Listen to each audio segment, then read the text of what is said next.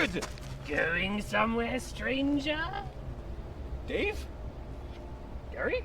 Oh, thank God I am on the right street. I'm so turned around. It's so foggy out tonight. I can't even... Wait, what was with that voice? Oh, well, I was just trying it out.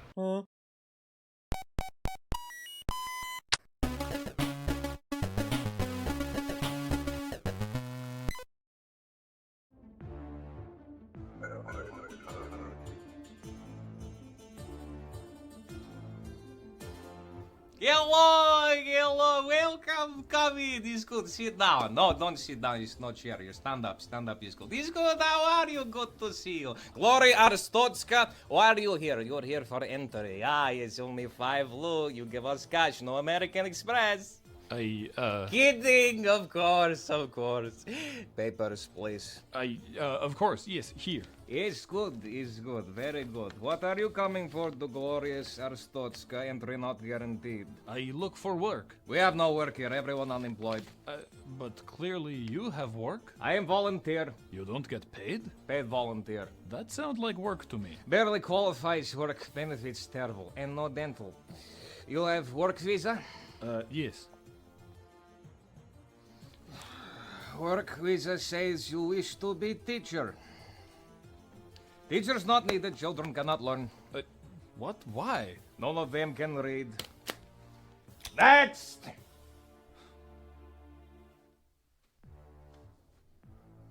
Glory to Arstotska, papers please. Please, I come to visit my son. Visit documents expired. What? I am sure they are not. They expire on the 21st. It is 19th. Today is 27th. No, it isn't. 25th.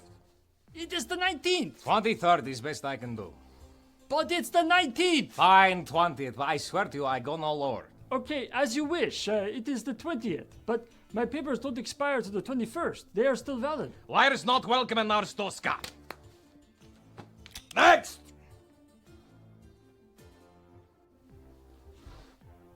Here's passport and ID card. No thank you, already have one. What? Already have one, do not need to. But... No thank you, maybe next year. Next! Have papers ready, walk quickly, no pushing.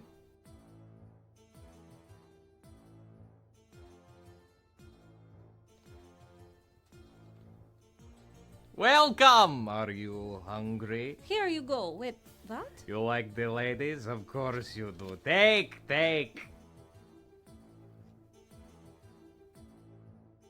They have good salad bar. Used to be a steak bar, but with World Health Crisis, childhood obesity, now use salad bar. Still good. You know, only 10 lu, all you can eat. I don't want. Salad is good for you. Health is important. Got to stay strong, live long time. Take care of family, take care of wife and kids. You want to see picture? But I don't want salad. I want entry. My dear sweet only child, isn't he beautiful? Good, strong nose.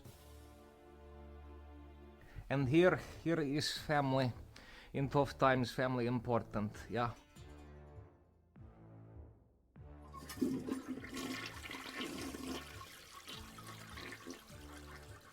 Did you just take bathroom break? What? Of course not. No bathrooms here. No bathrooms in Arstotska. Get out! Next!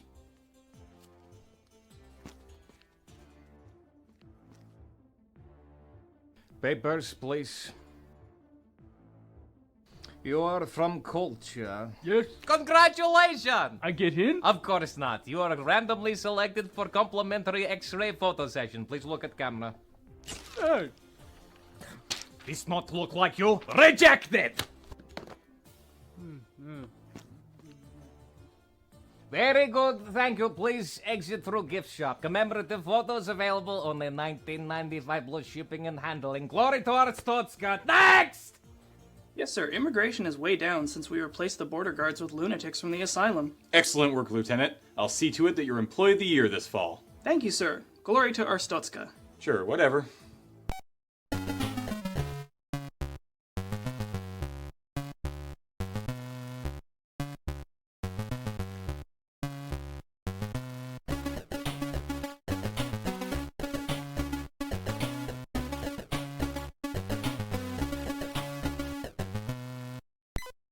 These taste in mouth.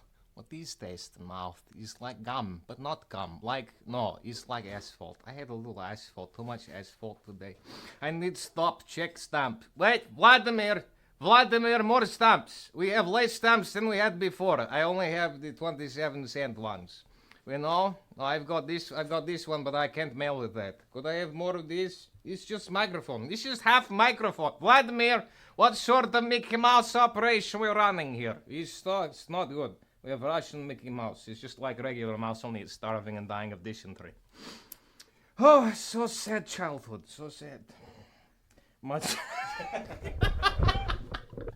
Yeah, we'll go with that one. Yeah. Cut.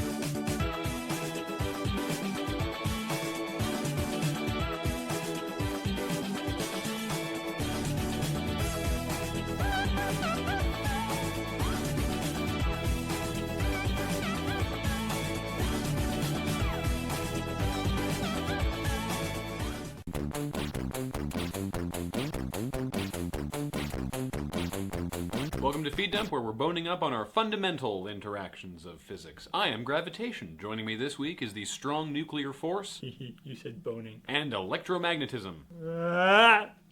Ow. And I don't know what the three of us are doing, but perturbation theory doesn't rhyme with news. A Washington, D.C. schoolteacher has been fired after assigning third-grade math problems centered around violent and illegal acts. John's father gave him 1,359 marbles on his birthday. John swallowed 585 marbles and died. 9 of John's friends came for his funeral the next day. John's grieving father gave the remaining marbles to John's friends in equal numbers. How many marbles did each friend get? That math teacher is like the guy from Saw. Hello, Daniel. I want you to solve for X. Maybe this is a good way to get kids interested in doing math problems. You have like a train leaves one city going 20 miles an hour and a train leaves the other city going 30 miles an hour. When will they cross, and will the bomb on one of the trains explode, killing everybody? And if Bruce Willis jumps out of a helicopter 400 feet in the air, will he make it there in time? Actually, yeah, screw teaching. This person obviously has a career in script writing. Boston Dynamics, creators of the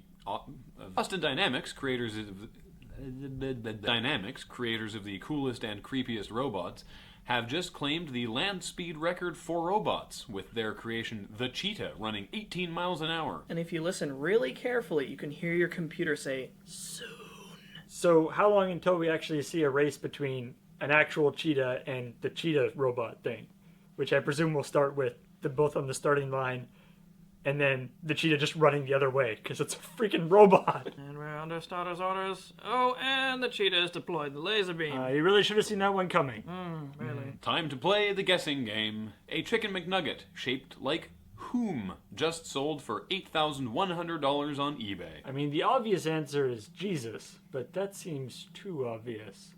I'm gonna go with Oprah. Colonel Sanders. A chicken. Abraham Lincoln. Lady Gaga. Oh, wait, of course. Elvis. It's gotta be Elvis. No, I don't even care. This is so dumb. That's not even gonna keep. No, you eat it, right? Then you absorb the power of that person. It's a well-known fact that if you eat a chicken McNugget in the shape of a person, you get their power. Also stupid, but makes more sense. Well, then you would be very good at not telling lies, cutting down trees, and being the first president, because apparently it's shaped like George Washington. Although, and we don't normally show pictures on FeedDump, this does not look a fucking thing like George Washington. Wow, this is actually a good advertisement for whoever put that up on eBay or wherever and sold it. Because this is a person who I would want to sell anything that I own. Because obviously they know what they're doing. I think you'll find this antique mahogany jewelry box is top drawer. I'm pretty sure this is a hockey glove. Top drawer. Alright, if you say so. $2,000. Can you imagine that as like an infomercial? It's like, sell your stuff with me. I'm the guy who sold a chicken nugget for $8,000. Hi, Ron Doings here for selling chicken McNuggets. I don't know what it is. I just want to give him all my money. A moviegoer in Detroit is bringing a class action lawsuit against AMC theaters because their snacks are really expensive, which is apparently news now. Wait, we're allowed to do that? We can complain that theater snacks are too expensive? Why didn't anybody tell me? Actually, the real problem is if the theater lowers its snack prices, then the grocery store around the corner from the theater is going to sue them for taking away all their business. Would you care for any popcorn or soda, sir? Oh, no, I'm not too hungry. Okay. Okay, yes, theaters overcharge, but everybody overcharges for pop and popcorn. If they charged the actual price for pop and popcorn, it would be like 10 cents. The 2012 British Olympic team has been advised by its team doctor to not shake hands with any opposing athletes or visiting dignitaries during the games. The British Olympic team's head doctor actually just had a really bad breakup with the head doctor of another Olympic team, and so he just wants to diss them really badly. Are we sure it was their doctor and not, like, their grandmother? Now don't go touching any of them dirty strangers. They'll give you the cholera. And now, for the benefit of our 2012 Olympians, FeedDump presents the alternatives to handshaking. The elbow. The mime. The force of will.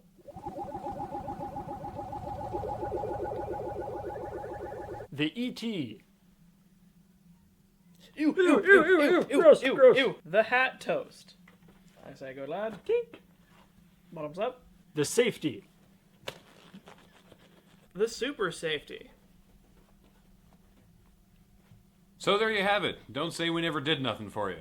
Until next time, remember, there may be better sources for news, but they don't have this hat, which is bright green and covered in mushrooms. I'm not sure how I feel about it. I believe it is actually dissolving my skull.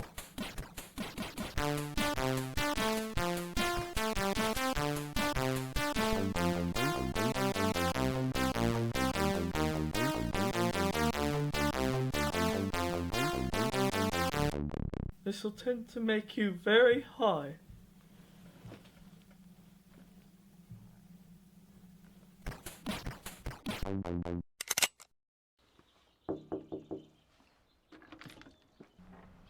Hello. Do you have a minute to talk to me about Jesus Christ? Sure. Great. Who is he? Pardon? I don't know much about him, but I've heard he's a great guy. That's how I understand it, yes. You don't happen to have any pamphlets about him I could read, do you? I suppose I could Google it for you. Neat. You're listening to Qwerpline here on QWRP-FM. Qwerpline this week is brought to you by the Lougheed Tough Slew Plow. Dig a trough through your burrow in no time at all with the Lougheed Tough Slew Plow. It does a thorough job.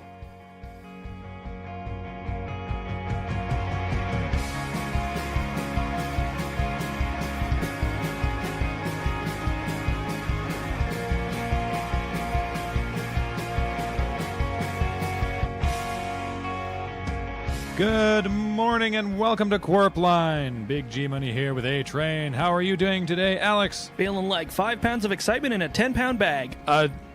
Plenty of room in there for more excitement, then, I guess. Hoping to get stuffed by the end of the parade. As am I, and hopefully you at home are having an equally exciting day here in scenic Innsbruck, land of 1,000 cakes. They counted. It was only 998 cakes. Well, Swedish rounding. I thought the roll cakes were Swiss. No matter what they were, they certainly were delicious. Most of them. As you can probably hear, today we are coming to you live from the QWRP mobile broadcast van, newly washed, newly repaired, but smelling more intensely like ham than ever before. It's a little more like sauna smoked pork now. It does feel a little like a sauna in here. But this is what it takes to bring you the latest live coverage from Marchness. The annual Innsbruck Parade Showdown. Yes, indeed. We're down to the final 4 who have just begun their procession down 1st through 4th Avenues. And as always, the first one to successfully parade their way into the Shaughnessy Turnpike wins the honor of being Innsbruck's official spring parade. Kumite, may the best parade win. It was quite a battle to get down to the final 4 this year. Just last week saw the elimination of the Innsbruck High School parade, which is a shame for them, but must be kind of a relief for the Innsbruck High School marching band, who have been participating in every other parade. Yeah, their fingers are worn down to bloody nubs. I didn't think you could play a tuba that hard. Indeed. I've never seen anyone wear out a baton before. And it was a shame to see fan favorite the Million Mare March put away. Yeah, but that many horses really kind of stank up the parade route, so it's not a huge loss. Well, maybe not for you. I had money on that race. But enough about the losers, and on to the final 4. We've got Qwerpline staff covering each of the 4 parade routes, so we can give you all the up-to-the-minute coverage on Marchness. Alex and I are on 1st Avenue with the Chamber of Commerce Parade. Widely tipped to win this year, and here's the first float now, the Town Hall. Their float this year is a very convincing reproduction of the Town Hall itself. However, as a note to any parade goers listening right now, they are not legally allowed to serve drinks until they reach the Shaughnessy Turnpike. Wow, this float looks amazing. I can't wait to see what the Town Hall does as they bring up the rear. Next float coming into view now, it's the Novel Hovel, and of course they've gone all out for Tugger Nuts. Oh, they've got a pantomime goat that's moving very awkwardly. According to my parade notes here, that's because the pantomime goat is actually 2 goats in a goat costume. For authenticity. For authenticity, yeah. Well, then it's a good thing the Humane Society float is right up behind them. We can send our complaints right there. Just behind the Humane Society is the brave men and women of the Innsbruck Volunteer Fire Department riding a float that looks like a poorly wired electrical box. And as tradition, the parade is going to have to keep them separate from the Innsbruck for-profit fire department. Ooh, it looks like the float lottery this year did not allow for that, and they are actually immediately following the volunteer fire department. And speaking of, here they are now, coming in hot. Oh boy, this is embarrassing. This is a disaster. Yeah, out come the paper mache. I hope they're paper mache fire axes. It's honestly an amazing sight, Alex. One group above a poorly wired electrical box, the others surmounting a gilded fire hose. Beating the out of each other. Yeah, we should step away and check back with this parade later. Let's go over now to summer intern Derek, who is over on 3rd Avenue with the Innsbruck 1986 Christmas Parade. How's it going over there, Derek? Graham, it's amazing. Everything here is just like my childhood. I don't know if that math checks out. There are just so many things here that are amazing. Everybody's dressed up like elves, and there's red and green everywhere. Everything's covered in snow that my dad told me I'm not supposed to eat this year. There's floats that look like Christmas trees, and there's one with the baby Jesus on it, and he's throwing copies of Highlander on VHS into the crowd. Somebody's giving out free slap bracelets, and I'm going to get myself a t-shirt that says Yo MTV Raps on it. I don't even know what that means. How's the parade look to you, Derek? Do you think that this is the year that the Innsbruck 1986 Christmas Parade finally wins? Of course they'll win this year, Graham. It's Christmas, and Christmas has to win. I get older every year, and this Christmas always stays the same age. Unlike its participants. Yeah, some of those elves must be getting on a bit. I was told that everybody here in the parade has been doing the same role for the past 30 years, and I think that's admirable. Well, we don't need a blow-by-blow of what's in the parade, because it's the same every year. Derek, why don't you go and try and find the parade marshal and ask them if they've changed anything? Spoilers, no. It'll be hard to find the parade marshal, Graham, because there's so many people here, but they're all walking really slow. Derek, just find whoever's in charge of the parade and talk to them. Oh, I know just the person. All right, great. We'll check back in with Derek later. Quickly, an update from Alex and myself at the Chamber of Commerce Parade. The Secret Pipesman Secret Float has just come over the hill. It's a papier-mâché train, very subtly driven up to the van. They're all staring at me. They're really holding the parade up, actually. What part of no do you not understand? Alex has now rolled down the window and is engaging with the pipesman. You Owe us this, you spineless pinhead. Haven't heard Pinhead in a while. Yeah, we should be careful with that one. It's an antique. Please. Ralph, Dick, if you don't get that thing underway, I'm gonna get the fire department to come here and dismantle it. Which one?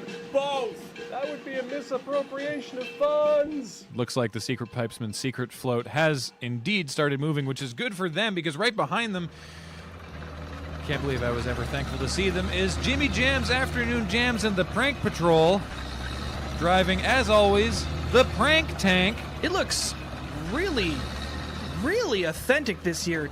Where did they get a real Panzer IV? I don't know, probably Krupp Steelworks. They did, though, retrofit a t-shirt cannon into the barrel, which, now that I'm saying it out loud, seems like a bad idea. Ugh.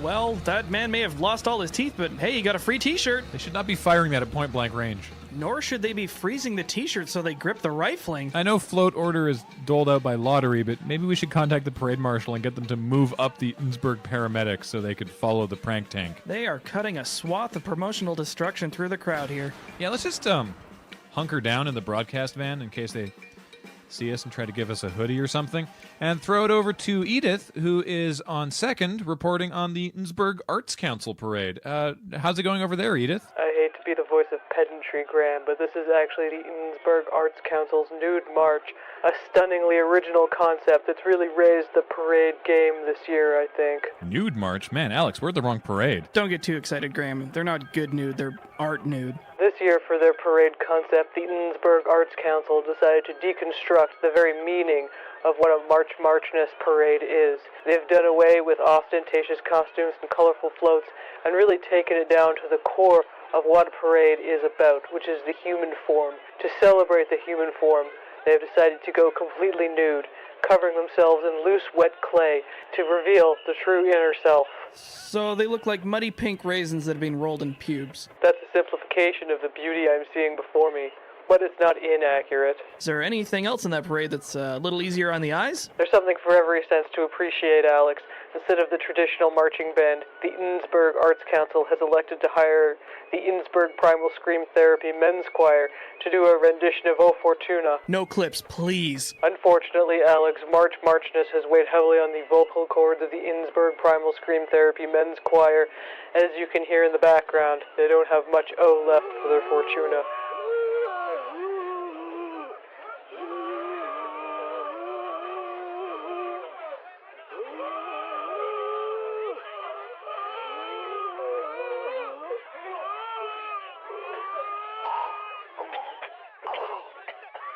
That was a thing I heard. Well, Alex, as impressive as that was, I think the real gem of the Innsbruck Arts Parade is the interactive Taste of Innsbruck float they have. The what now? To represent the sensation of taste, the Innsbruck Arts Council has hired local chemistry professor Raphael Krinkelstoof to create an all-new synthetic flavor evocative of Innsbruck. Please no. That's right, Alex. It captures everything from the majestic culvert graded East Sump Acres to the breathtaking hill in Raster Heights. It's truly a literal taste of Innsbruck. I'm gonna regret popping this question, but what does it taste like? Nacho cheese.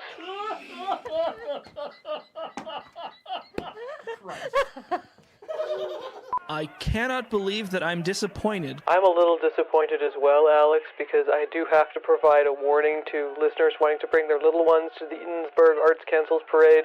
The Taste of Innsbruck is unfortunately being dispensed from the teat of a papier-mâché raccoon, so unless you want to have that talk with your kids, you may want to leave this parade before that float shows up. What about the naked people? The human body is a beautiful thing, not an object of shame, Alex. The same not true for the raccoon body, apparently. Next up, for the sensation of touch, we have... Hey, Edith, thank you for that, but unfortunately we have to let you go because it's time to check in with Richter Hammock Slam, who is going to tell us all about the East Sump Acres Community Association Parade from his vantage point high above the return of 3rd Avenue on the QWRP Parade Blimp. How's it going up there, Richter? I'm floating through the air, Graham, lazily and without care. That's great for you. Tell us all about the East Sump Acres Community Association Parade, Richter. Traffic is moving gradually down the return of 3rd Avenue towards the Shaughnessy Turnpike.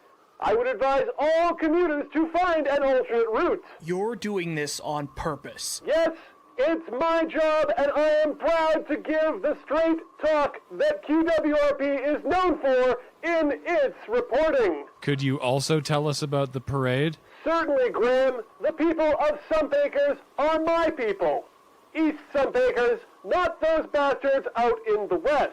Local entrepreneur Ball Hinckley has found the ideal mix of hydrogen and his various perfumes, which he has pressurized into a network of black garbage bags. He is floating in a lawn chair 18 feet above the street, providing a free sample of his wares to lucky participants of the parade as he fires a BB gun into the air wildly. That sounds repulsive and dangerous. Yeah, isn't every float in the East Sumpacres parade inflatable? Inflatable and airborne, Grim, thanks to a generous donation from Harry's Hydrogen Hut. Harry's Hydrogen Hut, oh the humanity! What an awful, tasteless slogan. Much like the gas itself, Alex. Directly behind the QWRP parade blimp, you will find the Volunteer Coast Guard in their airborne Zodiac inflatable boats. The Zodiac, well known for its stability upon water, unfortunately in the air has capsized, and Captain John has strapped himself to the keel. All those PFDs he has been throwing into the crowd thus far will do him no good in the air's cold embrace. Is there anything else you can see in the parade from your vantage point, Richter? Far in the distance, through my spyglass, I can see the hazy cloud which must just be obscuring the Raymond's Talc Barn biplane, which is pulling this entire train down the road. God knows what the wind speed must be to keep him from stalling and us moving lazily along at this pace. That is impossible. I tell you, Raymond is an incredible pilot. The only other pilot I'd trust to fly me home after I'm 3 sheets to the wind at the town hall. Back to you, Graham. Thank you, Richter. Speaking of which, we are just about at the end of our parade, but first we have to check back in with Derek over at the 1986 Christmas Parade to see if they've got anything special going on this year. How's it going, Derek? I found him, Graham. I found him. The man in charge of it all. The parade marshal? Yeah, Santa. Damn it. I spoke with the elves, and they've agreed to give me an exclusive interview, but I'm not allowed to sit on his lap because they said he's brittle like a twig. Well, he is 97. No, Santa's one of the 7 immortals. Jesus. Oddly not him. Now, Mr. Claus, I have it on very good authority that I've been a very good boy this year, and therefore for Christmas, you must answer all of my hard-hitting questions.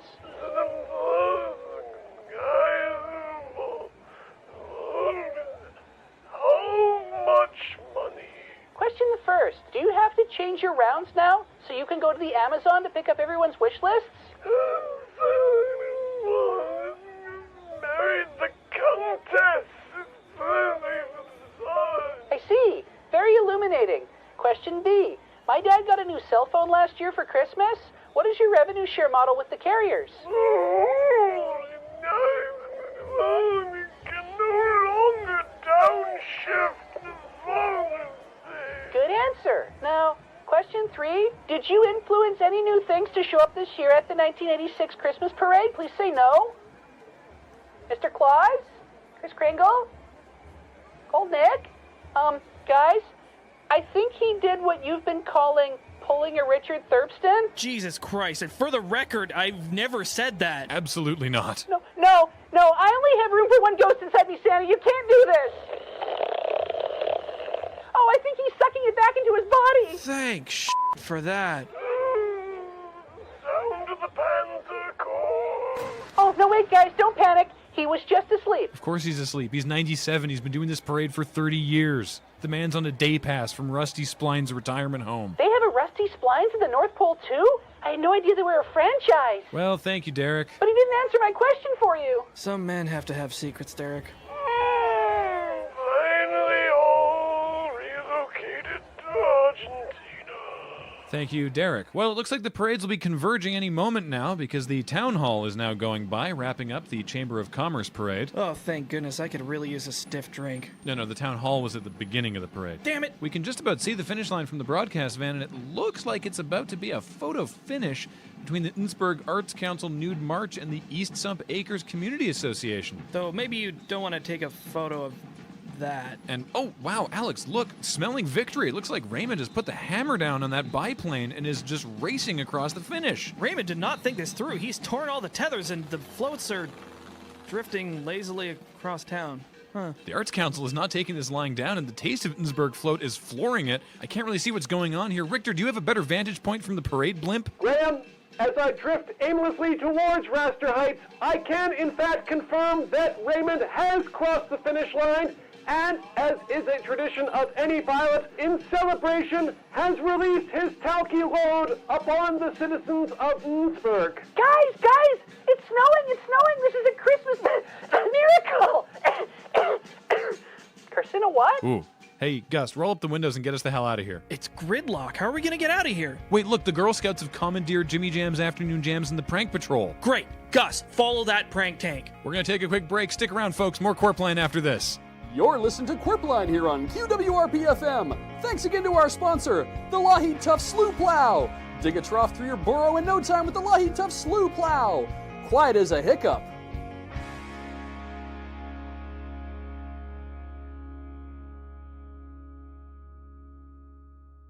You've seen their hit TV show.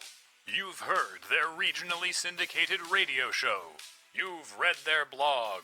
Now see them live. The Love Doctors will be in your area solving your problems. Want to stop smoking? Have a partner that's trying to stop smoking? Have a partner that wants you to stop smoking? Trying to get pregnant? Have a partner trying to get pregnant? Trying to stop smoking while your partner is pregnant? The Love Doctors. Tickets are on sale now. Insert regional voiceover The Love here. Doctors will be at the Moose Preserve, right next to the Moose Lodge, this Tuesday and Wednesday.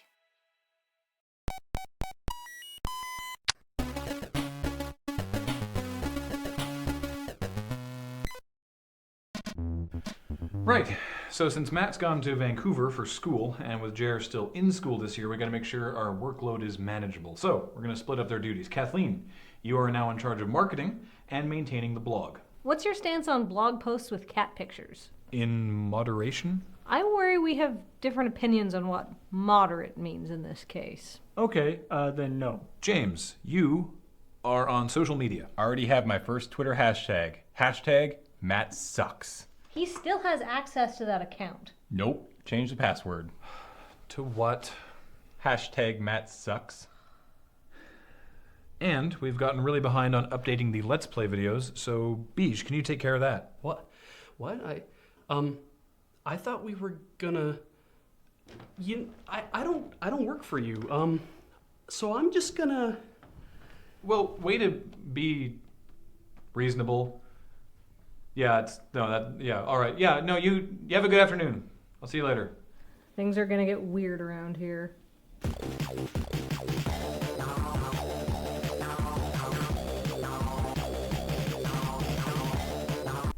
Dude, they're not dead. They're still gonna be around. All right, fine.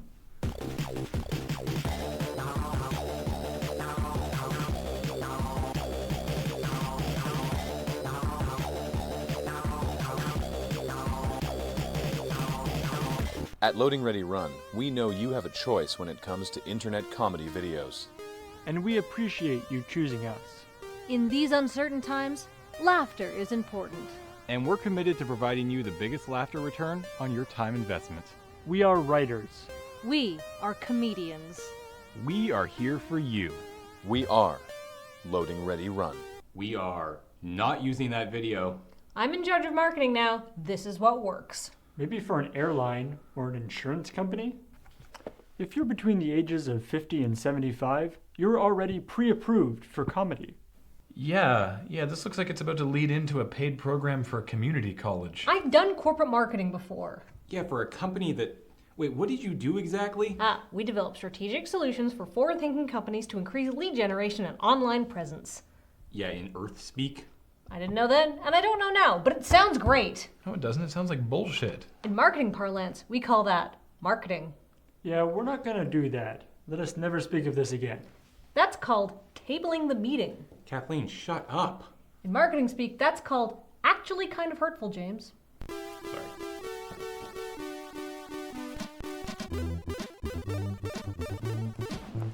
So, Matt's complaining about your Twitter hashtag. Yeah, that sounds like Matt. He also used the hashtag while complaining about it. That's definitely Matt. Hey. Okay, so I've come up with a new motto for Loading Ready Run.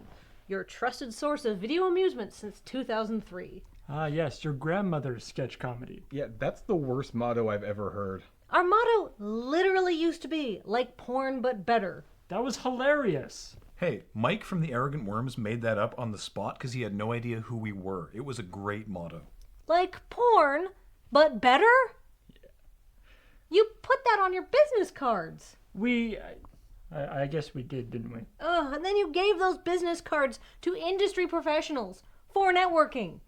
And they said, like porn, but better. Well, when you say it like that, it just sounds bad. It was bad. Totally bad. I had to give one of those business cards to a family once who walked through shot. They had children with them. What's wrong with our current motto? Comedy that makes no apologies. Sorry. Yeah, it's cute, it's Canadian, it's legit. It's unprofessional. We're unprofessional. I think it exemplifies us. Yeah, I mean, really, the only better motto would be Rafflecopter poop jokes from lazy Canucks. Rafflecopter would test well with the teenage demographic. Maybe I'm going about this all wrong. Should we be targeting tweens? That phrase made me throw up a little. A bit of pee just came out. Ugh, you're right, guys. I'm sorry. I'm taking this way too seriously. Hey, there's nothing wrong with taking comedy seriously. Except for all the things you did. Yes, those were wrong things. But we're all clear that we don't actually think we're better than porn, right? Oh, no. Porn's awesome. Okay, good. Actually, I just thought of something. Ooh. It's not related to porn. Oh. At Loading Ready Run, we know it seems like you have a choice when it comes to internet comedy videos. And maybe you do have a choice. If you're an idiot, we challenge any other video comedians to a street fight, dance-off, or Thunderdome deathmatch. Seriously, we will comedy you right in the dick. You want fart jokes? We'll do them. It takes balls to do fart jokes, and we've got the fart balls to do them. Wait, what? We are descended from Norse gods and a T-Rex who taught himself how to use a shotgun. We're here to kick ass and take names and sell those names to a ring of international identity thieves. We are Loading Ready Run, and we're the last, best goddamn hope for humanity.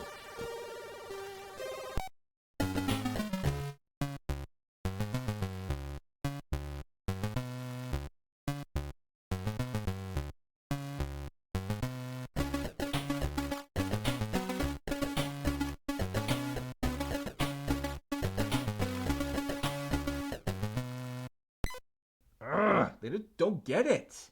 What? Well, my hashtag is trending, but they're all talking about other Matts. Huh?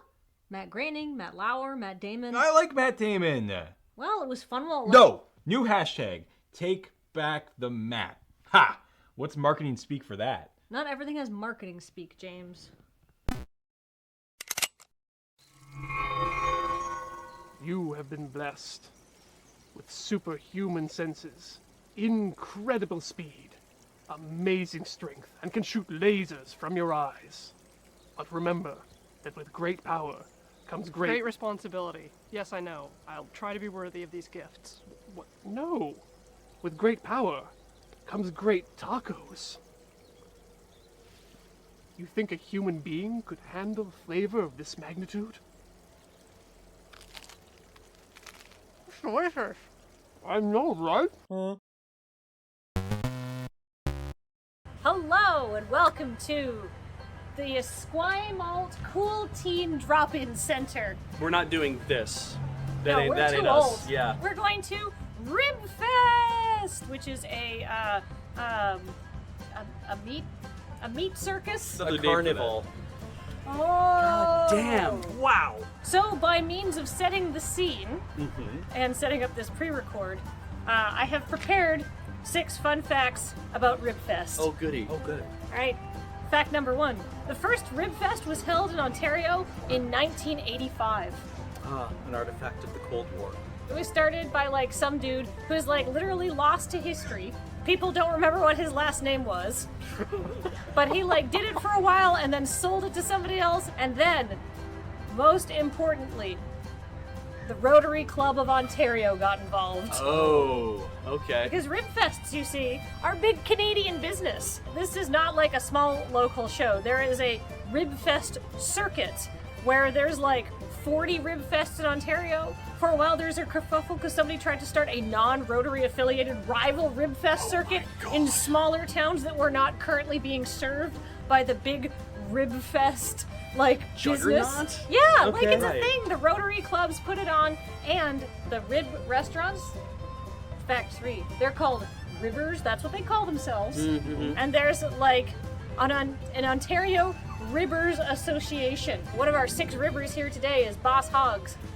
They if we miss them here though, and you're like, oh, they look so good, you can also see them at Comox Valley Ribfest, Port Moody Rotary Ribfest, Kamloops Daybreak Rotary Ribfest, or like 40 other places in Ontario because they have 2 trucks. So they all get referred to as Rotary Ribfest quite a bit, it seems. I had a suspicion that every company was the same company. They're all in cahoots. Yeah, they're all working together. Wait, you mean this food court doesn't have a judge? Yeah. That brings me neatly to point number 5, Cameron.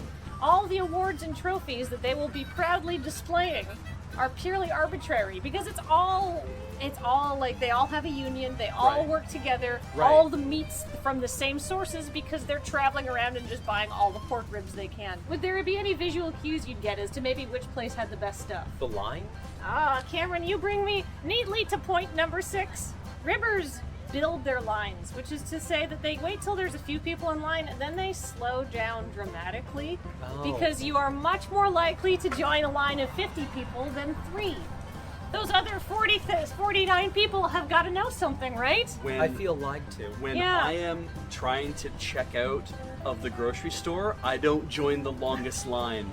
That's insane. But you think that there's going to be an expectation of quality or difference or something. What I'm saying is all the meat's the same and all the lines are an illusion. What are we even doing here? Tasting sauces mostly. I'm looking forward to it. Cameron, I'll make you a deal. I will do my best to find anything vegetarian in the line that I'm in addition to the meats that I buy for us to consume.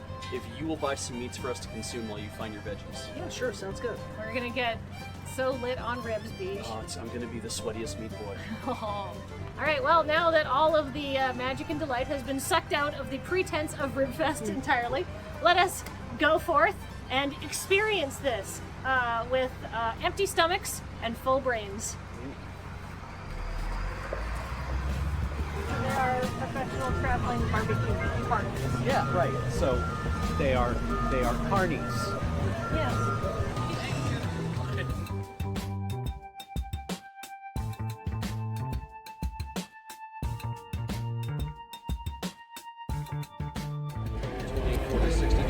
And that's your 100, and I've got 100, and you've got 100, and we've got $300 to spend at Ribfest, which seems a little much.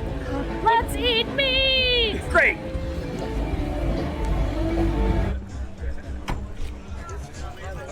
Okay, you find the local one. I'm gonna pick the one with the shortest line. I'll find some with vegetarian stuff. Great, a good start.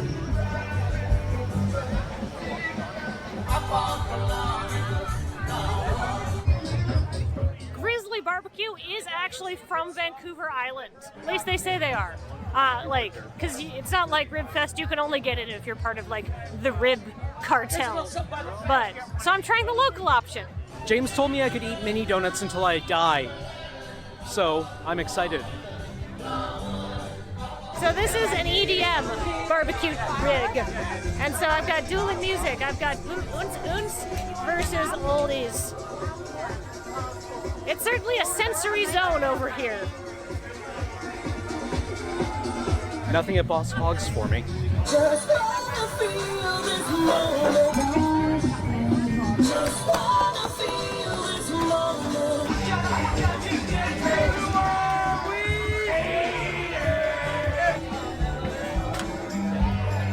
Grizzly BBQ has nothing. I don't want to accidentally feed Cameron Cameron pork. Can I get a half of pork?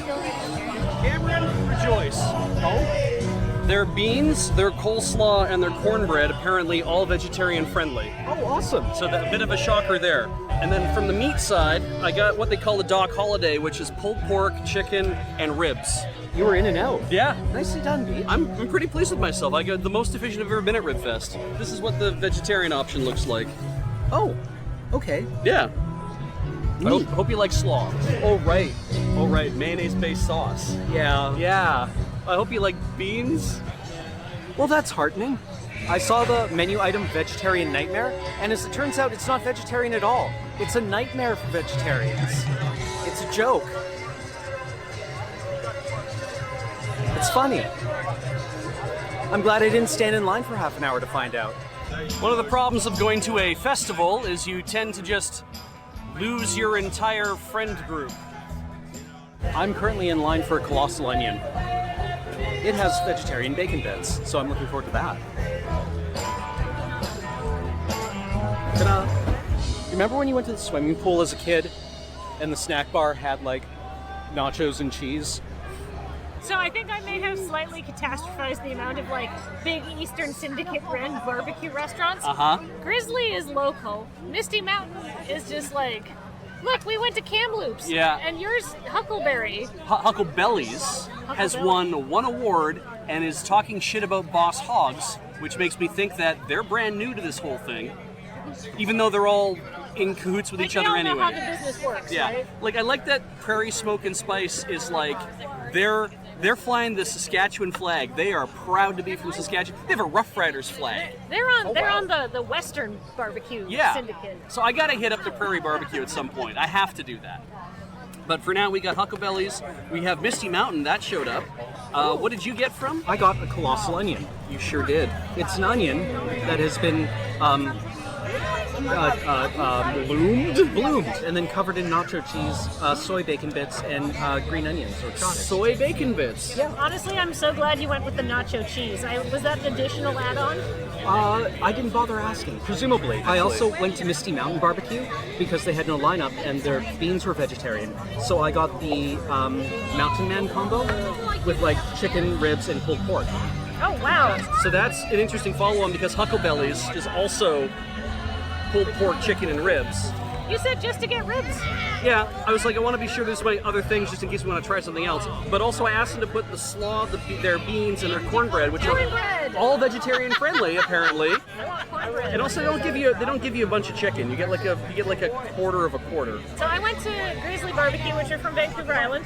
These are their beans, which are vegetarian, so I grabbed enough forks for everybody. Yay. Also, I got a half rack of pork ribs because, like, how much? Also, they let you take as much sauce as you want, so I grabbed a bunch of extra sauce for us. Okay. It's a colossal onion because bloomin' onion is a trademark of some other company. Probably, I'm going to say Montana's. Yeah. Or I think you're right. I was going to say Chili's, but actually I think you're right. It is Montana's. All right. Oh, those are nice too. Oh my gosh. This tastes like food that people make in British Columbia. Because it's like stuff that's like cheap and readily available. Right. These are also very good, but my father would never use such an exotic spice. I'm going to start with where I went to, which is Huckleberries. I'm gonna join you in the Huckleberries experience. If we're good for footage, I'll jump in. You know what is a really good idea today is to wear a white shirt. A new white shirt that you love. Alright, we won't waste the food. It's going to come home with us. Say we, but... I'm not going to waste the food. It's coming home with me. The Huckleberries taste like they're honey-based. Like they taste sweeter, but not like stupid sweet. Of the three, I think my favorite's the one in front of you, Beach. The Huckleberries? Yeah. No matter how you do the flavor-wise, it's all pretty good. It's all sweet meat. Misty's are pretty good. These ones? Yeah. This one is actually quite unctuous. It's quite squeaky as you eat it, which means like they just like cook that pork down. The Grizzly barbecue sauce is very craft barbecue sauce. Is it really? It's very vinegar forward. I do like how sharp that sauce is. That's good pulled pork. I'm not sure which one I like best. Because like it's very hard to get a representative sample. I mean, I can go re-sauce this if it'll help. It's the sauce, really, is what you're voting on. Essentially. I don't know how I feel about the Grizzly. I am kind of just It's certainly a bunch of strong flavors all having a big party in your mouth. Yeah. It's very smoky, it's very vinegary, it's very a lot. Yeah. This tastes a little sweeter. It tastes a little more like it's a honey-based sauce, but I would agree with you there. Yeah. Like, it depends how much you want your palate assaulted by, like, vinegar, right? it's fair, yeah. Back in a second. Cam, what are the best beans? Huckleberries. I'm not a fan of the ones from Grizzly. Oh, we haven't tried the cornbread yet. It's nice. Yep, Yeah? it's cornbread. Isn't that how it goes? It's either very good or just standard. Okay. I have sauced up the pork. I've added a little bit extra to the ribs. And obviously, any trip to the pit means you have to grab more paper towels. All right. That one's way better. Yeah? Yeah. I don't think I can go back and do a second trip. Yeah. Part of me wants to keep eating, and part of me actually wants to take a little of this back to the moon base so that people can enjoy it since they didn't get to come to Ribfest today. I think we just take back what we've got. Yeah, I am quickly reaching a meaty cliff Yeah, that okay. I will not be able to surmount. So I am also heavily in favor of this plan. Propose that we ditch the coleslaw. Yeah, that's kind of the trash tier add-on, isn't Actually, it? wait, hold on. Is it any good? I hate coleslaw. I hate coleslaw too. That's like coleslaw from a kid.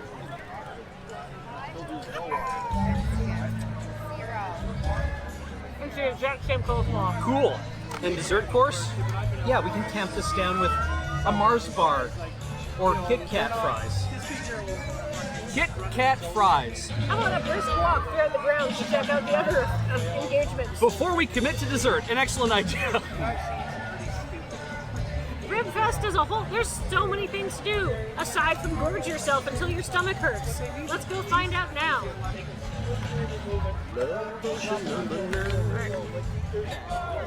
I'm washing my hands, but it's foot pump powered. So you don't use too much water. It's nice.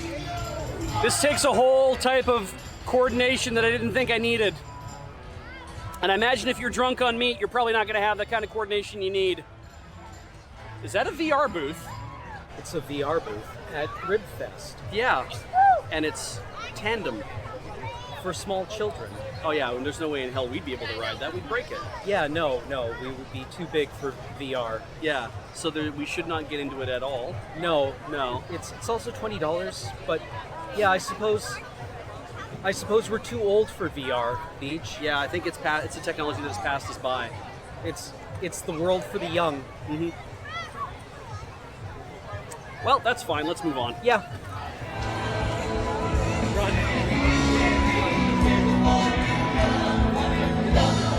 Okay, so there's this thing for small children Yes. called bubble soccer. You insert the child into the tube, and then they waddle around and like a bubble and fall over and run into other children. I assume the largest children simply boot the other children out of the bubble soccer. Oh. Yeah. I noticed one of the kids had almost gotten themselves completely upended.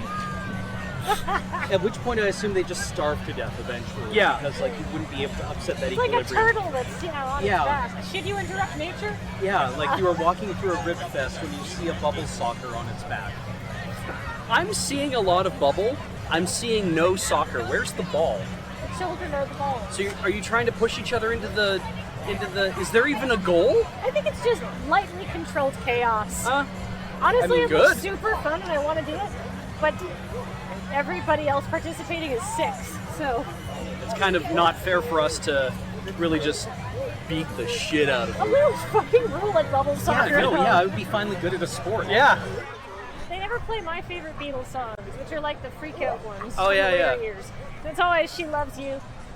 It's never While My Guitar Gently Weeps. Oh Christ, yeah. Like when that rule live though? Yeah. I'd be like, hell yeah. Play the entirety of Revolver. Oh, this is my favorite Beatles album. What if it's like that? Back half of this was just like, and the entirety of Dark Side of the Moon. Like it was some sort of like dad prog rock And just all of a concert. sudden a cloud appeared out of nowhere just floating up from the stage. And it's like, oh, that's good. Prog rock everywhere. I haven't smelled any vape. I mean, No, over the deep fried onion, I can't smell any This vape. is a family event. I mean, I'm not aware of when most people do I drugs. haven't really been watching. for Yeah. it. They might be doing it in the porta potties. Let's start a vape count. I'm giving you this because I'm going in there. His next stop is a rest stop. I don't know if I got lucky or what, but the finest porta potty experience I've ever had.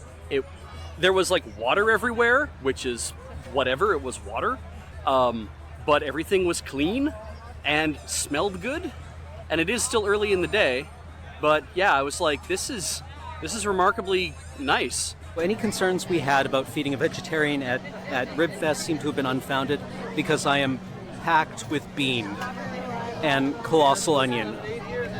In fact, I think I may have had too much colossal onion by having some colossal onion. What do you give them to monks? You're not tempted. I'm hoping the lemonade will help cut something somehow. It's my last hope. What is a lango? Lango goes by lots of names. It's basically a fry bread that's either a sweet or savory treat. We do them with a wheat-based product, although a typical lango is a potato-based product. Les, congratulations! And then You now have put on whatever more. you like. Most people cinnamon and $600 sugar, for some it. people lemon juice or garlic. There you It's like go. a giant flat donut. Right, so Lango another is draw technically coming up at Hungarian. 5 o'clock The this Canadians would maybe afternoon. call You them can do beaver just like tails Les down or there. elephant ears. When was the last time you had something like this? I mean, I know this is a dough dodger, and a long time ago, but man, it's good. Yeah, no, this is fine. Yeah, this is fine. This whole experience has been aggressively fine. Yes. I like how they have the pavilion set up so you can eat your ribs and God cannot see you. Only a few people get to enjoy that. The rest of us have to suffer the wrath. Yeah. Yeah. But all things being equal, I would rather be out in the open eating my ribs in defiance of God than being in there, which is probably getting very warm and muggy. Yeah. Because the wind is not moving. Yeah, no, it's probably generating some kind of rib-based microclimate. I kind of want to do shave ice, and now I'm wondering if I should have a whole like ice cube in my stomach at this point, or I'm just asking for trouble. I figured the lemonade might actually be a functional dessert because I'm packed with bean. Cinnamon sugar is the only way to eat these things. These are maybe crispier than I like mine, but they look good. God, this place keeps getting closer, doesn't it? Deep fried Steve-O's sweetened treats. It's looming large. There's no one in line. So are you going to have deep fried Kit Kat, deep fried Oreo, deep fried Mars bar, deep fried cookie dough, deep fried cheesecake, deep fried cream puffs, or deep fried different richer cheesecake? I don't know. What do you want? To reevaluate how we look at food as a society. That seems wise. Can I make a suggestion for Kit Kat fries? Because that implies multiple, which means you have to force different people to eat them. All right, if it's going to be dessert, probably the only thing I can actually deal with at this point is shave ice. And they have shave ice, so I'm going to get shave ice. I'm going to get probably the least likely flavor that we should enjoy. I don't know what that is yet. I opted for mango citrus because running down everything on the list, I was like, I guess I could do mojito mint, or I could do something like pineapple, and I'm like, actually, you know, maybe I just want to enjoy the flavor of mango. Dessert course. I've nibbled off one side because I actually love like deep fried dough dodgers. Sorry, what? Dough dodgers. Elephant ear. Bear claw. So you put cinnamon and sugar on them. I think I could have put more cinnamon and sugar on. They let you do it yourself? Yes. Wow, that's trust. Or garlic and lemon. Oh, interesting. Okay. I've never had the savory version. They're pretty good. It's deep fried red dough. Shave ice, mango citrus, deep fried Kit Kat. I would have said sausage, because that's what they look like. It feels like a soggy wonton. It tastes like a chocolate bar that you left in a hot car. I'm not wrong. I don't want to be rude, but I kind of don't think this is worth it. It is a deep fried battered Kit Kat, which exactly what it says on the package. I'm honestly kind of coming around on it. Yeah. Oh, I like that. Texturally, Mm-hmm. it's a lot of fun. I like the thinness. There's some chewy bits, there's some crunchy bits. And lots of greasy bits.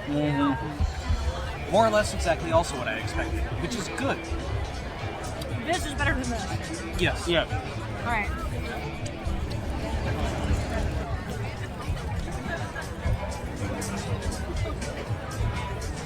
Okay, you know how sometimes you can have like a shave ice and you think to yourself, I better eat it quick before everything runs to the bottom because all the top then won't have any flavor on it. Yeah. Yeah. Ooh. I'm wrong. That's so good. It's so good. It's so light. Yeah. That's the best dessert. And I was thinking, like, should I get mojito mint? Should I get pineapple? And I was like, mojito mint sounds good. and I was like, I think I just want to try the mango and see how that comes out. I am good to let you have the whole thing. Alrighty, I'm gonna dig down on this. I am so full. I'm really full too. Oh, okay, there, that passed. Oh, Christ. What'd you do that for, dude? Oh. No fucking way. That's hard to do. Yeah, it is. It actually is. I'm impressed. I was like, there ain't no way. There's no way. Oh. Yeah, these knew. These first couple of chords are usually the last thing you hear before you leave the karaoke bar. Yeah. Credit where credit's due. That's not easy to do.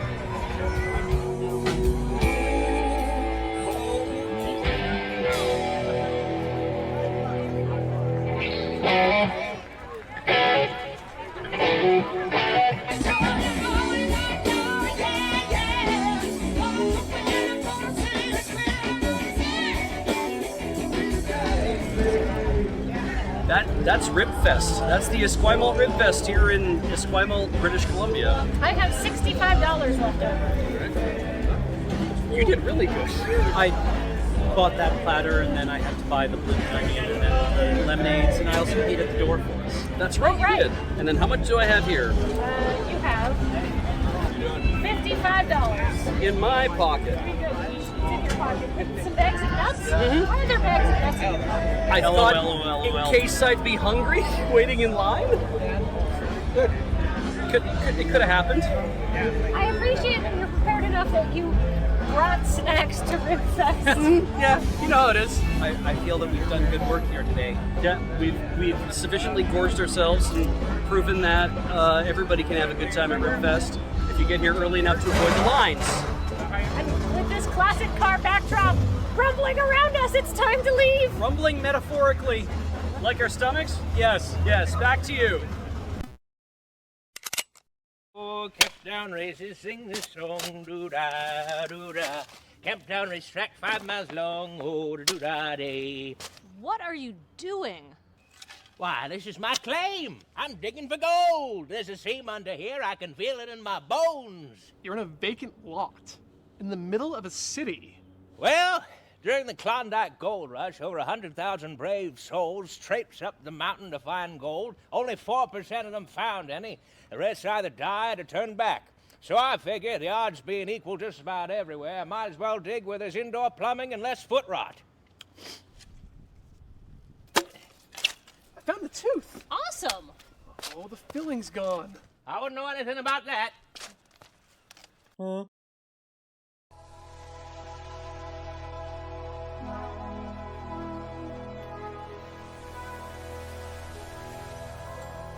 Teen girls are the fastest growing demographic in North America, but who are they? What are their wants? What's hip? So I've created this in-depth report to find out about their habits, their needs, their most inner desires. You there, teen girl, what are you about? 5'4"? Seriously, what about your interests? I like food and turtles. My mom got me a turtle necklace once when she went to Hawaii with her boyfriend Nick.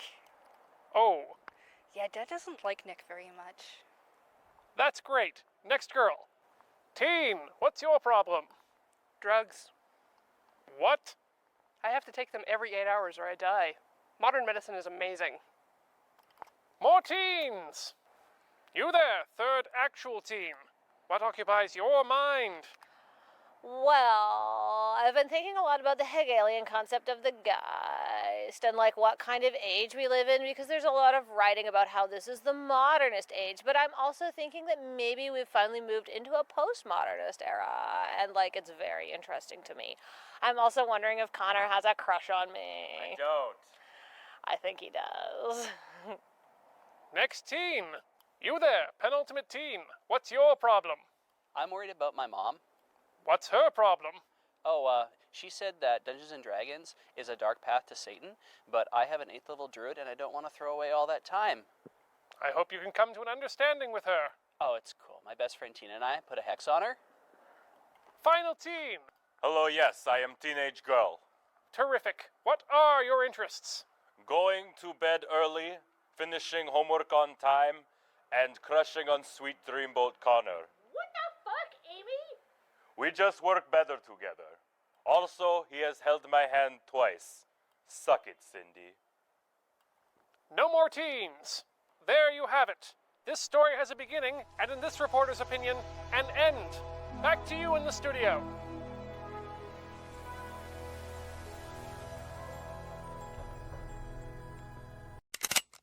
And now back to Appalachian Headhunters on Discovery. Oh yeah, we don't have a good hunt today. I smell something. What do you got, Rowan? Come on. Well, hell, Cyrus, this guy looks like he's got an electrical engineering degree. Say something. Do you know Ruby on Rails? Yeah, sure. I know a fella in San Fran could use a fella like you. Well, I might be open to relocating. Get the bag.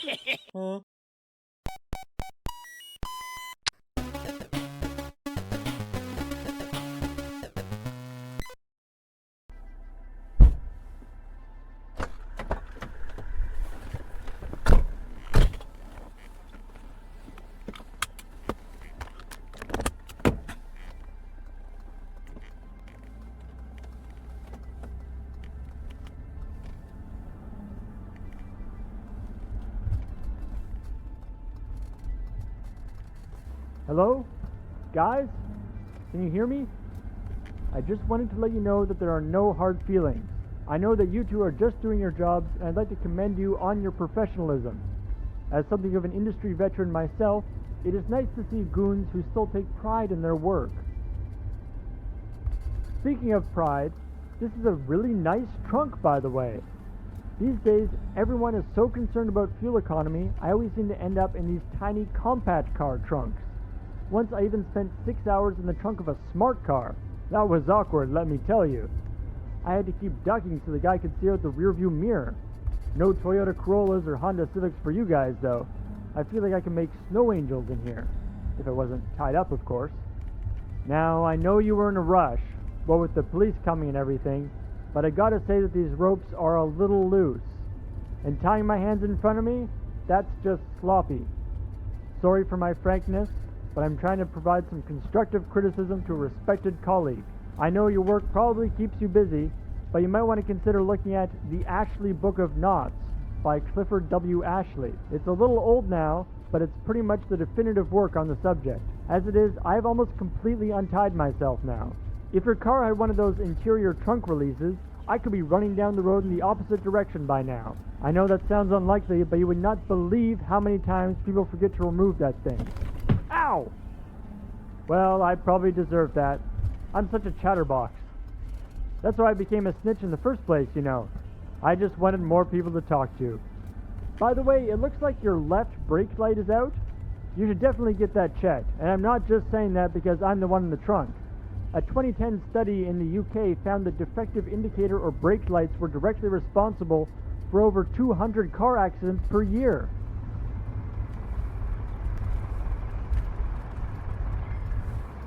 I think I hear construction.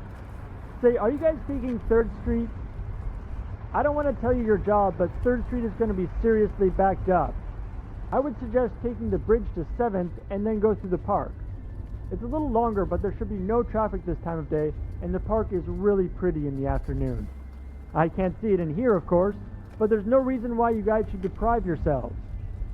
You could even have a picnic. Don't worry about me. The carpet in here is quite comfortable, so I'm good to hang out all day. Oh, have we arrived? Where are we? Ah! Ooh! Ooh!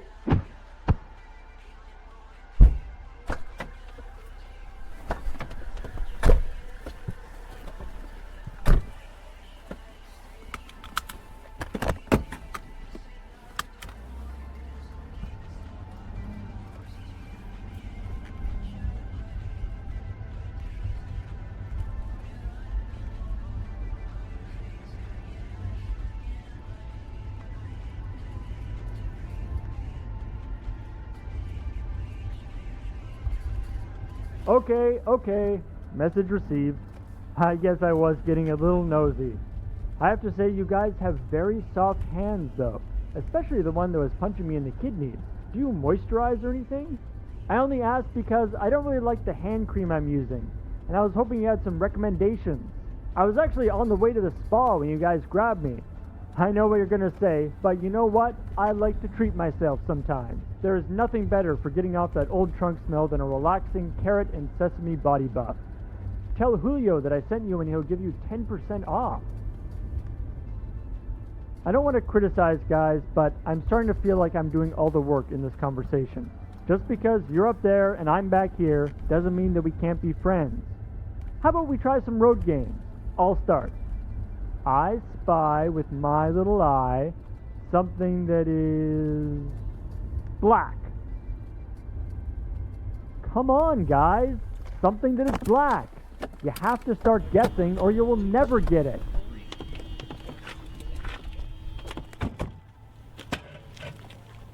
Give up? It was the inside of the trunk. Get it? Because everything is dark in here. Guys? Guys? Hello?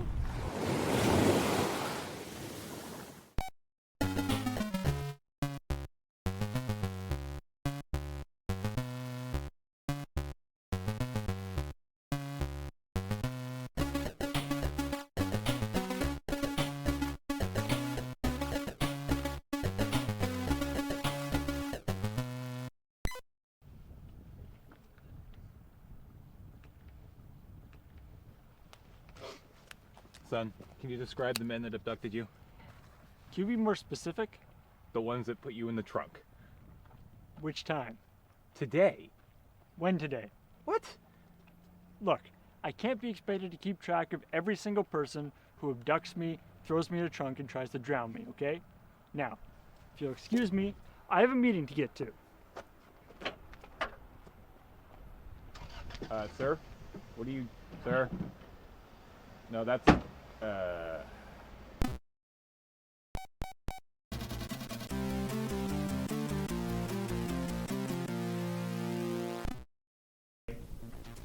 I think I hear construction. Say, are you guys taking 3rd Street? I don't want to tell you your job, but 3rd Street is going to be seriously backed up. No Toyota Corollas or Honda Civics for you guys, though. I feel like I could make snow angels in here.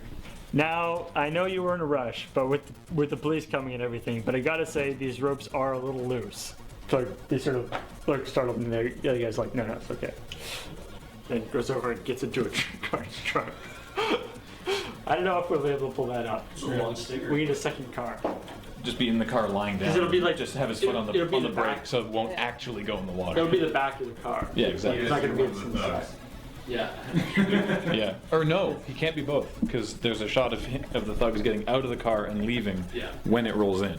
So if he's one of the thugs, which makes sense because it's your car, then you can drive. One of you guys will have to do the brake roll into the... This is after I just got it registered here. Yeah, I texted Beach this morning, and I said, are you coming today? Beyond your company, it turns out we need your car as a set. I failed to mention the part where we'd be putting it on a boat ramp. Okay. So the actual interior of my trunk has a whole bunch of emergency stuff in it. I keep oil and antifreeze and transmission fluid, and I keep PV blaster and neoprene gloves. Of course, I got 100 feet of extension cable, air compressor, a grate. For the comfort of anyone riding in the trunk, we have a nice big velour blanket that they can wrap themselves up in. On a cold day like this, when you're transporting, snitches, you got to make sure they're comfortable until you dip them in the water. Right now, we're testing cameras for this. We're either going to use a DSLR or the GoPro, depending on sort of how we can get it to work. Right now, this is absolutely not going to work unless we get a solarizing filter to reduce the glare from the glass, because right now I'm just seeing white. Like, all I'm seeing in the windshield is the reflection of the sky. Well, I mean, hell, if you guys want to spring for a new windshield, by all means.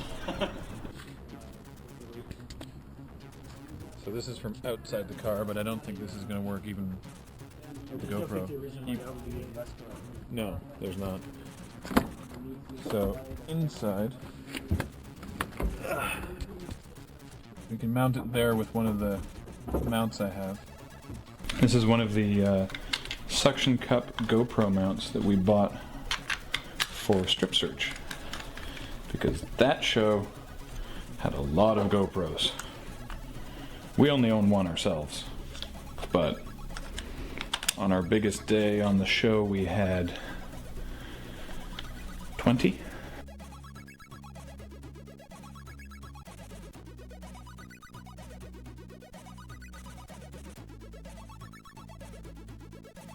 Cam, I'm proposing you for least convincing thug, 2013.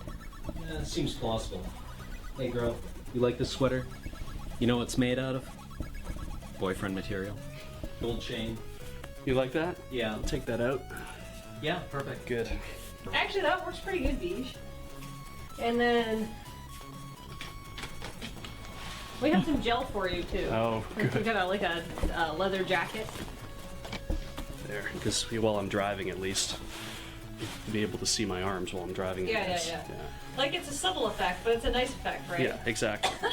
You guys are two very different kinds of thugs right now. It's true. We're exploring the thug phenome. All different kinds of thug. We are the omni thug. In the sense that Borges would examine. You guys don't look like you work for the same operation. It's true. You look like you work for the Italian mafia. You look like you're from Prince George. Take that back! Wait, you are from Prince George, aren't you? You take that back. So sorry.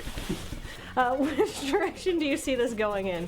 Do you want like thug or like gangster? Okay, well, all right. Well, in that case, we need to find Cam some kind of jacket or something like that. Don't even worry about it.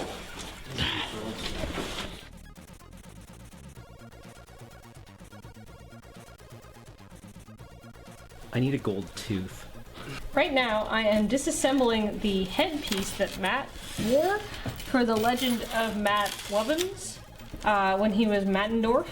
And sort of how we made that is we joined a bunch of our bling together, and I am now breaking that apart so we can put one of the original chains back together for Cam's gangster character, who is a little bit more refined than Beige's, but is still a gangster. So, well, I'm decked out as a Slovenian gangster, maybe Yugoslavian, I don't know, Ukrainian, something like that, Eastern Bloc. And I've found the most appalling pair of sunglasses that are utterly perfect for this, because I look like I've just stepped out of Johnny Mnemonic.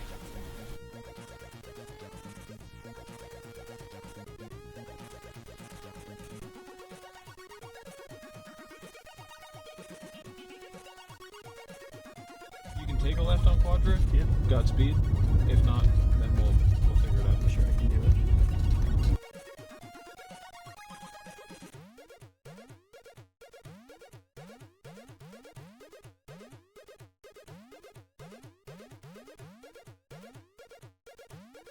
Did you want to like stand at the front of the car and watch us react through the window or something, or? Sure, I guess you may as well do it in the car. Sure. Yeah. You can interact with the stuff around us. Yeah. All doesn't need. They're doing a run through in the car so that Cam and Beige sort of get a handle on how they're going to have to react to all the different things Paul's saying. We're in an interesting position today, which is that we can't be like on set while they're shooting this. Basically, Beige, Cam, and Paul lying down in the back seat, are going off, and they're just they're gonna shoot it. There's nothing we can't be watching them or monitoring how it goes, or certainly can't be looking at the footage while it's being shot because there's no room in the car. We don't have one of those fancy car trailers like they do in the real movies. So we just gotta hang out here and wait, and then watch the footage afterwards and make sure it's okay. It's weird.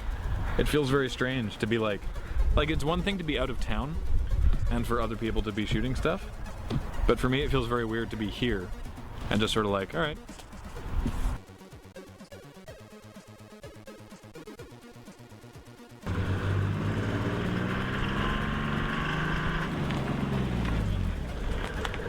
So how'd that go? We did it. It took us 2-3 times to get started. You got it. You're gonna have a great outtake. We had a couple of false starts where Beach wound up getting tangled in a seatbelt, and I didn't close my door properly, so it was, jammed half open. And but other than that, yeah, we had a good time. Also, I directed us down a wrong road, and we wound up in a dead end in somebody's driveway. And yeah, there were people walking their dogs and stuff, watching us beat up, Paul in the back seat. So that was totally awkward, and we're probably going to have to get out of here fairly quickly. We might need to change the license plates on Beach's car. I think you're talking. It's pretty good. Yeah, you are. We're just reviewing the footage to make sure it's good. Shame about the wide-angle lenses. There's this big dead space right in the middle of shot, but it's really good. I'll just leave that there. Good. So just hold the release when you want to go, and then just take your foot off the brake and you're good to go.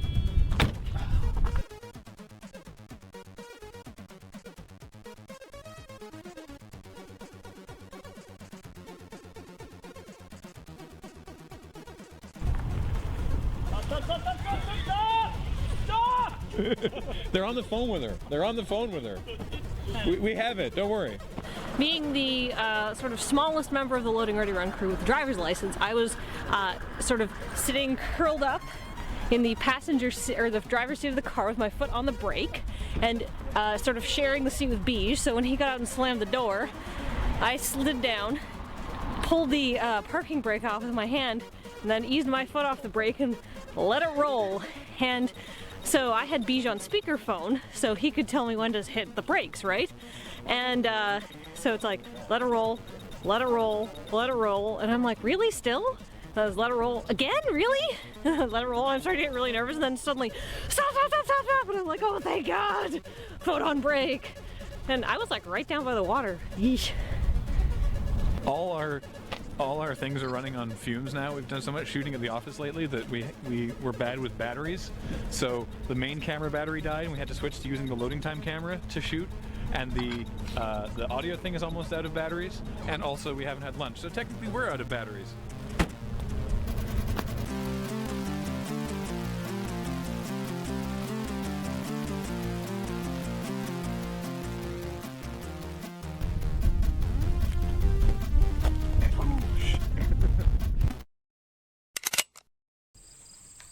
So you hear the wren flew the coop? Yeah, I can't believe it. No one's ever broken out of this place. I heard he's a master of stealth.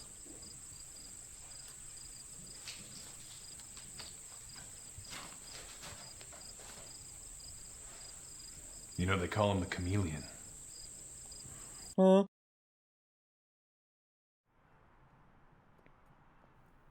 Checking out Kaldheim? That must mean you're ready for an epic adventure. I'm sorry, what? You'll get an awesome axe. Clad yourself in fur. Fight in glorious battles. What? Against birds. Dragons. Horse ghosts. Real burly elves. Battle mammoths, necromancers, Vorinclex, trolls, tree folk, changelings. Did you say Vorinclex? Cats, two cats in a chariot. Oh, he's so sleepy. Giant wizards. And you'll meet brand new friends like Toski, the squirrel who can't die. That sounds awful. My eyes have seen beyond the stars. I mean, you're nuts. Kaldheim, raise your axe. It's so heavy.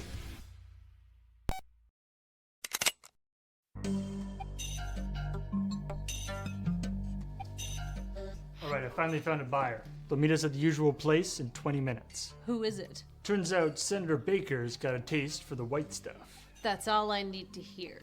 Hands up. This is a bust. What the? You stupid idiot. You just ruined a 6-month stakeout.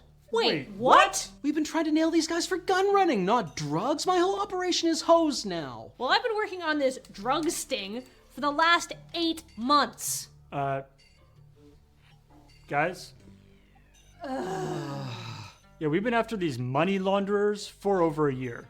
Is anyone here a real criminal? I'm not.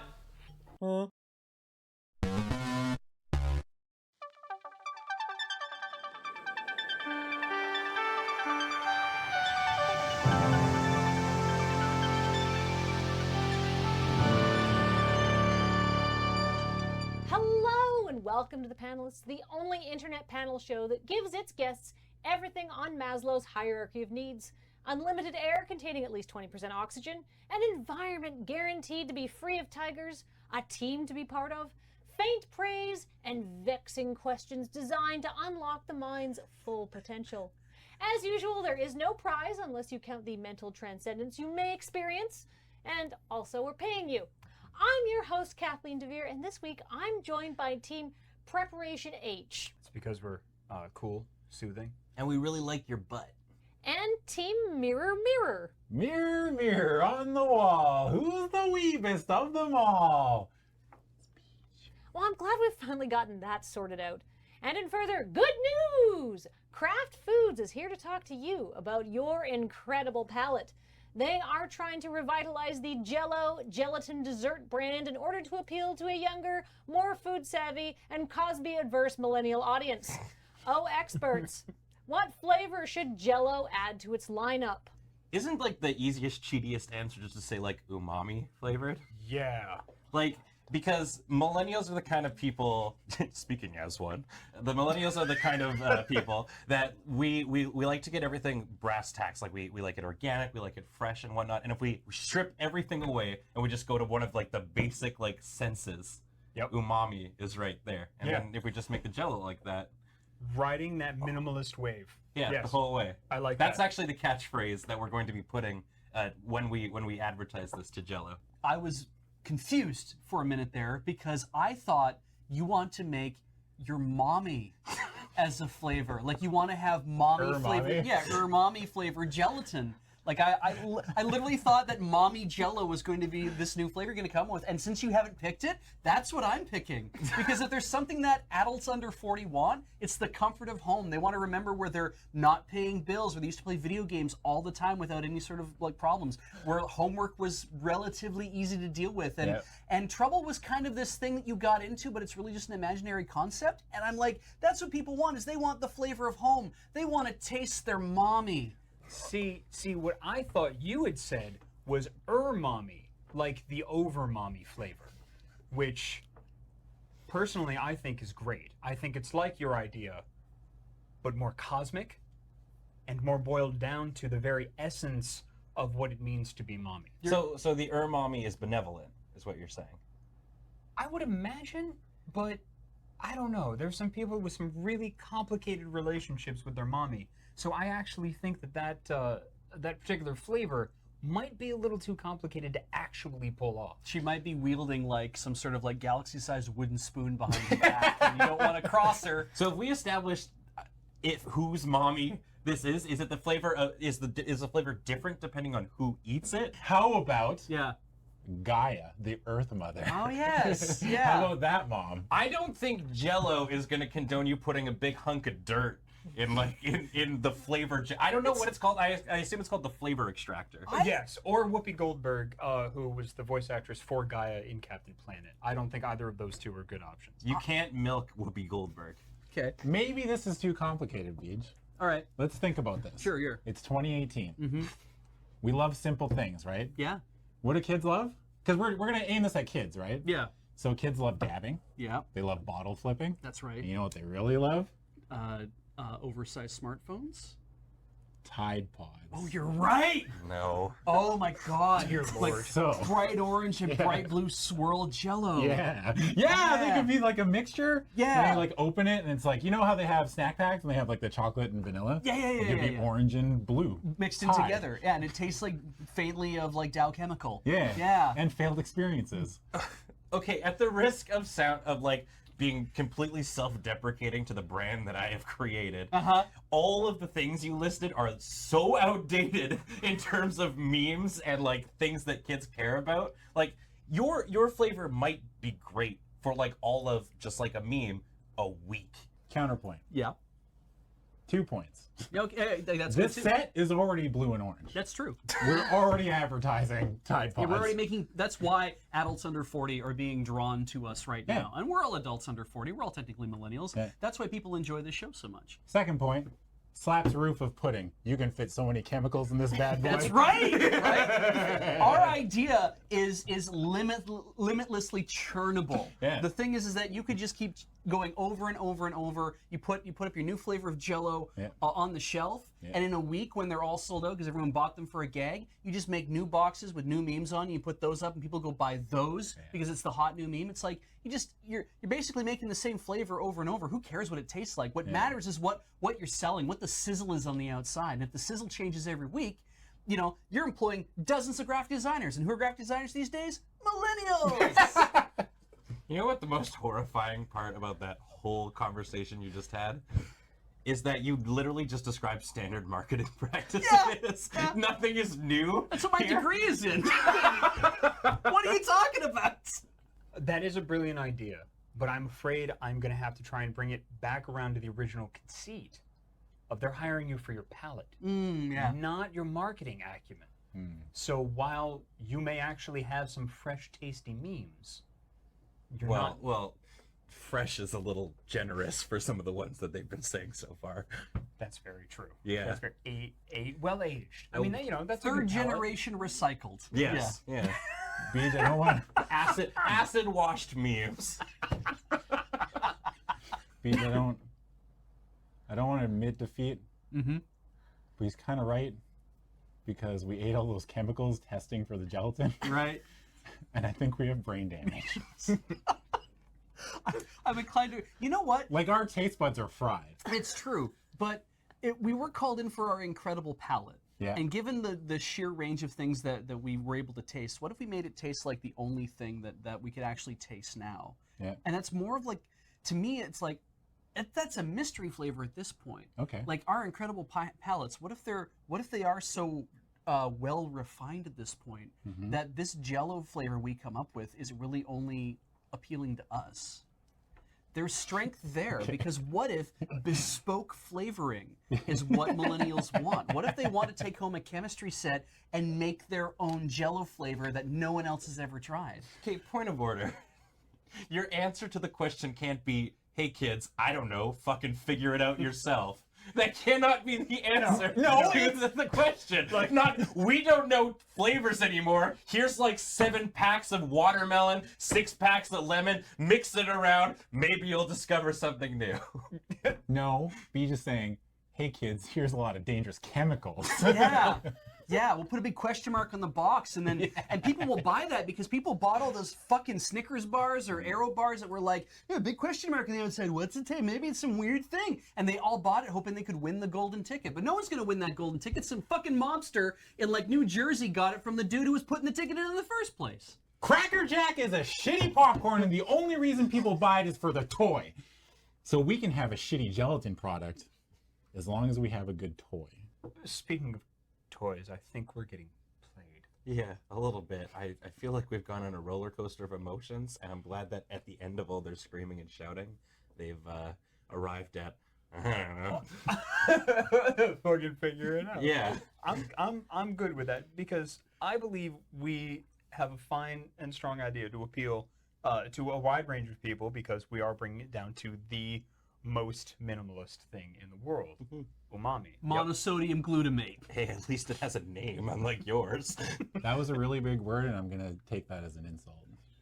Man, he's really rocking them chemicals.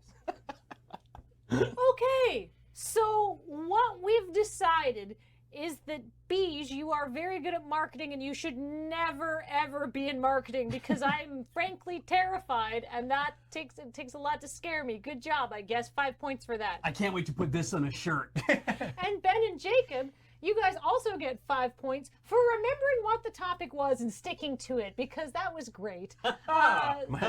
We're keeners. Much like our answer, we just stay basic. Super basic. I mean, look how we're dressed. What's wrong with how I'm dressed? We're basic. Let's just hold hands and accept it. You know what? I'm going to give you guys a further point for that, because self-reflection is an important and underutilized skill, and today's world, so the lead is 6-5. And in further good news, you have been transported by a wizard into a wondrous land where magic is real, dragons prowl the skies, and supreme executive power can be conferred upon you by an aquatic ceremony. In short, this sucks because there is no LTE coverage and the closest Starbucks is 1,200 years away. You have been given a dangerous quest to defeat the Bonacon, a legendary creature famous for spraying its foes with caustic poo. And for that, you will become an honorable knight and have some fairly forgettable songs written about you. So, do you choose to risk your life to save the kingdom and join the king's court, or do you just become a really rich commoner in the Middle Ages by inventing astonishing modern conveniences like pornographic zoetropes and the word blue? Team Mirror Mirror. Oh, windmill slam rich commoner. Yeah. Yeah. Yeah. Just sitting around in our hut inventing stuff all day. Yeah. Making a ton of money. Using that money to like reinforce our production capacity and maybe hiring an army to keep the king off of our back once we get enough. Becoming the new king at some point. I'm like take a long look at this thing and it's like that's what Nobunaga Oda did in Japan. Yeah. Is that he was like, I don't need to have like divine whatever. I just need to make enough money that I can hire a big army and then I can crush my enemies and then I can unify the country. You know what I would do? What would you do? Oh no! You old wizard! Yeah. I mean, I might get burned at the stake or hung for witchcraft, but nobody's seen this one yet. No, it's true. I'm coming from the future, baby. All my stuff works. I'll be the funniest man on the planet. They'll be looking at our clothing and being like, "What's that?" And like, they're called seams. Adventure and Glory. Yeah, 100%. 110%. Like, there is no universe in which we are a bunch of D&D playing nerds and we don't go on some epic quest. If there is a chance to get my own goddamn coat of arms, I am taking that goddamn chance. Well, that, and I mean, while the prompt may have said that there was a forgettable song, we could make it less forgettable. We can and do then our best, years yeah. down the line, there's some awesome tale about Ben and Jacob. Damn right. The cool poo dragon killing guys. Classic tale. What is the banana?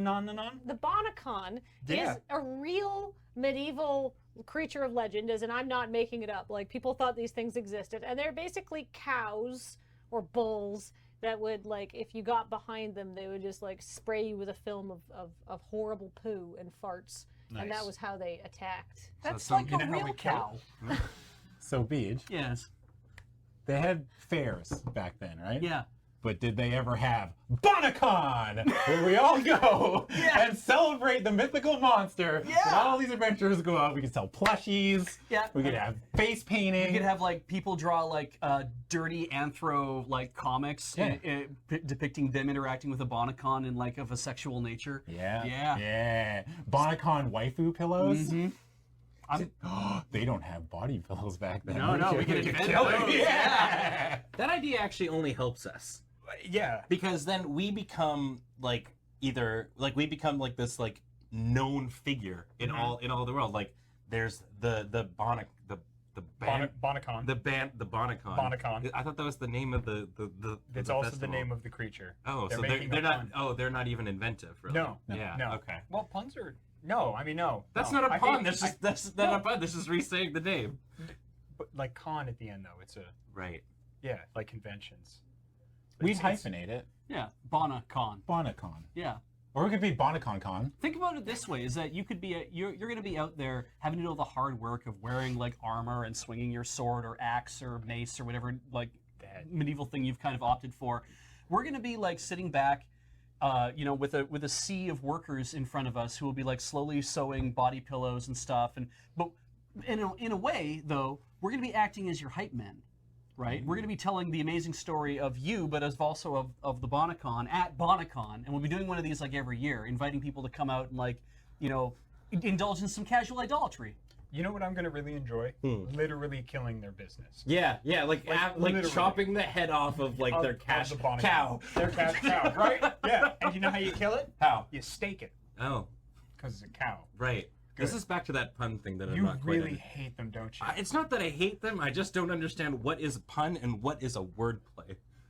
There's a lot of over. We'll talk later. Okay. Okay. So, Beej, So our mighty adventurers have killed the Bonacon. yeah, So what do? we write some mostly forgettable but catchy for a short period of time songs and poems and stuff, spreading their good name, and then we make people pay to listen to them.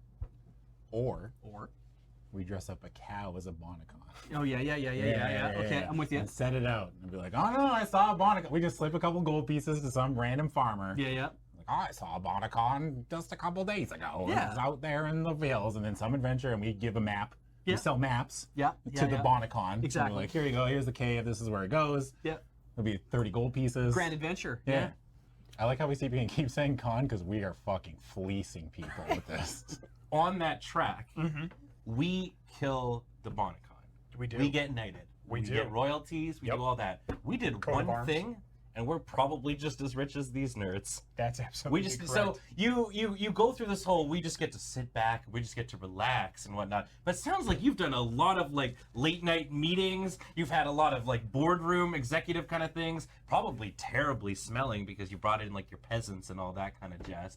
Where I'm just skirt around the fact that we're covered in shit. That's true. But we just do one thing and then we're set. Like we're set for life. As a freelancer, if I could do one thing and be set for life, if it was possible to get pooped on once and have to fight a demon cow, but then not have to worry about anything, and then I get a castle and a coat of arms, yeah, That's fuck it. it. Well- Let's hit that brown note. Do you know what we do while they're running around looking for the Bonacon? Oh, what do we do? We copyright the Bonacon. Yeah, absolutely. So we buy all the land that is Bonacon land, right? Yeah, so where you can anybody find that wants to adventure on our land or hunt on our land has to pay us a fee. Yep. And anytime they kill a Bonacon, we get a cut because it's copyrighted. That's right. Yeah. And the whole thing is a licensing.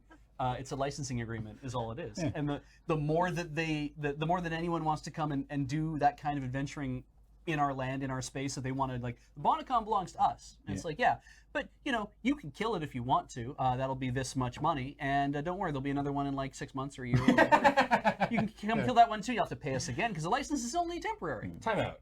Okay, let's go through the timeline because the ideas that you guys have brought are more convoluted than like the Legend of Zelda bullshit that they've got going on. So we go, we're knights. We're gonna go on an adventure. We leave and go on the adventure. Yes. In what universe do you guys come back in time and instantly can take over like probably owned royalty land from like the kingship and whatnot and trademark it and convince them to instead just take your idea, for example, and say, wow, that seems like a really good thing. Why don't we just take the money and stuff? Why would the kings do anything for you guys? In the same universe where you can kill a monster, Ben. What are you saying, Savadan?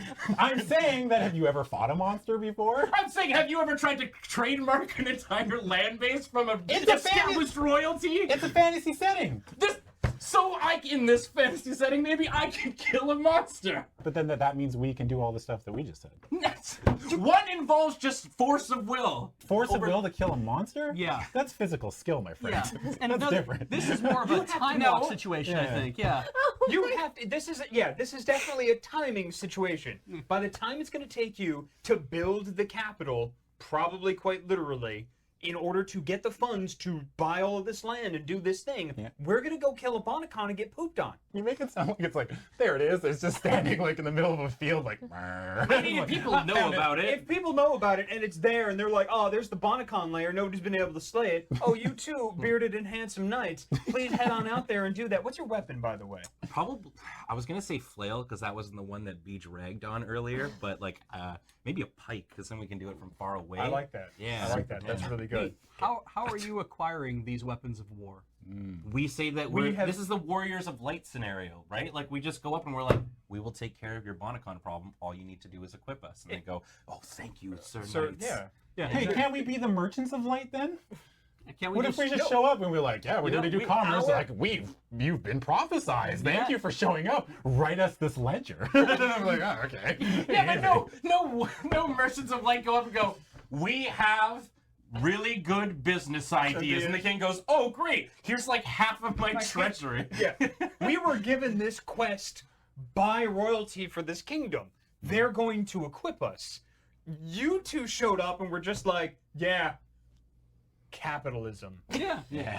Give us some rights over the chunkier land. Don't worry, you get to own it. Yeah. But give us some rights to utilize that chunkier land that has the Bonacon on it, and don't worry, we'll make you some money in the process. And we'll use lots of buzzwords. We're like, look, King, we'll reduce your overhead and increase your profits by 1,000%. Your ROI is going to be astounding. You guys get beheaded on the spot for saying some witchcraft words at that point. They're going to think you're reciting a spell. True.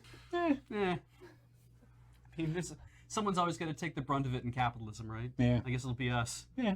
We'll be martyrs. Capitalist martyrs. Yeah. We'll be ahead of our time. People will be like in 2018, like, remember Beach and Adam? Back in the 1200s? Their capitalist ideas are way ahead of where it was at the time. Yeah.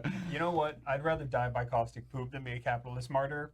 I'm taking the high road on this one. Yeah, 2018, they're really going to be talking about how much they miss the capitalist martyrs. But those two guys that died that one time when the Bonacon shat on them and melted their faces, legends. Yeah, if anything, we'll probably become NPCs in some sort of game. I will argue that you two will probably just become the side of an argument in a panelist show. I'm fine with that. Yeah.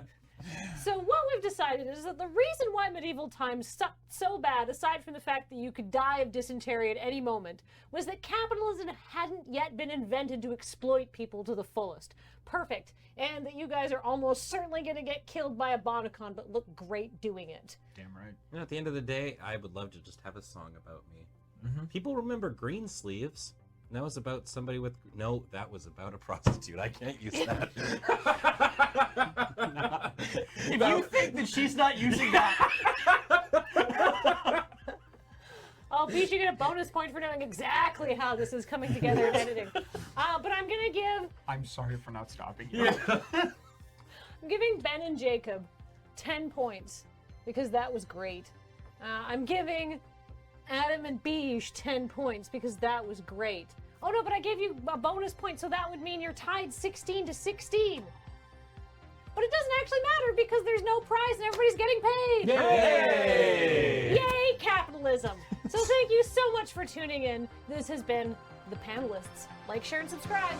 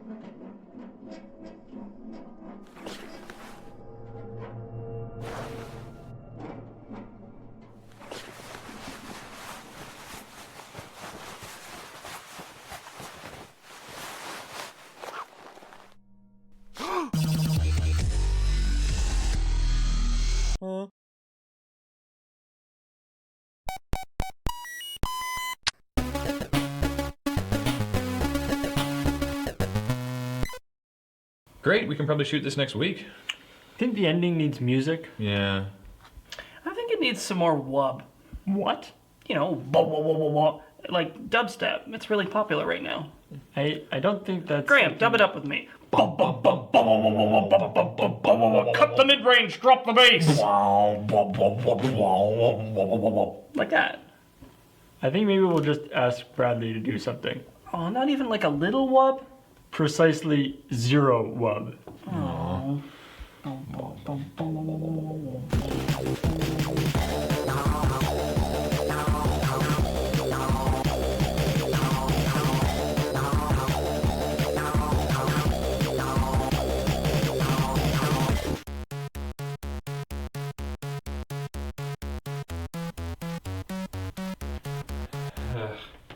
So, Alex can't make it in today. He's gotten sick or something. Too much wub, perhaps. So, can we still film something today? Yeah, if we can get the props and graphics together, we can do the amazing seafaring adventures of Captain Catbutt. Otherwise, we'll just Do like an X ways to Y or something? Hey guys, sorry I'm late. I'm feeling really run down today. I think I might be coming down with something. Oh, what? Matt!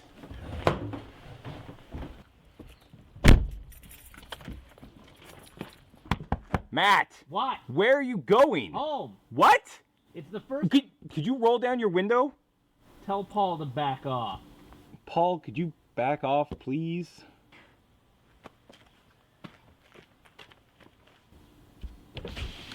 It's the first time this year I've gone more than a month without being sick. I'm going into Paul-related quarantine. I call it Paulantine. Now, I hardly think that's fair. I would have licked his door handles. Ew, why? I always lick Matt's door handles when I'm sick. Well, maybe you wouldn't get sick so much if you stopped licking Matt's car. I'm willing to take that risk. So what do we need for this video? Well, the really tricky prop is going to be the anchor. Can't we just green screen it? No. Why not? You green screen? No, I'm not rotoscoping another underwater musical number. Not after the last time.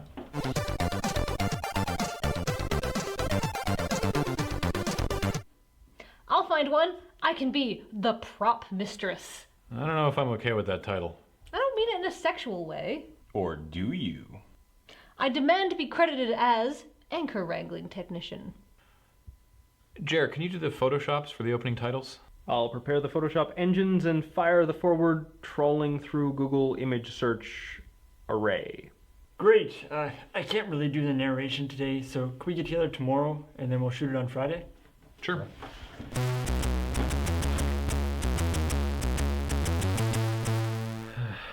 Paul's really sick. He's out for a couple days at least. Do we at least have the anchor yet? Kathleen's out looking for it. I'll give her a call. Yeah? Hey, any luck on Operation Anchor? Oh, God, no. I've been to both marine supply stores, like every second-hand shop in the city, a pawn shop, a shoe sale I was briefly distracted by, and even Walmart. We are shit out of luck for that anchor. Okay, well, head back here and we'll figure out what we can do. Ugh, no. I have walked all over the city, and I'm feeling really run down. I'll see you at home later. All right. Sounds like even Kathleen might have the plague. Well, good luck avoiding it living with her and Alex. Yeah, nothing like being on the wrong side of the quarantine zone. God, even my throat's feeling a bit scratchy. There might not be a right side. Yeah, same here. Jerry, you and me need to stop making out. Wait, that was you in my room last night? You know it was. Who else's tongue would it be? So how about you get some rest, and hopefully we'll be good for tomorrow. Sure.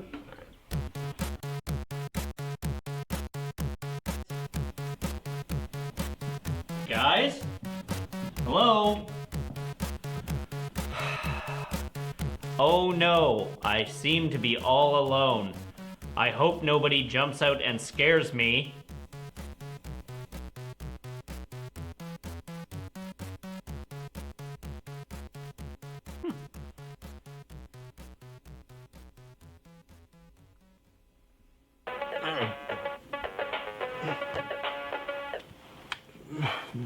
What? Yeah? Where are you? I texted you to say it was going to be late. Did everybody go for lunch already? Dude, I have the horrible death. Please call someone else. You'll have to do without me for today. Oh, okay.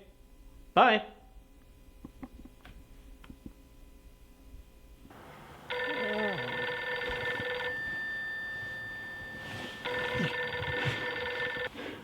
Kathleen is also sick.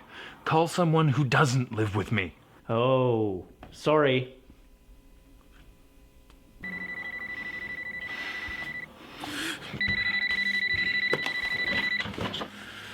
I will make a cape from your skin and wear it to your funeral.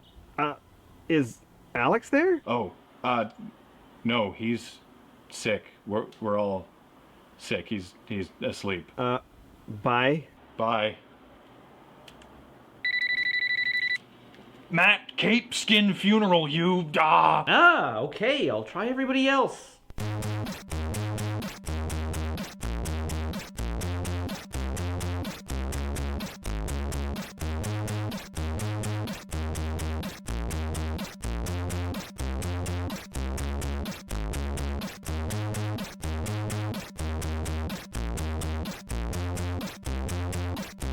Well, as usual, it's all up to Matt.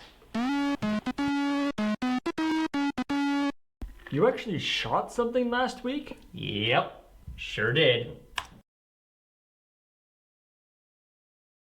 I don't actually know if... Wait for the soundtrack. Love it.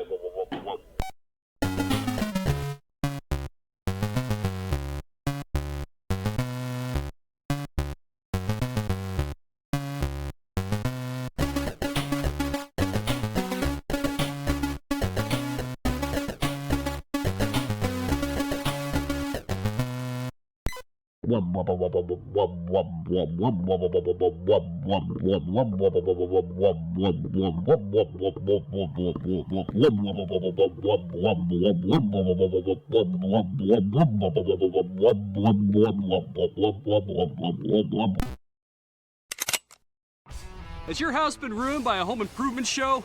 I told them I like cars, so they put hubcaps on my walls. Hubcaps on my walls. They said it was funky. I told them that Christmas was my favorite time of year, so they put Christmas lights everywhere. Everywhere! They put them in the toilet. And I don't mean the bathroom, I mean the toilet. I pee on them, and they spark. Is that safe? We told them family was the most important thing in our life, so they filled our house with replicas of our family. It's deeply unsettling. I haven't slept in weeks. My wife is Chinese.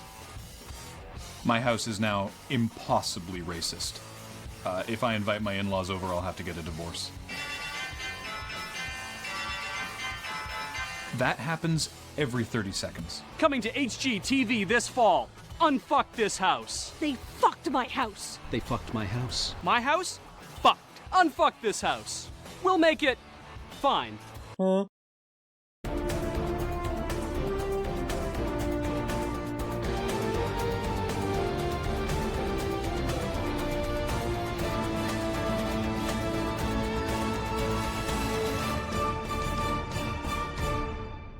Reporting live from a world where live means pre-recorded, it's ENN. Here are the headlines. Scientists at EDAR discovered that reviews do affect how people view a game's quality by subjecting different groups to both positive and negative reviews of Plants vs. Zombies and then observing their reactions to that game, presumably through some sort of small hole. I think the takeaway from this is that apparently there are negative reviews of Plants vs. Zombies. Wow, isn't science amazing? In response to idiots who complained that the controllerless Kinect had no rumble feature, Microsoft threw their collective hands in the air and said, "Ugh, are you kidding me?" and then released the following video.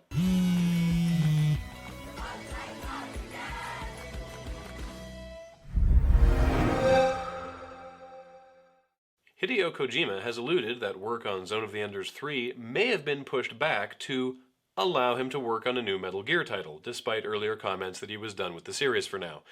This bears a striking similarity to a story ENN previously reported on. Would be working on a new Metal Gear title, despite saying last year that he was done with the series. This bears a striking resemblance to a story we reported on previously. Which is curious, as Hideo Kojima had previously stated he was done with the series, but that seems to not be the case. These comments echoing a story that this station reported on previously. Surprisingly clever Japanese fellow Hideo Kojima says he does plan to work on a new Metal Gear title, despite previous comments to the contrary. Intriguing. We hope to get more word from the man in 1963, after he is actually born. Could Blizzard's now optional Real ID system have a negative effect on free expression? Jeremy Petter interviews someone who thinks so. Blizzard Entertainment's recent moves towards an identity-based matchmaking and community management system that allows and in some cases would have required players to connect using personal information has come under fire from critics who believe it undermines forms of free speech traditionally associated with the internet. Tony Larson is an anthro-cryptolinguist working for the Society for the Protection and Research of Endangered Hate Speech, one of the groups most vocally opposed to such moves. Anonymity is a freedom that's been tied to the internet since its inception, and is an essential part of John Gabriel's greater internet dickwad theory.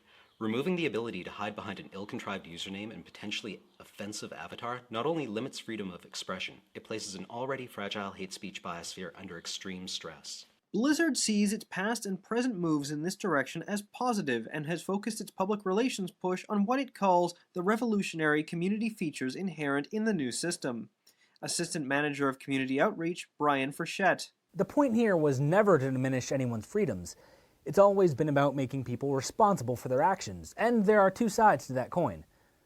There can be a lot of shame in posting something nasty to a forum and having everyone know you did it, but there can also be a lot of pride in having everyone know that you, John P. Smith of Delaware, have a level 80 Draenei Shaman and just bought a Celestial Steed flying mount from the Blizzard online store. That's something that you want the guys at work to know. What Blizzard doesn't understand is how moves like this could damage the bigotry ecosystem. It's essentially the same as clear-cutting the Amazon rainforest. You remove the protective covering of anonymity, and the thin soil of misogyny, racism, and homophobia is quickly eroded, leaving infant insults and slurs no environment in which to grow and mature. In the United States, free speech is protected, no matter what, by the First Amendment.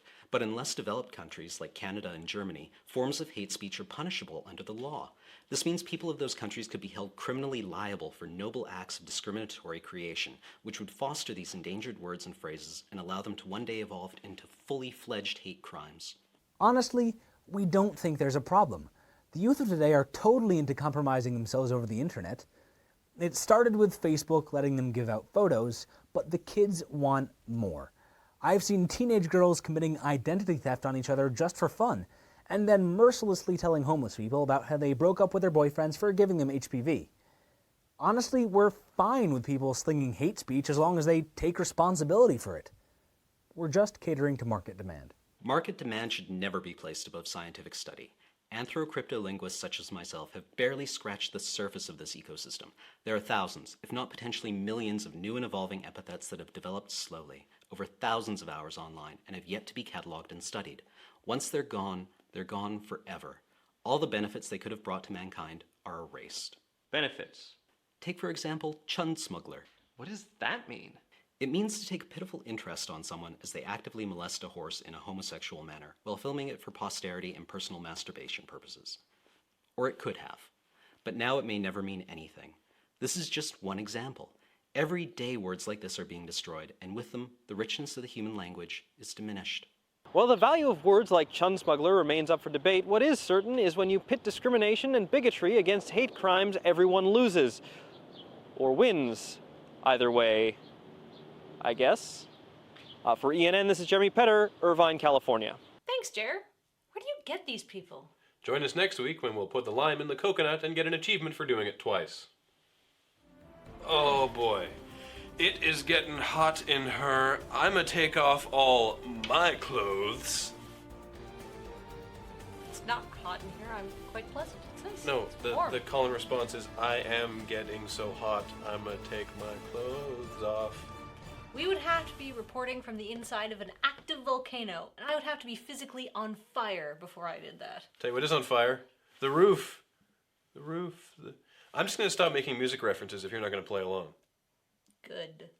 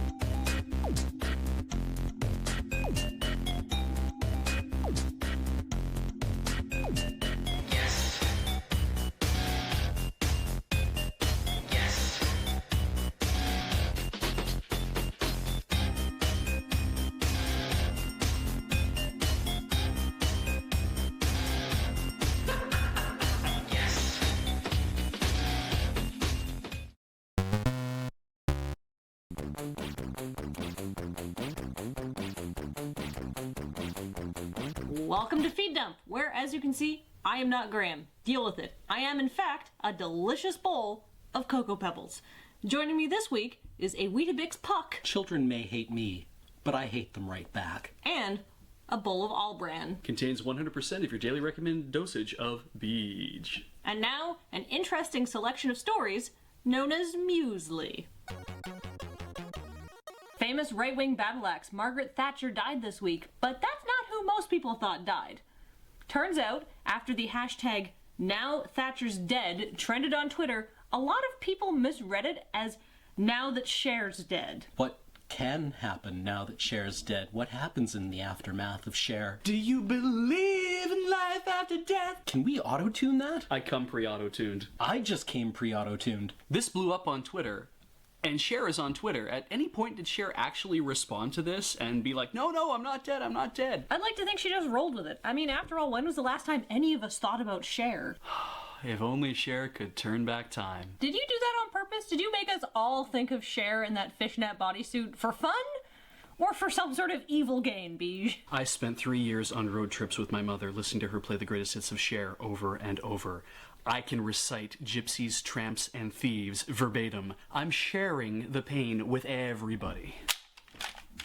A Montana man is hoping the U.S. Treasury will reimburse him for 5 $100 bills his dog ate. How would a dog eat 500? You know what, actually more importantly, how would a guy know that his dog's eaten $500? Did he leave it out on the desk, leave the room, came back, $500 is gone, his dog's sitting on the floor looking kinda flush? Did the dog operate some kind of very sophisticated wire fraud operation? Look, I know that dogs are supposed to be man's best friend, but don't just give your dog money and tell him to go buy you stuff at the store. It's not going to work out. Well, it turns out that the dog was left in a car with an envelope of money for a while, and the dog got bored and decided to punish his owner by eating various things, including the envelope. But the owner is convinced that his dog ate the bills because he has been following him around for the past several months trying to retrieve the shrapnel from his dog's poop. All right, on 3. 1, 2, 3. That shit is so cash. Are you happy now? This makes sense if you consider that Canadian $100 bills, when they were freshly minted, smelled like maple syrup. So therefore, I have to assume that American $100 bills smell like ground beef, Alpo, another dog's ass. Let's go with that, another dog's ass. In deference to the American Treasury, that's a pretty good theft deterrent device. To be fair, it's distressingly easy to counterfeit that smell. Dateline, Dubuque, Iowa. The nation is reeling after reports that an African leopard tortoise has been stolen from his enclosure at the National Mississippi River Museum and Aquarium. Except not. Turns out he was just stuck behind a panel in his enclosure, and an employee lied about it. What would lead an employee to lie about something so inconsequential? What could possibly be less thrilling than the idea of a tortoise escaping from its enclosure? Dubuque must be a shatteringly dull place. Maybe we're thinking about this in entirely the wrong way. I mean, this is an African leopard tortoise. Maybe it's blisteringly fast, or some sort of unusual chimera of leopard and tortoise that makes it a fearsome killer. According to Wikipedia, the leopard tortoise is a large and attractively marked tortoise found in the savannas of eastern and southern Africa. Maybe if it got into a local waterway, it would turn out to be a vicious predator. African leopard tortoises are herbivores, and they are more defensive than offensive. If they are startled, they will retract their feet and head into their shell for protection. But wait, there's more. The tortoise was found alone in a museum elevator on Thursday, 2 days after the museum had announced she'd been stolen. Turns out the employee that lied found the tortoise stuck behind the paneling and then put it in the elevator to, I don't know, preserve the mystery or something. Oh, I bet that museum has amazing foot traffic. Can't only imagine how awkward the conversation is with a tortoise in an elevator. So, visiting family? No. You? No. God, I hate this Cher remix. Me too. Purebred dogs are great, but they can be pretty expensive, so beware deals. Like this Argentinian man who thought he was buying 2 purebred toy poodles and who actually got 2 ferrets who'd been fed a whole lot of steroids. How long did he exactly fool people at the dog show? I don't know. I think you could get away with some realism. Take the ferret, coat it in honey, roll it in some cotton balls. Toy poop? No. You take a stick and you feed it to the enraged ferret. When it's firmly lodged at the end, you take it and pass it through a cotton candy machine. Hand it off to a child. But at some point he must have known that he was had. Was it when the dog breeder handed to him a twisting bolus of enraged ferrets?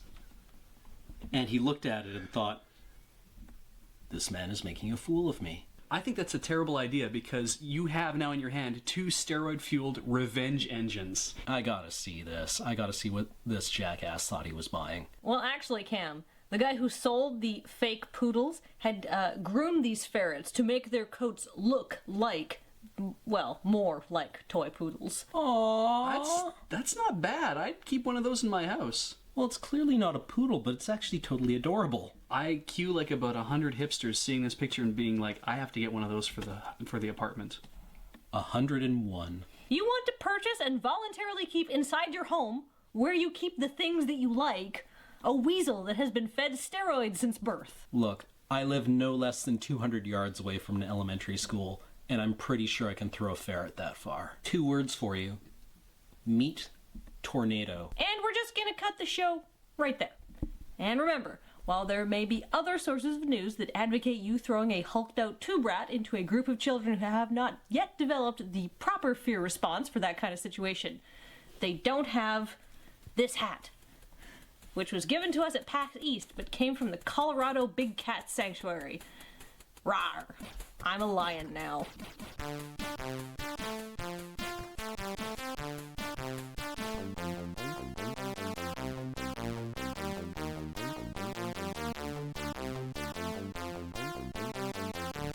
Exactly how long did it take these 2 steroid-fueled ferrets to burrow through 2 purebred poodles? If they haven't already knotted themselves together, you could do it by hand, and then just throw them back at the breeder, wherein you find out if you have, like, a ferret bola or a ferret boomerang.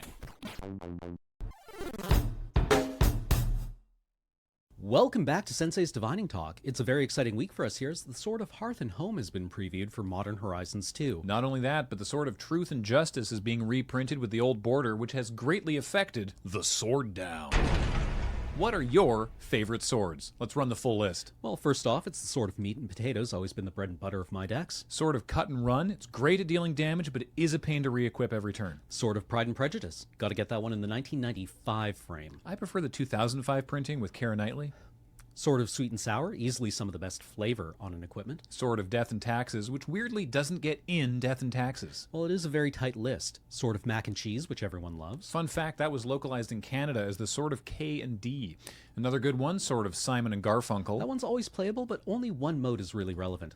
Don't forget about the Sword of Island and Forest, which of course gives the creature protection from white and red. Well, it's an older one. They hadn't quite worked out the color pie yet. Now, you've always been divided on the Sword of Sword and Board, yeah?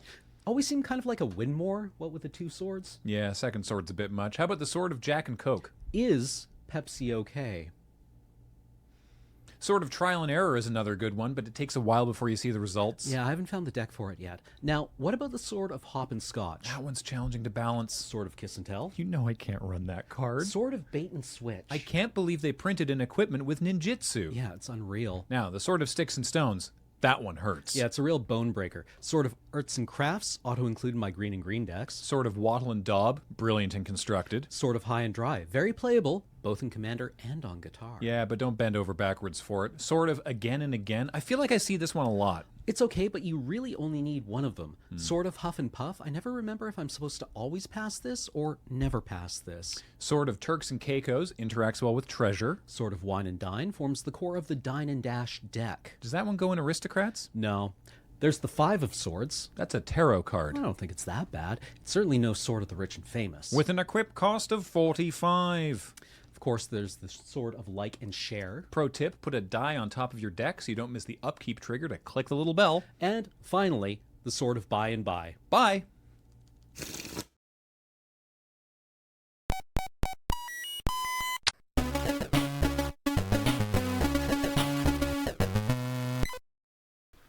Okay, so today, guys, we need to film pickups for the Butthammer 40K video, and we need to get some costumes for the Sherlock Holmes and the Mystery of the Smelly Boot video. Guys, we need to set up the lights and the green screen for the scene with the Imperial Asquisition. Sorry, what are you doing? What are you doing? We're supposed to be filming today. Filming? Today? Today we're setting up my homebrew. What, here? Yeah, I don't have room at my house. But this is the office. Yeah, this is where we keep all our crap. This is where we keep our props and costumes. Oh, yeah, right. Your old anime wall scrolls you can't bear to part with? Hey! Graham's collection of Final Fantasy figures with no resale value. They're worthless. The machine Paul made that keeps running faster and faster. Don't jostle that. Beej. Haters gonna hate. All very important things. And now my homebrew. Graham, we need to film. We have a schedule. We have a schedule? Why do we have a schedule? Because I made one. Ugh. But it's color-coded. The colors make things happen. But if I help James set up his homebrew, I get a quarter of his beer at the end of this. That will take weeks. That's fine, I can just buy beer in the meantime. But... We know you like butts, but please, just leave us to this.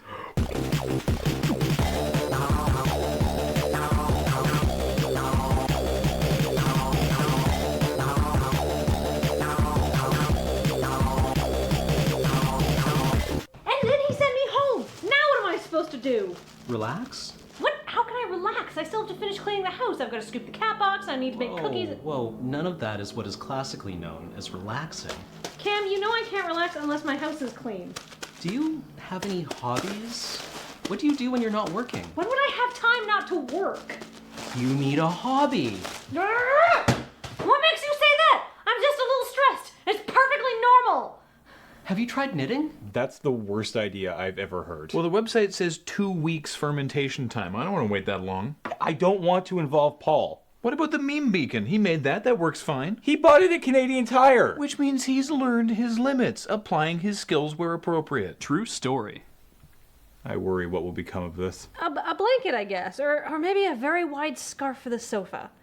Well, the important thing is that you're trying. No, the important thing is that if I get good enough at making these puppies, I will have a nice additional income stream. Oh. Ooh, I should think of some branding. Chesterfield wraps, couch cozies, sofa snuggies. That last one might be copyrighted. Your prototype might need some additional product development. What are you talking about? I'm clearly a natural at this. I mean, just look at this. Are you kidding me? Oh yeah, you're gonna need way more piping. No, it's too expensive. Look, if you want to get beer faster, you have to speed up the refinement process. And a plastic bin is just not very efficient. Really? Also, you shouldn't have left this wig in here. That's just not very sanitary. Yeah, but the alcohol's gonna kill those germs, right? Alright, if you can give me 300 feet of tubing, then I think we can have beer by this afternoon. I don't believe you. Yoga is very relaxing. How am I supposed to relax dressed like this? I look like I should be pushing a stroller filled with dogs. Okay, so all you have to do is lift your legs behind your arms and hold the pose for 6 deep breaths. That's insane! Look, you're the one who wanted to skip to the good stuff because you already know how to breathe, brag about how much granola you're eating, and lie about how many chakras you have. 5. I have 5 just like everyone else.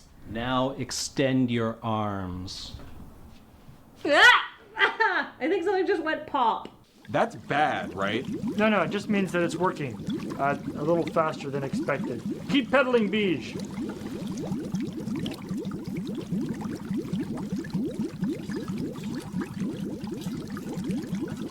All right, more beer, faster.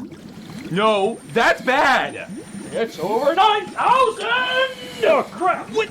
Now I'm convinced it's bad! No, this is fine. You wanted beer, right? Yes. Good. And you accept that anything requiring fine motor skills, patience, sustained effort, tact, self-control, and a pledge not to call anyone a turkey-bagging cockfinagler is not for you. Yes, but I would like to add that the person who wrote that yoga book deserved it. According to her biography, Bianca Fern Bustforth Williams has been a practicing raw food vegan for 7 years. That does not preclude any previous turkey finagling. Sure. Anyways, I think I found the perfect hobby for you. The ancient... Sounds hard. Japanese... Sounds difficult. Art... Art. of League of Legends. Ta-da! Okay, first, the game is not Japanese, and second, neither you nor I know anything about League of Legends. You don't need to know anything about League of Legends. According to everything I've read about this game, everyone is a terrible player, and the only way to communicate with your team is to scream obscenities at them. Like turkey bagging cockfinangler? That's just the beginning. Yes. I will try it. Great! Sign this waiver. You know we've read your waivers, Paul. It's just the PlayStation Store terms of service with the phrase, "I will not sue Paul," copy and pasted a bunch of times into the final paragraph. Well, it's still legally binding. I'm sure it's fine, James. Yeah, and I'm sure whatever that is eating through that cup. Well, that just shows its potency. Are you sure you made beer? Well, I don't actually drink beer. Graham, do not inhale the fumes. YOLO. Exactly. So it's not beer. Well, chemically, it's probably very similar. My body is ready. Nobody's body is ready. Hey guys, guess what? I have a hobby now! Really? Yeah, League of Legends. It's amazing. It's filled with idiots who are worthy of my scorn. And now I've used it all up. There's no scorn left. Just a warm feeling. I think that's contentment. Ugh, that's for people who have too much time on their hands. Ooh, ooh, ooh, what's that? It's a secret pocket of scorn, right above the liver. It's for you, Cam. Hopefully that's appendicitis. What did you guys do today? We made beer. What, already? No, we made something, but it's not beer. Let me look at it. Can we drink this? Technically? Sweet. Good job, Paul. Well, it's a liquid. You can technically drink any liquid, but I wouldn't recommend it. So what is it? Hard to say without running a gas chromatograph. So we should put it down the drain? Oh, no. No, we should call the fire department. Really? Right now? No, from outside, so our cell phones don't set off a spark. So we're not actually getting anything filmed today, are we?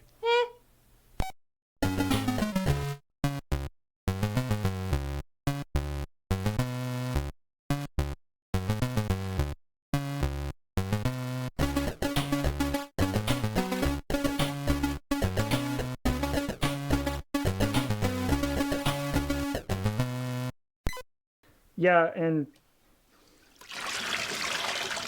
also this. No. Hello, fellow pilgrims.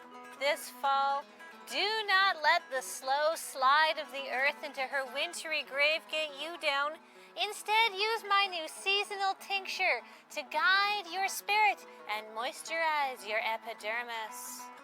This divinely inspired and patent-pending blend of neroli oil and ginger root, myristica seed, clove essence, and THC will ward off your bad vibes, calm your anxiety, and taste like pumpkin spice.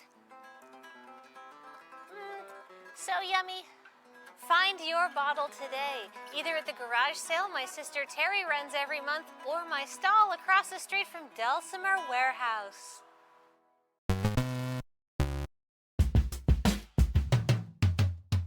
Hi, I'm Kathleen, and I'm here from Loading Ready Run, and I'm here in Vancouver to see if we can drive the Mario Kart Tour course in real life. Here's the deal. Vancouver never gets to play itself. Vancouver always stands in for other cities in the movies. So when news got out that Nintendo was gonna lovingly recreate this town and actually let you be in Vancouver, people were so excited to pick holes in it. Because you know what? We have 3 questions going into this. 1, does it look like Vancouver? 2, does it drive like Vancouver? And 3, can you actually drive the course without dying or getting arrested? Well, it turns out I'm not gonna do any of those things because I don't like to drive. And that's why I'm here with my friend Matt. Hi. He lives here. And more importantly, he drives here because I do not want to. Good call. I've seen the Mario Kart course and have prepared a route that takes us through all of Vancouver's important landmarks, according to Nintendo. And we will go from spot to spot and see what they showed about our city and how it gets it right and wrong and weird. I have prepared a veritable bevy of trivia for you. Ooh, I can't wait. So, shall we whisk away to our first spot? Sure. To the least good monument in Vancouver, to the Gastown Steam Clock! Boo! Let's go! The Gastown Steam Clock. Yes, it is the start of the course. It literally holds at the start line, right? Yep.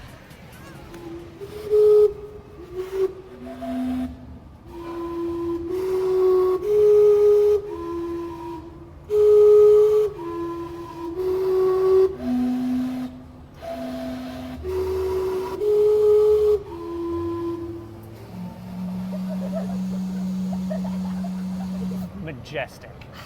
So, Matt, what do you know about the Gastown steam clock? Very little. I know it does that. Did you know that the Gastown steam clock, despite looking old as hell, is only slightly more historic than our friend Beige? Really? Yeah! It was put up in 1977, which is a fact that they tried to omit from that plaque because they dropped the 1890s on it, but it's not actually very old. And did you know that the Gastown steam clock was originally put up because steam would just belch out from the sewers here? And it's like... That scams. Downtown Vancouver is heated by a subterranean network of steam pipes. As am I. GM Place is heated by that. Shaw Tower. Really? Yeah, the convention center. Okay. 14 kilometers of steam pipes. That's quite impressive, actually. It's actually super cool. It was like the first sort of green energy company in the world. It started in 1968. And there's a bunch of cities all over the world copying the design now because it's really efficient. Very cool. I truly did not know that. The most interesting part of the steam clock is the steam, not the clock itself, which is electric and has never been that powered by I did know. steam. It's completely fake. It's absolutely completely fake. And the most photographed thing in Vancouver. Which, just based on the number of people that we've seen photographing it in the time that we've been photographing it, makes sense. We've got 2 camera people here, so we're contributing to the problem doubly so. We're taking 24 photographs of it per second. Yeah, I know. But I suppose it is a part of our heritage. That's right. And it's so iconic that they put it into the Mario Kart track twice. They did, yes. Should we move on to our next location? I think it's time. All right, let's go. All right. Here we are leaving scenic Gastown. Wow, it's not a great place to drive in, is it? Not really. This is a town that was clearly not built with the car traffic in mind.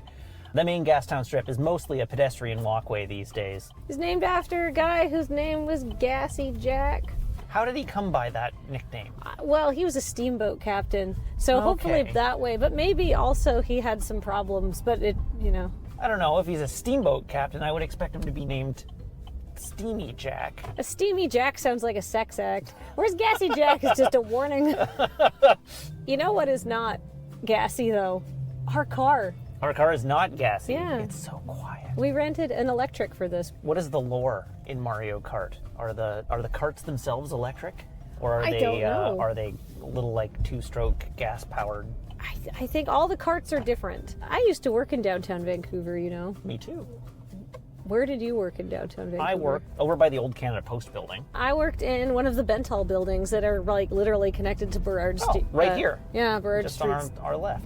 Yeah, I worked in the Royal Bank one. I got that job not too long after I graduated from university, and I do remember a distinct impression of thinking, dressed in my business casual clothes that I had got at the mall, getting off the SkyTrain, going into a skyscraper in downtown Vancouver, saying, "Congratulations, Kathleen, you have achieved your childhood platonic ideal of what going to work would be like." Perfect. Is this all? No. I've always been sort of a mopey person, so. Let's go find a parking space. All right, we are here at our second destination, the Vancouver Convention Center. And you might even note that this parking garage that we're in right now is depicted in the game. How can you tell? Well, there's a big red sign that says parking. Matt, your attention to detail is extraordinary. Remember how we said that we should try to keep pace and figure out how long a loop of our real life track will take? Yeah, how are we doing? Well, the entire track in Mario Kart takes 40 seconds. Okay. To drive from the Gastown steam clock to here took 18 minutes. So we're not doing very well, you're saying? I'm saying that, we can be generous with our rounding. All right, so as long as we make this entire trip in less than 40 minutes, we're on track. Yes, let's continue. All right. Okay, so Matt, do you see this vent covered with gross damp hair? I do. Okay, so this is a steam vent from the heating system that powers the steam clock and heats the convention center. The only difference between this grate and the other one is that somebody put a big tooty clock over there and now it's famous. It's the same damp hair underneath. I'm never gonna get that out of my mind. Ugh.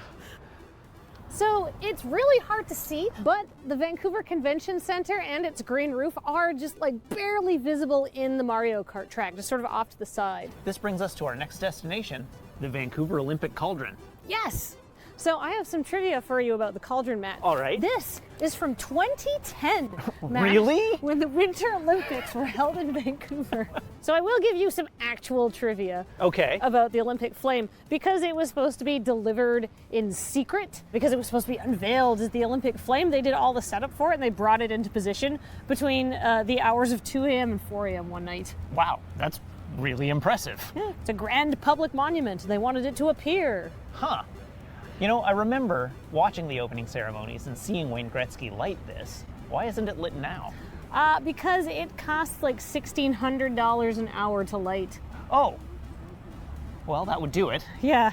So it's lit in the game, but it's not lit here. Right. It takes 2.5 minutes to do both laps at 50cc speed. Okay. If you wanted to actually have the torch lit for 2.5 minutes, it only costs like $62. Wow.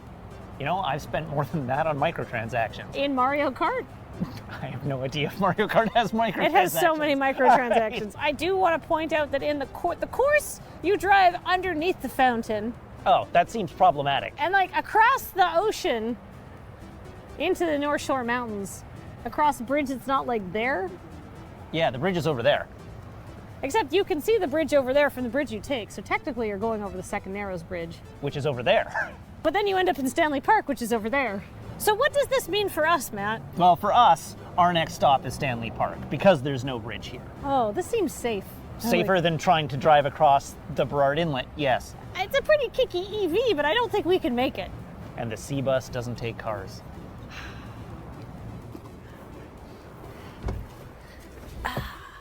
Our next stop is Stanley Park. I mean, first we got to get out of this parking garage. This parking garage. Well, we're getting the true Mario Kart experience here. In fact, we are underneath the Olympic Cauldron right now, because this takes you up to the Cactus Club, which is on the other side of Jackpool Plaza from where the Cauldron is. So perfect. There All we right. go. We have found the way to drive underneath the Olympic Cauldron.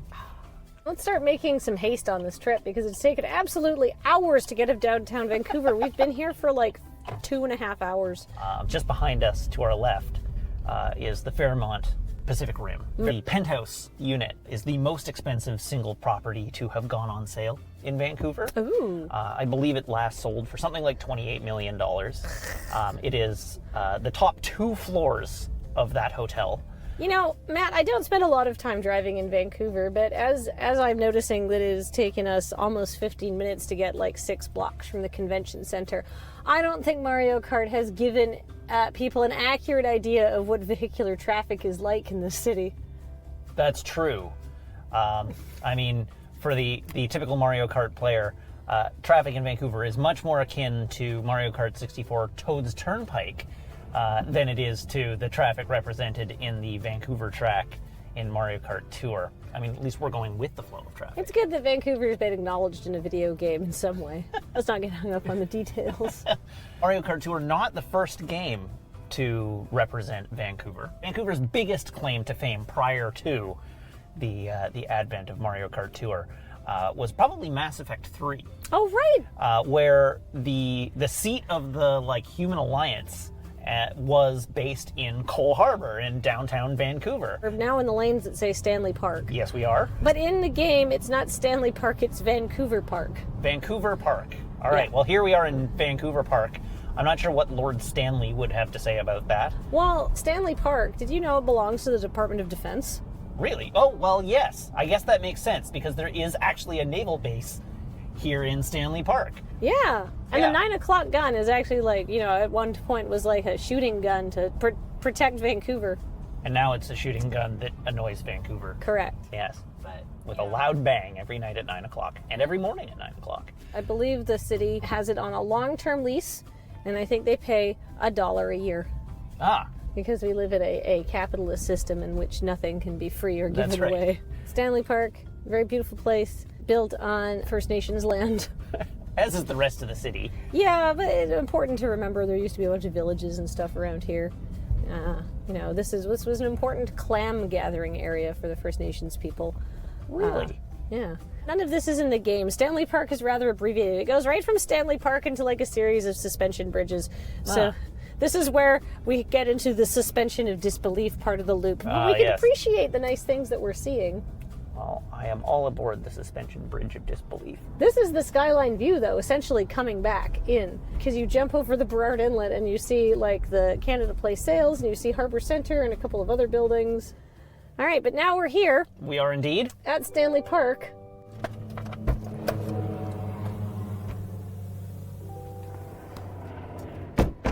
All right, so Matt, I admit that I would not call myself an expert in the Mario Kart course, but I did study it a lot. And I don't think the Stanley Park Lighthouse is in it. It's not, but it is one of the primary viewpoints in the park, which I thought would give us a good chance to look at the city and where we're headed next. Also, it's easy to park at. Yeah, fair enough. Let's go. All right. Okay. One of the reasons I wanted us to stop here is because there's so much you can see. We've got the North Shore Mountains. Those are all the mountains in the game. But over to our left, that there is Cypress Mountain. Those two little peaks peeking up in the background, those are the Lions. And they are, you know, what the Lions Gate Bridge are named for. This one over here with the windmill on it, that's Grouse Mountain. Okay. And then over to our right, way over there, with the radio towers on it, is Seymour Mountain. Cypress is where the Winter Olympics were held for some of the mountain events. Right. And the rest were held up in Whistler, about 2 hours north of here. And we want to keep these as ski resorts, which is why we're driving an electric vehicle for this trip. Yes, the snow receding each year is a little sketchy for skiers. You see that giant yellow pile over there? It's sulfur. No! This is the home of Vancouver's very own crayon factory. Really? Crayola, yes, Crayola has plants all around the world, and Okay. each city where they have a plant gets its own color, and Vancouver produces all the yellow crayons. Matt, I Yes. think you might be pulling my leg. I think you're right. Oh. That is not true, but it is a good thing to tell anyone who's new to the city, because they usually fall for it. Yeah, it's a good way to weed out your most gullible friends and then ask them for money later. We have to be cautious here because this is a very factual internet program we're putting together and we don't want to sully the waters of knowledge with the yellow crayons of ignorance, so to speak. All right, fair enough. Fair enough. Yeah, it's actually sulfur. Yeah. This is a sulfur plant. I mean, your story's better. It's certainly more exciting. Yeah. This is the longest leg of our journey now because we're going all the way to the suspension bridge. Yes. Because in the game they just have like generic suspension bridge, but like most of the track is suspension bridges. In order to get there, we have to take the Lionsgate Bridge. Right. And the Lionsgate Bridge itself actually is a suspension bridge. Oh, okay. The Lions Gate is a pretty cool looking bridge. It's built by the Guinness family because they bought all the land over on the other side of the inlet and they called it the British properties, but nobody could get to it. So they built a bridge to sell more real estate. A very expensive bridge. It's very expensive real estate these Yeah. days. You had to be British to buy into the British properties. That doesn't fly anymore. Yeah, no, that's called racism nowadays. And it was kind of racism then. I think they knew what they were doing. So here we are on the Stanley Park Causeway. This is the route that takes you straight through to the Lionsgate Bridge. It bypasses the roundabout sort of circumnavigation of the parks as one of two major arterials that allow you to move from downtown Vancouver into North Vancouver. The other being the Ironworkers Memorial Second Narrows Bridge, which is out in East Van. Do you know that they almost just tore down the Lionsgate Bridge in the 90s? Really? After years of use, it's sort of because it was never the city's bridge to begin with. They sort of were like, let it fall into disrepair a bit. And then, there's this, we were like, no, we should save it. We should actually preserve the Lionsgate Bridge. And so they refurbished it. And now it is on the Register of Canadian Historic Sites. Ah. And now we're in North Van, which is kind of got big trees and stuff, very pretty. It is quite pretty. We are currently driving up Taylor Way, the primary connection from the base of the Lionsgate Bridge to the Trans-Canada Highway. Taylor Way also a key component of the Vancouver Grand Fondo cycling route. Oh, the super hardcore one? Well, one of the challenge rides in Vancouver is what's known as the Triple Crown. And it is about 130K ride altogether, depending on where you start. How long did this take you? Sorry? I think it took me about 6 hours. 6 hours, that's it? Yeah. Wow. With a stop at the Starbucks at the base of Grouse Mountain. We are going deep into the suburbs. Oh yeah, This is a long way. The Lynn Valley Suspension Bridge is in deep North Van. In my headcanon, this is what Vancouver looks like. This sort of like really nestled in the mountains, huge trees everywhere, lots of wood, right? You know what I mean? Yeah. Right.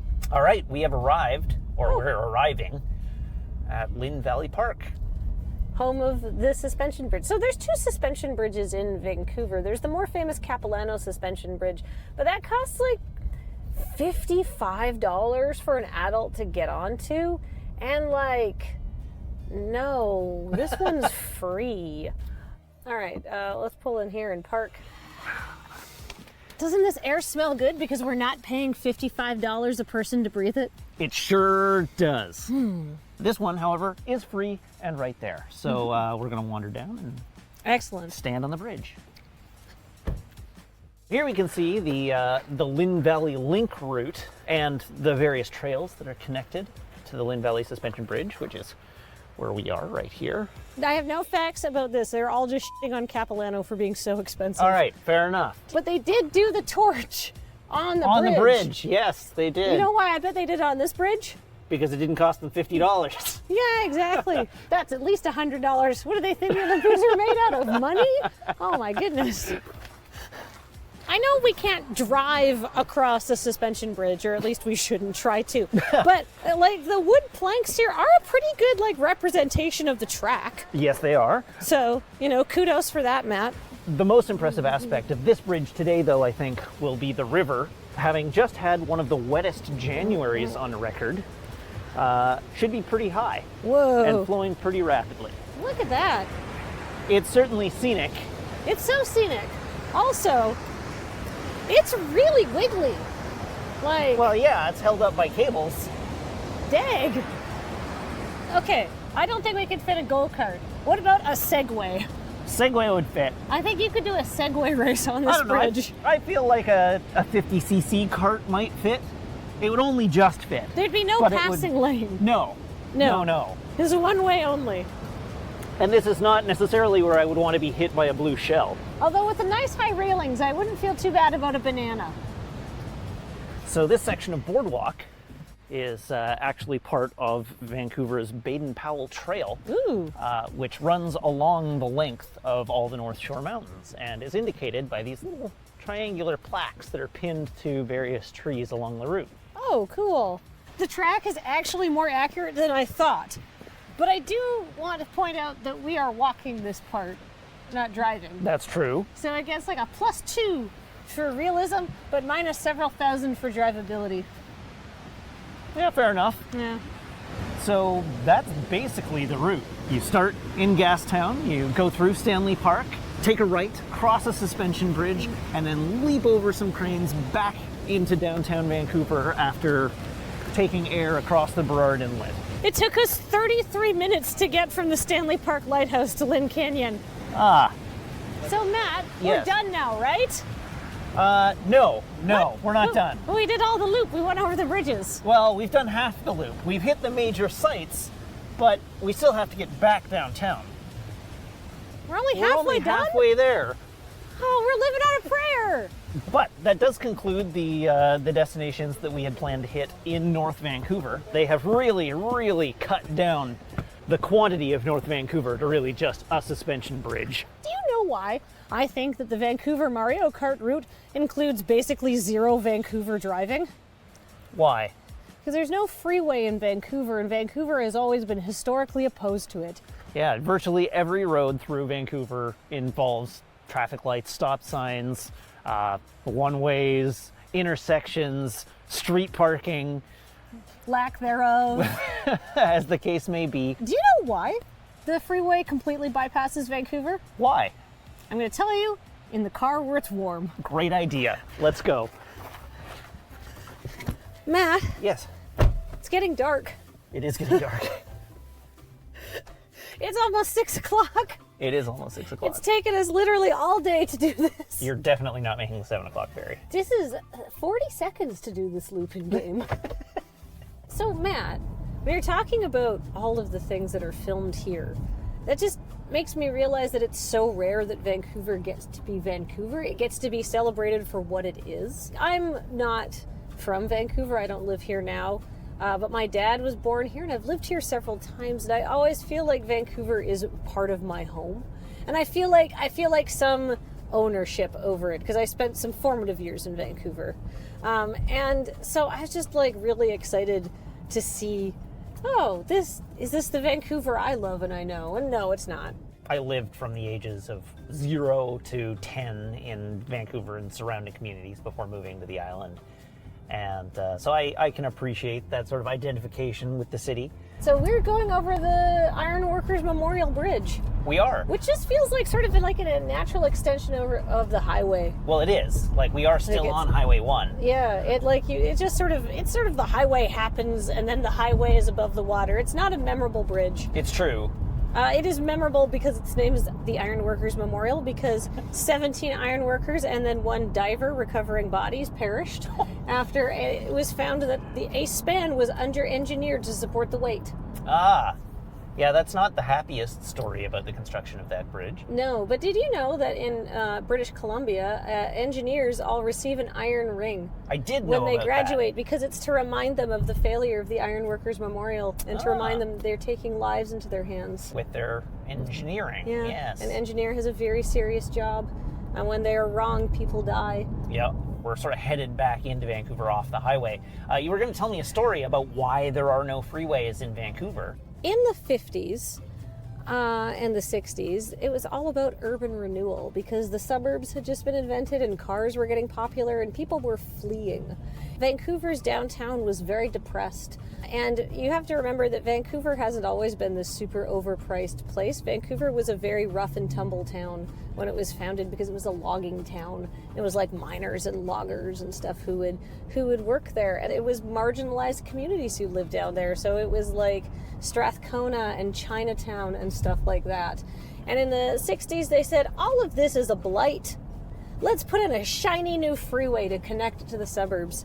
And the people of Chinatown actually put together the Strathcona Property Owners and Tenants Association or something like that. And they rose up as a group and they challenged City Hall and they said, no, you can't destroy all of our homes and neighborhoods and appropriate our land to put in a freeway. You'll destroy the character of our city. And we live here, right? We deserve a say in this, and we say no, right? We live in this city too. Yeah. So people are like, actually, hell yeah, you're right. And this whole movement basically came up. No city councilor wanted to vote on it. Right. And then all the federal funding for all of this highway stuff dried up, and nothing got finished except for the Georgia Viaduct, which they tore down Vancouver's only historical black neighborhood to make. That was Hogan's Alley. But they stopped the freeway. Vancouver has a really fantastic neighborhood culture that has been preserved because of this. I think Vancouver is a much richer city for it. We're coming back into downtown. We're coming back in via Science World. And we can see Harbor Center and the lights and stuff like that of downtown. Which you can see as you're coming home in the game. Oh, excellent. So they got that part right. Yeah, so good route, Matt. Nice. It's actually all worked out rather well. We're passing through Main and Hastings. Yes, we are. Probably the most notorious intersection in Vancouver. Yep. We're not going to get any closer to the steam clock, so I'm calling our time of death on this leg of our journey, our final split, at 6:25. So I'm going to work out how long that took us, but it's going to be a little longer than the in-game 40 seconds. Yes. God, every loop started to take longer and longer. Yeah. But we were going further and further, so that somewhat makes sense. That's true. But we were also getting closer and closer to rush hour. Yeah. All right. We're now coming out the other side of rush hour. Yeah, we did this exclusively during rush hour. For the true Vancouver experience. I think we're done. I think we're done too. Let's get out of the car. We did it! We're done! We're here! Why are we here? Well, we're here at the Tellus World of Science, otherwise known as Science World, because it is visible just the tiniest little bit near the end of the route. So, Matt, I was recording our split times. Do you know how long it took us to drive that route? Obviously several hours because it's now dark, but like just the time in the car. I'm gonna guess it was at least an hour or more. 120 minutes, exactly 2 hours to do no farting around video stuff, just get in the car and physically drive from one destination to the other. Wow. 2 hours of transit time. Jeez. So we For did not, one lap. So we did not win the Mario Kart Tour, is what you're telling me. No, I'm gonna rate the Vancouver course as a minus several million. I'm gonna downgrade it from the several thousand I docked it earlier to several million. You can't take your car on most of the suspension bridges. That's true. You can only do the one. Yeah. The traffic was awful. The traffic was awful. Consistently terrible. Yeah, that's what we get for trying to do this during rush hour. But we didn't get arrested. We didn't get arrested. For taking a car at a bridge. We didn't die. We didn't die. We were just irritated. Representation of Vancouver. I think it did a good job. Yeah, I think it's pretty high. It feels like it captured the essence of the city. Yeah, I felt like I both learned something about Vancouver and just like honestly got to do a big chunk of its greatest hits. Pretty much. Just trying to replicate this one stupid Mario Kart loop. So, you know what? Great, go play the level, I guess. A+.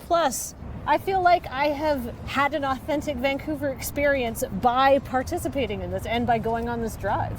Most importantly, I think we got to do a friendship. Yes, yeah, thank you very much for inviting me along, Yeah. Kathleen. Thanks for driving me around Vancouver. Anytime. Thanks for taking the day off work to drive me around Vancouver. Anytime. Oh, that's a good friend. So you're really going to do another 122-kilometer bike race? Oh, yeah.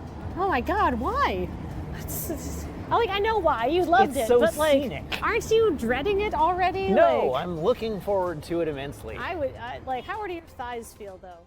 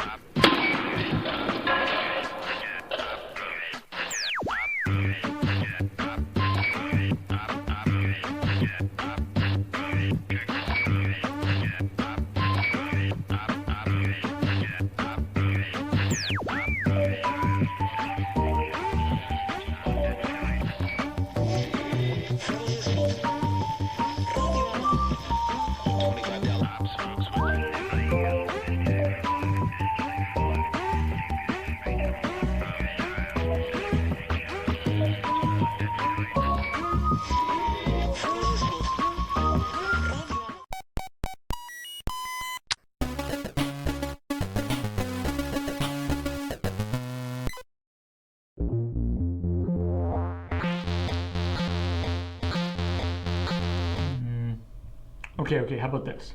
A Skyrim parody, but instead of dragon shouts, it's dragon farts. Ooh, yeah, except that the last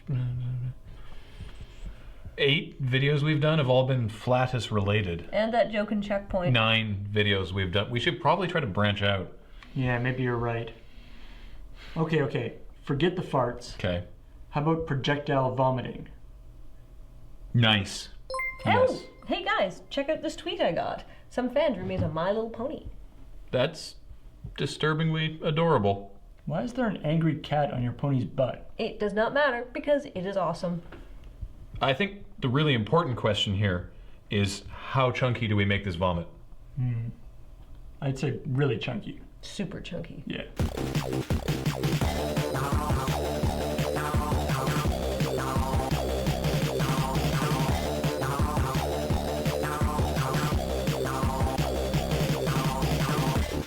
I think it needs more corn. Yeah, I think you're right. Yeah. Hey guys, check this out. One of our fans ponified me. Oh, weird. Yeah, Kathleen got one earlier. Man, I am cute as a pony. What are you so happy about? My Little Pony is stupid and lame and other things that will annoy you. You just don't get it, James. My Little Pony Friendship is Magic is pure awesome. The animation, the songs, the stories, all fantastic. Lauren Faust is a straight-up genius of our modern age. Okay, I grant you the show looks very cute, but it is a kid's show. You know that, right? Yeah, girly kid show for girls and kid girls. You don't know what you're talking about. If you actually watched some, you'd probably like it. Matt, unlike you, I am not a 6-year-old girl. Why would I want to watch the Magic Pony Hour? I pity your ignorance, James. Anyway, guys, I'm out. I want to hit the card shop before it closes, because I'm making a pony deck. Oh, pick up some more corn! Well, damn. Okay, the real trick is going to be getting the barf spray right, because if we can't hit this whole area, then it's not even worth doing. Yeah, we are going to need an awful lot of cardboard and duct tape for this dragon costume. Hey guys. Oh, hey Jarrett. Haven't seen you in a while. How's school going? Not bad. Reading Ulysses. Apparently, dog means god, so there's dead gods all over Dublin. Cool. Yeah. Oh, okay, someone sent me this picture of me as a pony. I think it might be a threat. Well, oh, no, it's the... Kathleen and Matt had that happen to them earlier. It's the work of a serial ponyist. I think he's a fan. Yeah, okay. Can you explain to me why I'm a pink unicorn? You are not. That is light purple. You should check the Pony Ready Run thread on the forums. The what now? There's a Pony Ready Run thread? Yeah, I saw it when I was checking the hat market at lunch. Wow, this thread is huge, and it only started this morning? Oh, and hey, Paul, look, we're ponies now, too. That's awesome. Oh, here we go. He says he made you a violet unicorn because of your interest in magic, and the fact that he wanted to make your cutie mark red and purple's complement is red. Okay. It also is similar coloring to something called Twilight Sparkle, who is also a unicorn, and that the horn represents... Wow, he seems to be putting a lot of effort into these. Guys, this pony thing seems to be hitting a real chord with our fan base. I think this might call for some further research. Ooh, research! I'm game! Yeah. All right, then. Let's watch My Little Pony. For science!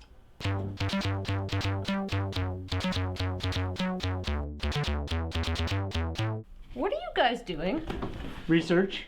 We're checking out this pony thing, and it's actually pretty okay. Really? Yeah. Okay, but what would you say to my idea, My Little Bear? What is... Mauling is magic. Explain how you would... Okay, so it's set in the magical land of Bearville, or some crap like that, and a team of magical, fun-loving goddamn bears maul the ever-loving hell out of everything. That's super weird. The other inhabitants of Bearville are naked ladies. Bearville. Okay, I would probably watch that. It's way better than My Little Pony. That's for girls. You're a girl. Other girls. We're not done here. Yeah, you should probably see this. Fine, why not?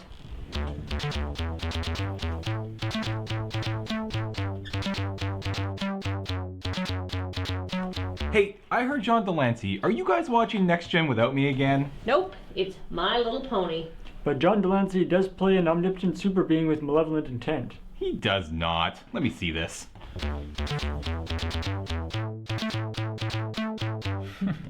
Wow. Fluttershy is my favorite. Yeah, that dragon was badass. I will admit the Crusaders were pretty cute. Absolutely. I didn't hate that. Okay, so I think we can all agree that we all love My Little Pony now. Yeah. And that may or may not make us all bronies. Hey, I'm a Pegasus. Oh, that does not sound good when you say it out loud. You are correct. But I think we can also agree that we cannot let Matt have the satisfaction of being right. Mm-hmm. So we will keep this our dark little secret. Yes. Yes. Okay. What dark little secret? Nothing. Nothing. Nothing. No. What? What you guys watching? What? Oh, nothing. Porn. Dirty, filthy porn. Yep. Again? Jesus Christ, guys.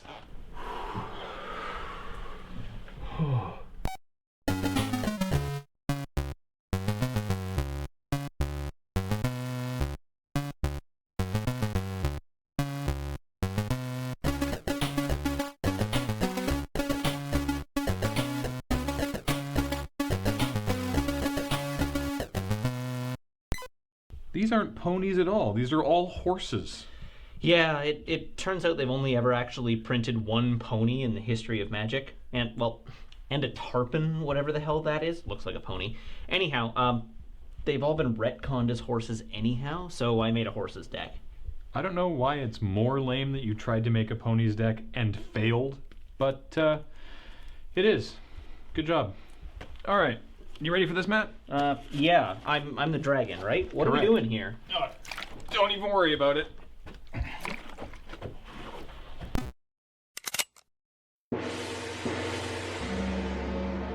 Konnichiwa, Angry Zen Master here, and today we're gonna work on emptying your mind. Empty it! Why isn't your mind empty yet? What's that? That's something in your mind. Why is your mind still full of things? You think your mind is empty now? No, it's not. Don't think. Why the fuck aren't your minds empty? Why can't you empty your mind? What are you even doing? Just empty your mind. This is an empty mind. What's wrong with you? What's the sound of one hand clapping? I don't know, cause my mind's empty. This is my mind. Empty as fuck. This is your mind. Full of things. Now I have your mind shit all over my floor. This wouldn't happen if you'd empty your mind. Well, that's it for today. Thank you so much. I'm the Angry Zen Master, and make sure to like, share, and subscribe.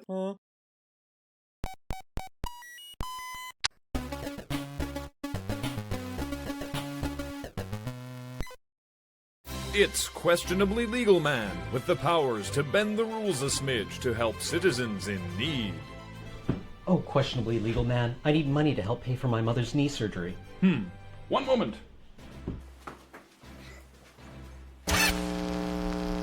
There, now you'll save $50 a month by stealing cable from your neighbor. Is that legal? Well, you steal wireless internet from your neighbor? Well, yeah, but... Away! Hey, Questionably Legal Man! Someone stole my scarecrow and now birds are eating all my plants. I know. Here, this skull should creep things up a bit. Wow, this thing's really realistic. Smells awful. You never saw me! Questionably Legal Man, he ran off with my purse. Not to worry, ma'am. I'll put a stop to him.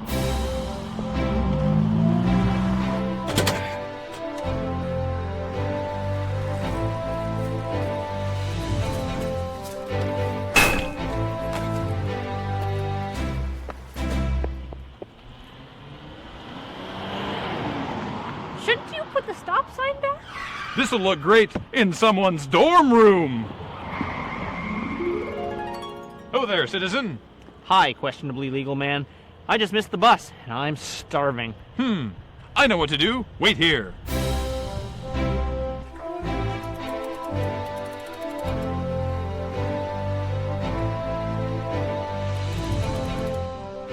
Here we... Oh. Hey, where'd you go? I caught the next bus home. Oh, well, I caught you this fish. You didn't catch that from the lake near the bus stop, did you? Of course I did. I'm pretty sure that lake is closed off to fishing due to high levels of mercury found in Well, I wouldn't know about that. I don't have a fishing license! Too late, Questionably Legal Man. I've already tainted the school's lunches with my hypnosis serum. By lunchtime, they'll all be mine! Confound you! What can I do? I know! I'll pull the fire alarm!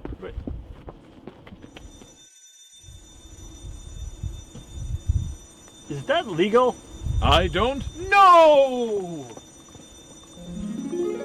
No, I can assure you that everything you've done today is definitely illegal. There's nothing questionable about it. No, officer. I don't do things that are definitely illegal. That's for my sidekick, Definitely Illegal Boy.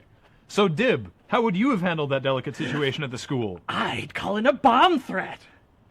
That's definitely illegal. There you go.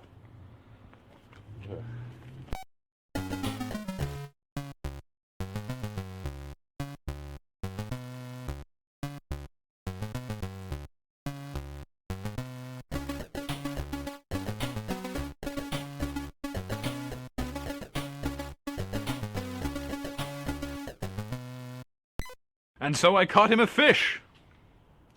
I I would have killed him so he would never feel hungry again. I just remembered something. I'm the police, and you both definitely need to be arrested. Resisting arrest! What?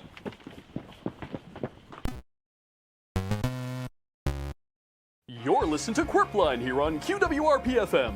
Qwerpline this week is brought to you by Minister Bannister's Sinister Canister. Finally, a left-handed travel mug consecrated to carry any manner of holy fluids. Minister Bannister's Sinister Canister, made in Japanister.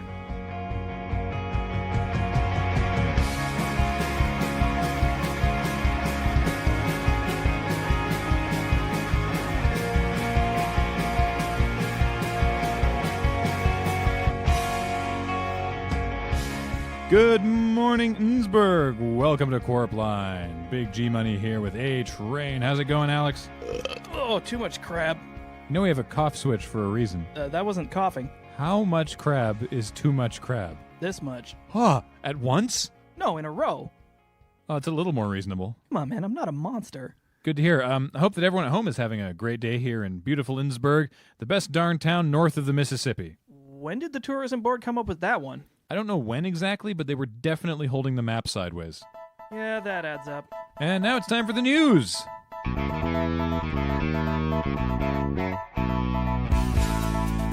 As we all know, Innsbruck is facing summertime water restrictions right now, which sadly means the cancellation of this year's Innsbruck water slide. However, bring the kids on down to the Schloop Tubes Family Fun Water Park for the Innsbruck Dry Slide, sponsored by Raymond's Talc Barn. Leave your swimming trunks at home. You won't need them. Bring a feather duster, though. I've seen them testing the dry slide, and it's surprisingly effective. All that talc works like a bunch of tiny ball bearings. You're not wrong, G. And hey, if you've got a case of swamp thigh, come on down to have the best time clearing it up. And a reminder to our listeners, today in the downtown core, it is the Innsbruck Chamber of Commerce Car-Free Day. No vehicle traffic is allowed in the downtown core, which, as a reminder, that is a 4-block radius of the town hall and a 3-block radius of the town hall. And to make sure everyone has a great day, the Innsbruck PD have set up festively decorated barricades and tire strips. They may be covered in balloons, but they'll still pop your tires like grapes. The Innsbruck PD, as always, following their motto, no longer f***ing around.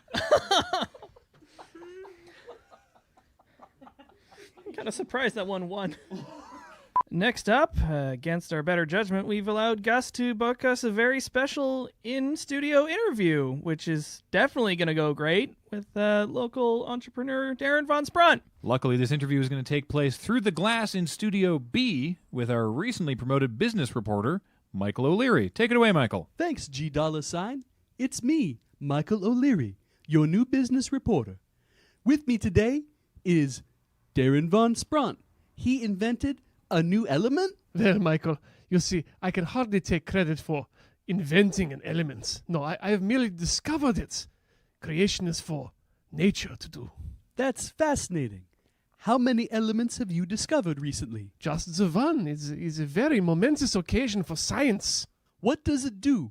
Well, it's an element. It is used in chemical reactions with other... Instead of simply describing, how about I show you? That would be wonderful. All of our radio listeners will love to see it. Now, as you may know, I have been continuing my research, simply allowing rocks to bake on my stove until the interior is released as a fine gas or liquid. This is the result. Strontium-13. It looks amazing. Can you put it in things? Why, most certainly. By simply adding strontium-13 to any number of pre-existing liquids, you can enhance them in ways that are yet unknown to science. Ask him why it's glowing. Alex, this is radio. Our listeners can't see that it's glowing. But why is it glowing? Kind of a greenish color. Michael, instead of asking why it is glowing, ask what the glowing can do for you. What can it do for me? What will it do to me? I have found in my most recent experiments that a small addition of strontium-13 to, say, a plate of nachos will add a slight phosphorescence in addition to an effervescence to the cheese that you may safely eat your nachos while enjoying the on-screen utterances of Herr Radcliffe. These are for movie nachos, so I don't get cheese all over my face. Exactly, or other parts of you that you can see. Didn't we learn our lesson fluorescent in the 30s with radium condoms? Alex makes a good point. Surely these are luminescent, but they're not radioactive. Nein, it is fantastically radioactive. Gus, hazmat, again. But that's part of the business plan, you see. With such a short half-life, it must be replaced on a frequent basis. A fascinating look at your mind. Tell me, Doctor, what happened with strontium 1 through 12? Yeah, I have the remains of those experiments here as well. And we have to cut that off real quick. This glass is thick enough, right? Oh, assuredly not. All right, well, while we're getting that sorted out, let's go to, I don't know, sports, I guess. Wait, but Mike is in Studio B. I have been and always shall be your friend, Alex. Not really what I was getting at, but who's gonna do sports? I don't know who's around. Edith is here to save the day. Yay. Welcome to the sporting arts with me, Edith Slump. That is thrilling. Yeah, it's fantastic. So what's going on in the world of sports, Edith? The Innsbruck field hockey team played and lost. Any color commentary on the game? Well, it was a home game, so their jerseys were pink. Dale Chuzzle is back from Le Mans. Oh yeah, the Chuzzler. How did he do? He lost. Where did he finish? Le Mans. No, what was his ranking? Well, he was a sergeant when he left the Berg Scouts, but I don't think that's relevant to his professional driving career, Alex. Well, bad news for the Chuzzler there. How about the sport that's on everyone's lips this week? Sideball. Yay, I love sideball. Sideball is a sport played between two teams. Each team consists of somewhere between 12 and 18 players, up to 6 of whom may be non-human. No. Raccoons are specifically prohibited from playing. See please. Rule Amendment 8.23 of the Thurston County Municipal Sideball League Handbook. Yes, everyone knows how to play sideball, Edith. Sorry, Graham. I thought you wanted more detail in the commentary. Can you tell us about the games that happened this week, please? Oh yes, it was the June Sideball Grinder. We lost. I'm really sad right now. Is this all sports is? Yes, Alex. Sports is 2 teams and one must always lose. This week it was us. Really makes you think, doesn't it? Not good thoughts, but yeah. Well, if my brief stint filling in at the sports desk has taught us anything, Alex, is that life is full of pain and disappointment, and this job is a lot harder than it looks. Back to you. Great job, Edith. I could tell you were really keen. You can't fake this level of enthusiasm. I mean, I can't. Gee, I can't believe I'm asking this. Can we talk to Derek? I need to take my mind off a couple things. Sounds like a good plan, Alex. We go now to No, we don't. No, we don't. We actually have a call. Wait, Richter is calling in. How? On the phone. Go ahead, Richter. Graham, it's finally happened. The world has been cleansed and I have been left behind. Well, no, we're obviously still here. Yeah, you phoned us somehow. I suppose it should come as no surprise that the 2 of you have been left behind as I was.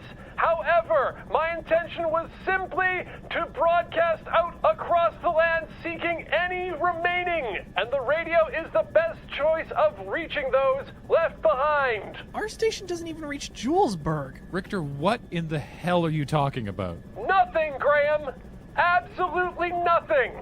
That's what I can see on the streets of Innsbruck today as I hover, godlike, above this town that is now rightfully mine. There it is. Oh, my headache's back. As I hover here above the downtown core, I see not the usual slew of automobiles that would inhabit this beautiful burg, but the lowly human being, striding, sad, between building and building, scraping together brightly colored balloons and party favors, trying to eke out a joyous moment where there is now none to be found. It's a hellscape. Does he just not read emails? Richter, to confirm you are above the downtown core? Roger that, Graham. On Car Free Day. Sorry, what?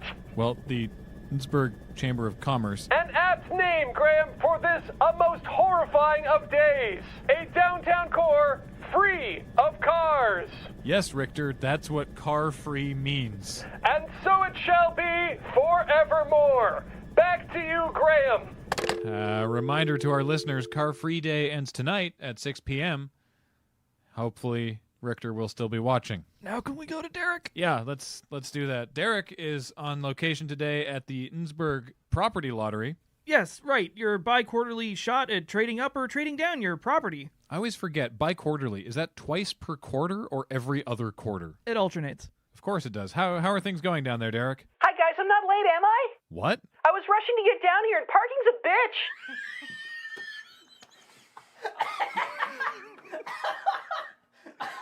Yeah, holding on to that one for all day. Yeah, I was running late, so I just decided to use the mobile broadcast van, the one that smells like a ham locker, but I couldn't find a place to park, so I thought I would just pull across the police finish line that's all brightly colored, but now does it run anymore? Hey, Alex. Remember when you wanted to go to Derek because you had a headache? How's that working out for you? Is something the matter with Alex? No, he's fine. Go ahead. Okay, listeners of QWRP, it's me, Derek. I'm downtown at the Innsbruck Property Lottery, and I can see the Chamber of Commerce and all of her friends dumping a bunch of deeds, or what look to be deeds, into the cauldron, like a bunch of witches that I'm not allowed to talk about at home. For those who've moved to Innsbruck since our brief flirtation with communism in the 90s, the Innsbruck Property Lottery works like this. You put in a deed for a property that you own, and then you draw a deed from the cauldron. And you're going to get something either that someone else has put in, or something that's been liquidated from an estate or otherwise abandoned for some reason. One year my dad won some farmland that had been overrun by raccoons. And? And it still has raccoons on it? Graham, did you put anything in the cauldron this year? What, are you kidding me? No. You? Oh no. What? I think I just figured out where that folder full of municipal properties went missing from the town hall. May the best man win. Wow, the cauldron's overflowing with deeds this year. It's kind of amazing because usually people don't take part, but this seems really popular. I should go talk to someone and find out why. Sir, excuse me. Hello. Yeah, hi. My name's Derek. I'm on the radio, and now you are too. Are you taking part in the Innsbruck Property Lottery this year? Well, hell no. Last year I traded away my place in Raster Heights and ended up with a shack in East Sump Acres. Well, wouldn't you want to trade out of your shack? Well, hell, you could pull worse. A family from the old country just moved in next door. I'm getting free jam. Oh, I love jam. Yep. Almost offsets losing $150,000 in equity, but you gotta play to win. Well, if you want to win, then why won't you play? Because if you don't play, you also can't lose. Oh, look, the president of the Chamber of Commerce is walking up to the microphone. I'm describing that for the people at home who can't see this, and she's about to begin. Hi, everybody. Welcome to the bi-quarterly Innsbruck Property Lottery. It's great to be up here again, and I can't believe that the ceremonial cauldron is overflowing with deeds.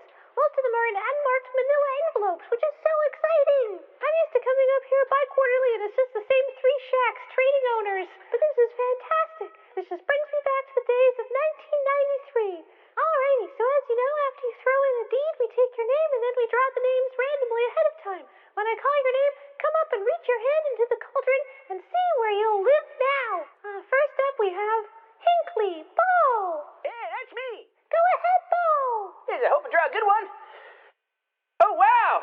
It's Raymond's Talc Barn. Well, it ain't Raymond's anymore. Shit. What? Why did the municipality have the deed for Raymond's Talc Barn? Oh, they didn't. This is just bad. This is great. I got a plan here. I'm going to get all my perfumes, pour it in all the talc. I'm going to dry up all the coochies in town. Oh, I see. Yeah. Oh, Mr. Hinkley, over here.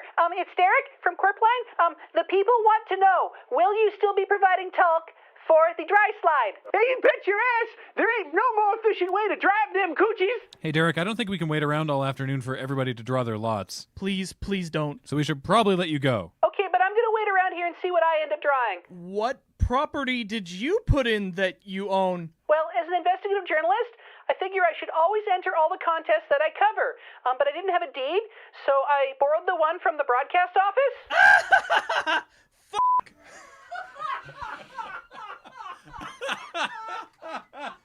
Derek, you did what? Oh, they're calling my name. I'll let you guys know how it goes. Bye! Thanks, Derek. Well, that takes us up to the break. When we come back, If we come back in a shack or maybe the town hall, we'll be checking in on Geyser Watch 2016. Any change today? Nope. Great. And a reminder that the Secret Pipesman Secret Open House is tonight. It's at 118 Return of 3rd Avenue, and the password is fiduciary. And as always, make sure to knock 3 times. Do not knock 4 times. We can't stress that enough. Stick around, more Qwerpline after this. You're listening to Qwerpline here on QWRP-FM. Thanks again to our sponsor, Minister Bannister's Sinister Canister. Finally, a left-handed travel mug consecrated to carry any manner of holy fluids. Minister Bannister's Sinister Canister. Not available in Isle of Manister.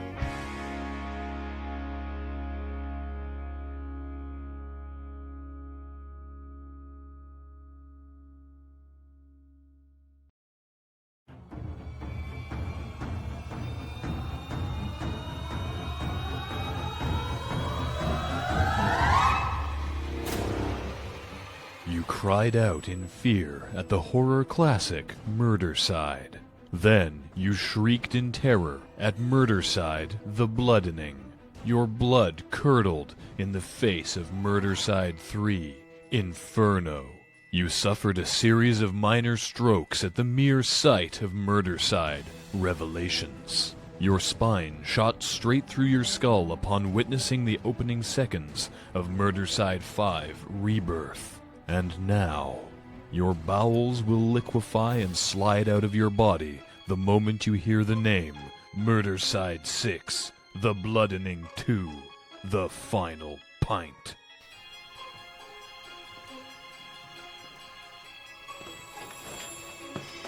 Wait, what was that sound? I don't know. Stay here, I'll go check it out. Okay.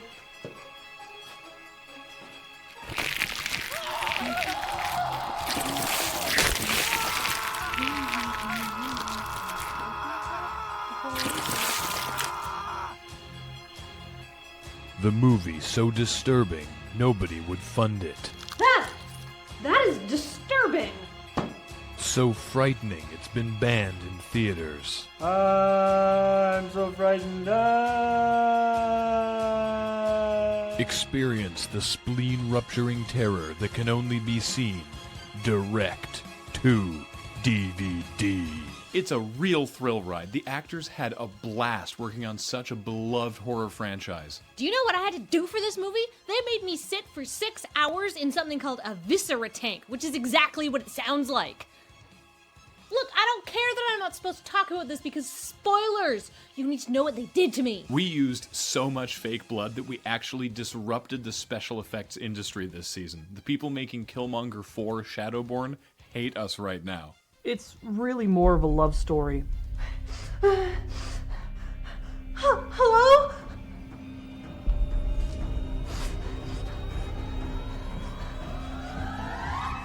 Hello! Inspired by a true story. The story is, a guy killed some people once. The movie so scary you'll pee blood. Wait, there's a period here. So scary you'll pee. Blood will come out of your urethra. Oh, I see. Who wrote this? I don't understand. Listen to these testimonials from the focus group. I wet 4 pairs of pants, mine and the 3 people next to me. I shit my ass inside out. It was quite scary. Critics describe it as axe hand impaled on Killmonger and thrown in a pit crawling with Never the Bride. Written by the second unit director of Murdercide in the Hood. Directed by the author of the Murdercide young adult novelizations, and produced by a team no longer legally allowed to enter Mexico. Murdercide 6, The Bloodening 2, The Final Pint, is finally the new nightmare that will have you saying, Huh.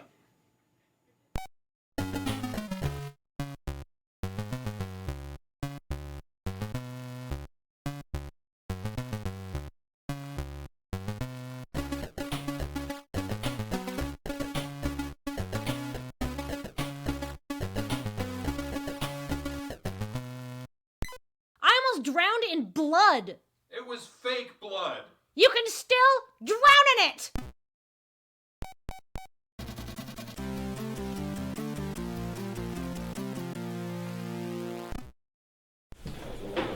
So we're done here? Yes. Okay. All right, so we are in the basement of the VEC, which is a place that we have been many times before, I believe in other loading times. This is also where we shot Daily Drop. And we went here because we were like, we need somewhere weird and spooky for this Halloween video. Where, oh where do we know that? Oh right, of course, the basement of the VEC, which is very weird and creepy. If there wasn't a huge pile of garbage and storage stuff all over the floor here, you'd be able to see the stains from where we recorded Daily Drop. So there's a room here that the door has been removed and replaced with just a piece of plywood that's padlocked shut, but the light is on inside the room. Ooh. That means somebody must have been in there recently. We are about to do a horror movie thing because we can't hear James anymore. Okay, everybody go together. Arranging the batteries so they all say sunbeam. What is it? Oh. What the fuck? It's a beautiful fan, actually. You thought it was a dead chicken. No, this is being donated to the theater. It is over 100 years old and it can be used in plays. Huh. Well, cool. Maybe be careful with that. Yeah. You wanna grab Alex's phone and have that be like your flashlight? Sure. Kathleen, the secret of the Corona Extra.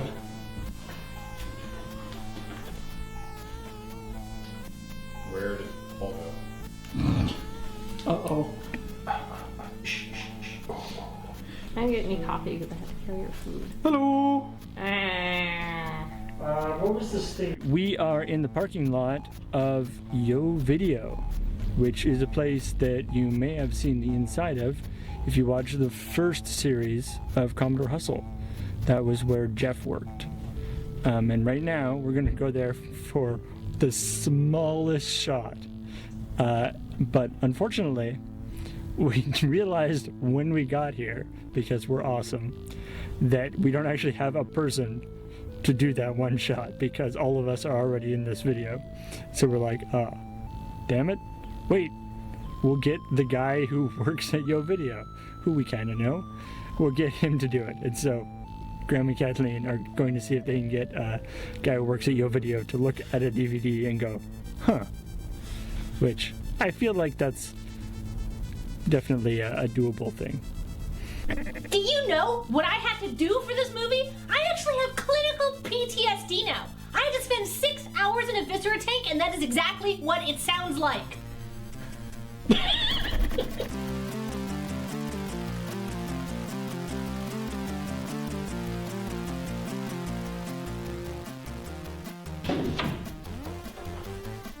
Thanks, James. Do you have the need for speed? Do you want to be gone in 60 seconds? Are you fast or furious or both at the same time? Then drift on down to Dave's Remaindered Go-Karts. We've got every electric human fast go machine for all your go fast needs. Buy one with 3 wheels, you should get a 4th wheel. They charge from the electricity in your walls and they can achieve speeds. Mention this commercial and get a free lance. Forget hoverboards or rollerblades, Dave's Remaindered Go-Karts are the best way to travel horizontally. They won't go vertically unless you pop a sick wheelie. Radical. But also unsafe? So let the crutch drop, ease up on that D-brake, and jam on the gas on down to Dave's Remaindered Go-Karts. They are go-karts?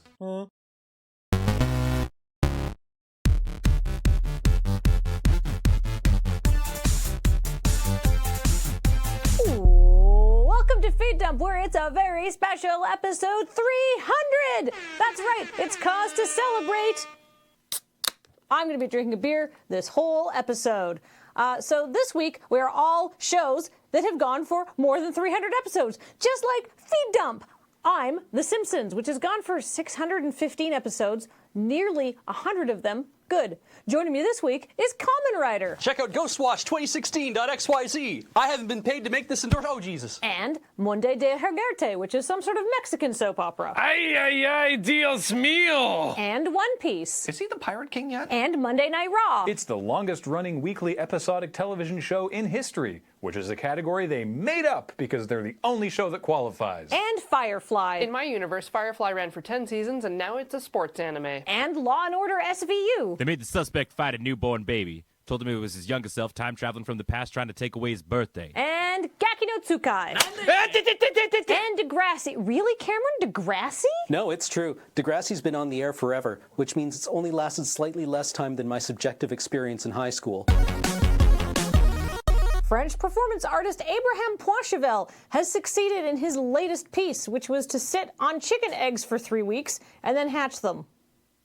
Into what? Chickens, I presume? Otherwise, I have a technique that'll make eggs hatch a lot quicker than 3 weeks. I mean, centipede eggs will hatch almost immediately upon contacting your ass. How would you know? Newborns are very hungry, Serge. Mama needs to feed her babies. On that note, it's time to change the subject and introduce the celebratory episode 300 Feed Dump Band. Take it away, Whoa, whoa, whoa, whoa, whoa. I remember episode 200 because I was there and the brain damage didn't fully take effect the way I wanted it to. And we agreed that there would be no more Feed Dump Band ever. Well, Cameron, it's either Feed Dump Band or we continue along this line of inquiry until this episode is 8 minutes of centipedes in my asshole. Who would have thought? The Feed Dump Band, everyone. You took my freedom away, Kathleen, but you'll never take my centipedes.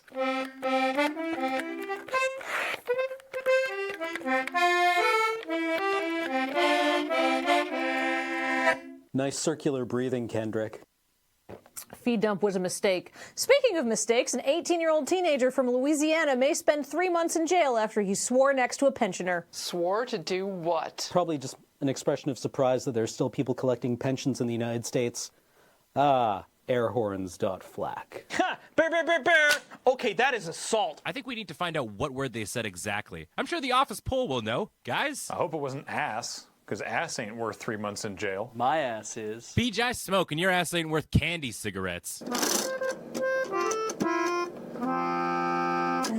Thank you, Feed Dump Band. And in the interest of keeping the Feed Dump Band from making too many more appearances, let's move on with our guessing game. What swear word do you think is worth 3 months in jail or the equivalent value of Bija's ass? Fart chunkums. Oh, I loved those when I was a kid. I've got one. Ass? Belgium. Bungle chungus. Fuck. Bad fuck. Turbo fuck. Ultra fuck. Multi fuck. Ted Cruz? What? The fuck. Man. I'm sorry, you made me do it. You asked me. That went about as well as I thought it would, but the word that was yelled was just fuck. Teenager went up to a 75-year-old woman and was like, fuck! And then she was like, ah! And then he was charged with disturbing the peace. What? Fuck. What? My name is? Who? My name is... Slim Shady. My name is... Outback police have arrested a 12-year-old boy who was a third of a way through a solo drive across Australia. It's weird, I didn't know they're letting steakhouses have their own law enforcement. Coming this fall on the ABC, Beef Cops, get in the paddy wagon. We should be celebrating this kid. This is a coming-of-age story, not something to get mad about. Serge, he was 12. I don't think you can call it a coming-of-age story unless they've grown their first pube. Now hold on, Ben. He may have been 12, but he had also driven 1,300 kilometers. That takes a long time. He could have grown pubes along the way. I have more steak jokes. I'd really like to say well done to these boys in blue. It's a rare opportunity when they get to act so well within their own medium. Those weren't even jokes. They were just different puns about how well you cook your meat. That shit's overdone. This is like the Kids Bop version of Mad Max. Mad Max, you say? Well, that kid best get him some Guzzoline. All right, the Feed Dump Band is here. But you know what? That's fine, because this is a 300th episode, so I can't believe I'm about to say that. But Ian, hook us up. Let's do a celebratory 300th episode song. Ian, you're doing Jurassic Park. We can't sing to Jurassic Park. Fine. It's Feed Dump 300. This song sucks a lot. Last time the Feed Dump Band is ever on for sure. Well, that about does it for this very special 300th episode of Feed Dump. But remember, there may be better sources of news, but they don't have all of these people, and they don't have all of these hats. Thank you very much for joining us for this episode, and thank you for watching and general positive thoughts. And we are never bringing back any of these goddamn segments again. I don't believe it.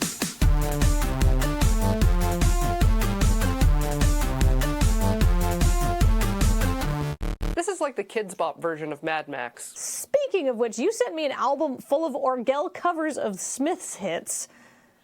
So that's tangentially related, and I just want to say, how did you find that? Good job. That has nothing to do with Feed Dump. I just wanted everybody to know that. She emailed it to me, and it had the subject line, The Midnight Hour. Is like, Persona, what's this? My kids only get to listen to the real Smiths. She's going to be hardcore and miserable like me. You have no idea what I do on the internet.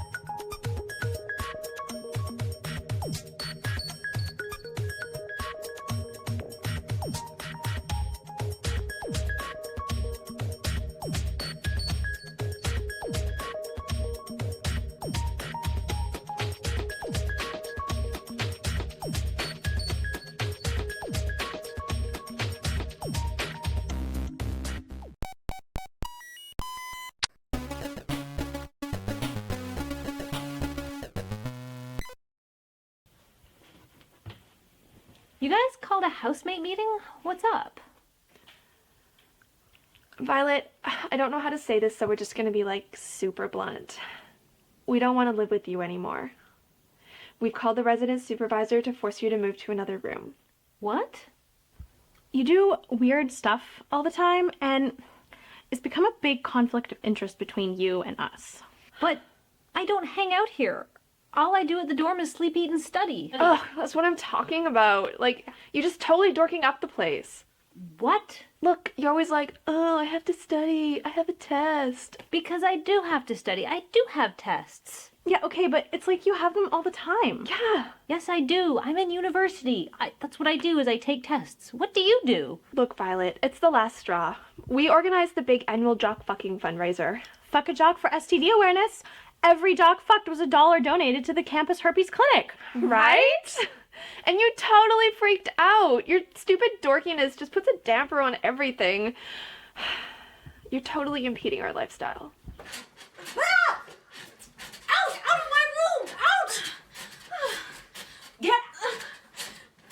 At least get off my laptop so I can go study in the library! I fail to see how my insistence on keeping my own bed reserved for my own coital activities is dorking this place up. Oh, you are so selfish. You probably get told this a lot, Violet, but you're just not a team player, are you? Look, if you just ruined our fundraiser, we probably could have let that slide. But then when you told us last week that we couldn't have our club meetings in here anymore, that hurt. Yeah, and we told you we were doing it, and you were totally fine. When I thought the needle sharing club was a real club about knitting, and you're having your meeting in my room. Again. The Needle Sharing Club is a club. Duh. You do drugs and share needles. Okay, look. Maybe it's okay for, like, rich people or whatever. But where I come from, needles are expensive, okay? We're students. What are we supposed to do? Not drugs? Sometimes, Violet, I don't even know if you want to participate in normal campus activities. So are all of you in agreement? Chad agrees with us. Chad? Sorry, lady dude. I agree with these hotter lady dudes. Lady dudes that I will one day bone the heck out of. These ones? The ones with at least one highly infectious communicable disease? I know! The jock fuck really raised my awareness of diseases. Do you know that you can get more than one at once? See? Raising awareness. So what you're saying is my need to read and study unmolested is dorking up the place unacceptably. You have to go. You know, having this talk has made the inconvenience of moving seem way more appealing than I first thought. Oh, we knew you'd understand. No hard feelings, right, Bye-Bye? Don't call me that. Why don't you come to our next fundraiser? It's to spread awareness for animal cruelty and how awesome fur is, right?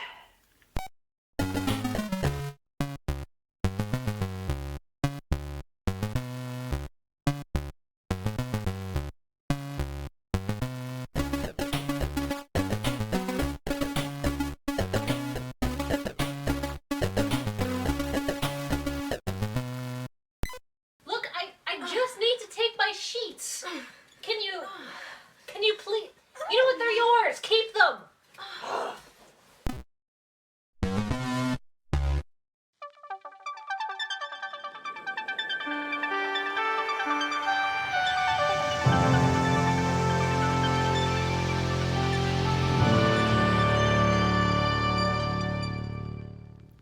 Hello, and welcome to the Panelists. I'm your host, Molly, bathed in light.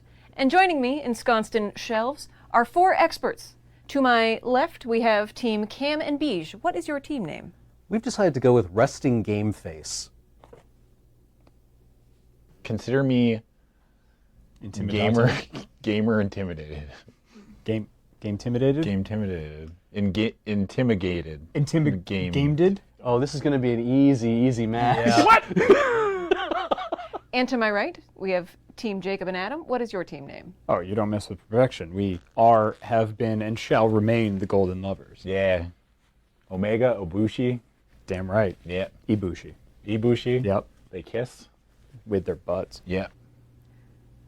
Good news! Are you now, or have you ever been, tired? Do you find it difficult to achieve a full night's sleep? Do you wake up feeling sore and unrested? Now there's Pill, TM, from the makers of Insert Callback Here. With Pill, TM, you can get the full restorative detoxifying benefits of a full night's sleep in just 30 minutes out of every 24 hours. You can wake up each day feeling refreshed and alert and accomplish more than you ever thought possible. Ask your doctor about Pill, TM. Side effects of Pill, TM include one of two things. Either there's a 50-50 chance that you shit yourself while you're asleep, or you lose 1 IQ point per pill. Team Resting Game Face. Okay, because IQ is a bullshit concept anyway, I think that we are safe in letting it erode whatever that stands for. Yeah, exactly. I mean, and even if it is a functional measure of some kinds of intelligence, do I really need to know if turning a right-handed glove inside out makes it a left-handed glove? Shit, I don't even know that. We'll take the IQ abrading side effect, Molly. And in fact, may already have. Yeah, I think I'm okay with it. I'd rather have a really bad case of SWAS 50% of the time than get dumber in some sort of immeasurable way. Yeah. Like, we can't see our character sheets. Yeah. So whatever is on that character sheet, no matter what system they're using, your intelligence stat, or perhaps there's a couple, like emotional intelligence, relationship intelligence, one of those is lowering by 1 point every time you do the thing. So you might end up lowering, like, your intelligence far enough where you might just poop yourself anyway because you forgot to, you know, empty the tank at some point during the day. Yeah. Besides. The kind of circumstances in which you would really, really benefit from this, say you're in school or you're working on a big project, if you're only getting half an hour's sleep because you're already pushing yourself, to the limit, then 1 IQ point is a perfectly reasonable trade-off for whatever malady that you would be suffering for only getting a half hour sleep anyway. And hopefully by, like, if you're involved in like research projects, or if you have that now available time to be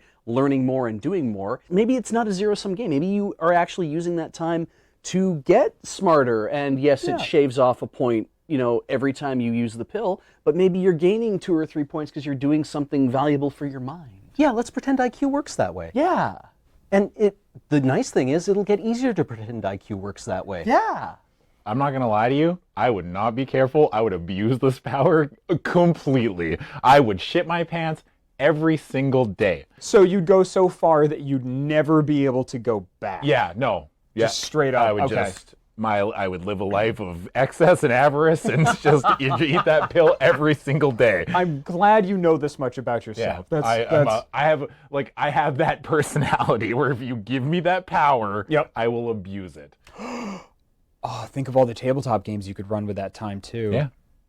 Think of all the stuff you could do. Oh God, I'm right there in that boat with you, aren't I? I'd be such a bad enabler. Oh my God, we would. Oh, we could take the pill at the same time, and then we just like actually hang out. What if we just we could take the pill at the same time, and then we just both sleep in the bathtub, and then we just shit ourselves, and then it's just like a 2-for-1 special, right? Because I don't think I would care if it was my shit or your shit that was getting on me. Yeah, and then we could we could keep a little scoreboard, like a whiteboard. Yeah. Correct number of guesses of what you and I ate that day. Oh, somebody's been eating beets. Ooh, man. Corn, huh? Man, was that a burrito? Yeah, it's like burrito or weird sushi. Yeah, that's a good game. All right, I'm glad we're on the same page with this. Yeah. To be honest, I would have assumed, like, if I had more time in a day, I know what I'd do with it. I'd sleep. I know, right? I actually enjoy sleeping. Yeah. It's really nice. There's very low expectations. You get to not move, which I do already. Yeah. Right? And you don't have to play any video games. And so it's, if I take a pill so that I can get 8 hours of sleep in 30 minutes, I'd wake up at 3:30 a.m. at that point, and I'd be like, well, great, I got the rest of the day open to me. What am I going to do? More sleep. Yeah. Or you wake up at 3:30 in the morning because you went to bed at 3, and then you have to be quiet. Yeah. Because nobody else is taking the pill that slowly ablates your IQ. Yeah. Because that's a bad idea, but here we are. And you have to, like, tiptoe around the house, only your IQ is slowly getting worse. Yeah. And so you get more clumsy, or you get less considerate, and it just leads to all kinds of chaos. Yeah, awkward situations with your partner who's running why you've got 1 foot in a bucket. Yeah, and you can't explain it at all. Yeah. But eventually, I assume after about 3 months, you wind up just as like a potted plant. But also very happy, because you're well rested. My worry is that if you get your half an hour of sleep and slowly ablate your thing, and then you sleep more, we're going to have to pour you into that farmer round shoe, what you called a bucket, and actually like cart you around places, because not only will your mind be atrophying, thus also will your body. And again, you might end up with our problem where you're just going to like drop a deuce right in bed. Also, a poop a day is regular and not weird. That's true. Yeah. Yep. At what point do you think you stop noticing when you've shit the bed? Immediately. I think I get over it pretty quickly. A week in, 2 weeks in, and you're just like, oh, I forgot to check this to see if I shat the bed this morning. Oh, looks like I shat the bed last night. What kind of poop is it, too? Not to get too granular, but I mean, like, It's is hopefully it like, not granular. Well, That means you got blood in Not there. to get too specific, is it like... Does it have to do with diet, or is it like a side effect of just like it's coming out like soft serve? Like what's the, because that preventative measure, like if it's a predictable thing or something preventable, like if we can like manipulate our diet to have more solid dukadukes, then great. But if it's just going to be like, no, this is a Play-Doh fun factory and you just shat spaghetti, like what do we, like, Can I what do we poop do about the that? star one? I like the Play-Doh Fun Factory is like... That's a plastic surgeon. That doesn't have anything to do with the pill. I want it to be fun shapes. Why can't it be fun? Poop can be fun. That's a different miracle pill. Adam. Damn it. I realize that the social construct of IQ might not exist. Sure. But you do run the risk of it being proven that it exists by taking this pill. Well, we'd never know. And we get like a point dumber every time. And I still maintain that there's things you can do to counteract that. You can't really counteract a 50-50 shot of shitting yourself while you sleep. Well, you can sleep in a bathtub, I guess. That's mitigation, right? Yeah, You still end up shitting yourself. Yeah. Yeah. Yeah, like... It's not that bad. For us, it's like all we have to do is like read another book, like smart guys do. Yeah, and I mean, I've already taken lots of pills that have probably done way more damage to my IQ than one per issue. And you know, when you drink alcohol and it says it kills brain cells, it kills the weak ones, doesn't it? Yeah.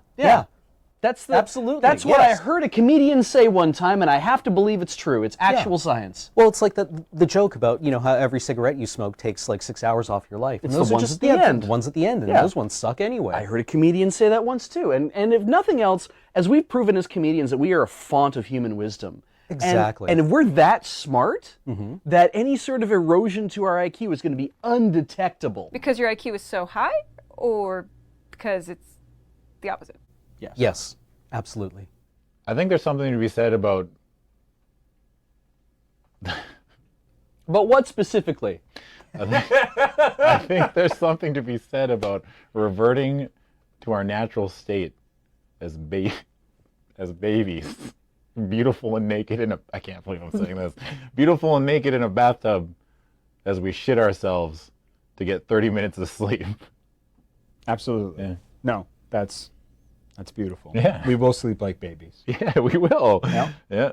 And we'll wake up. We can hire somebody to clean us. Right? Right? You know, with the more productivity, that is more income. We'd have more money. That's very true. Yeah. I'm willing to flip. Look, all I'm saying is I'm willing to flip the dice. Yeah. I mean, to flip the dice. No, flip the coin. no, we're flipping the dice. Flipping the dice. I'm flipping dice, baby. We're flip all the dice. I was like, Yeah. Damn, who's a good gambler? I am. Yeah, that's what you do. Yeah. We should go to Vegas. I'm going to Vegas, baby. You're damn right. Yeah. But all I'm saying is it's just like I'm willing to risk it for the biscuit. And much like Vegas, Yeah. you're the city that never sleeps, but when it does, it shits its pants. You're playing craps every night. God damn it! I picture a like Flowers for Algernon style story unfolding in like your Netflix list as you incrementally. Yeah, and then End up in Paw Patrol. Yeah. Episodes of Caillou for 8 hours. That whiny little shithead baby. He has some very important things to say. And I'm sure if I watch this episode over again, I'll get it this time. You know. I'm just a kid who creeps, shits himself and never sleeps. Don't turn your back upon Caillou. I take this pill because I like to get stuff done. Sleep in a bathtub on Caillou. Anyway, I'm tapped out of the poop jokes, so yeah, I got nothing else. Time to wipe. Time to wipe. Time to wipe. Star wipe. Well, much like Jacob and Adam's bathtub, let us wipe this clean with more good news. I have 2 goblets. You probably already guessed that one of them is poison, and you would be correct. But what you didn't guess, it is also the most delicious thing you'll ever taste. The other is not poison, but it is the knowledge of exactly how you will die, with no clue as to when, and it tastes just okay. Choose a goblet for the other team to drink. How much do we care for Beej and Cameron is the ultimate question. Yeah, so because that we can make a truly moral choice. Yeah. Do we saddle them with existential dread? So they have to. They will either have to live with that for the rest of their existence and the rest of their days, or do we take the burden onto ourselves and end them now? I know both halves of that table well enough to know that neither of them give a fuck about how they're going to die. Oh, please not existential dread. Yeah, Anything but existential dread. There is a piece of me that wants to know how I'm going to die, and I'm willing to take that chance. You're willing to take that chance and murder them. Yeah, it's fine. For you, okay. So the whole morality thing. Oh, no, I don't. Fuck ethics. Bye, guys. Yeah, so we're being gifted with a new experience. Yeah. I mean, the most delicious thing we ever can taste, the last thing we'll ever taste. Hopefully. What if we do survive? Yeah. And we know that you poisoned us? Yeah. What if when you taste your goblet, you see us revenging ourselves upon you? I kind of like that, though. I want to write that play. Yeah. If you drank the goblet that revealed how you were going to die and saw me strangling you, that's someone in disguise, I feel. I would just be like, oh, no, it's very squidgy and I don't like it. You strike me as an ordering a hit kind of guy. Yeah, just like press a button and a Hellfire missile like falls out of the sky. See, now I don't feel so bad about trying to kill Cameron. Thank you. It's not it's not like no, it's they get the most delicious thing and then they expire. Yeah, but we're just talking about the possibility that what if we drink this and then we see that Cameron's the one that kills us. Also, it could be Beej. Hi. He's still here. I mean, it could be Beej. But he's been taking that pill for so long that he's probably not smart enough to kill us anyway. What if, when you drink from your goblet, where you'll know your death, what you see is you drinking from that goblet? And the reason is because what's in both of those was probably poured out of the same bottle to begin with. Are you suggesting just dumping out the thing and just having a commemorative keepsake goblet from your friend? Yeah, if you pour out the chalice, does that attract the attention of the gods now? Do they send like Anton Chigurh after you? I think there's a rule set in place to prevent people from circumnavigating the rules of the goblets. Anton Chigurh with a stun gun going, what's the most delicious thing you've ever tasted? It's like, fucked if I know. I poured it all over the ground. Lick it up. Like, oh no. What if you taste the most delicious thing in the world that you will taste and then die, and it doesn't taste very good? Well, okay, at least I get to have this experience, and you taste it and it tastes like cold ragu from the jar pasta sauce or something, right? Oh. And you're like, really? Was that my pinnacle? I guess, you know, what like memories of childhood kind of yeah, thing. memories like, of childhood, this, yeah. or like, you know, when you get really hammered and you go to Taco Bell and it's the best thing in the universe and that's the flavor you get. I changed my mind. I want to take the poison. For 3 a.m. Taco Bell? Yeah. Okay. I mean, that could be the best thing. Like, that's I mean, the Cameron's kind of selling me on it. Plus, like, death is fascinating, right?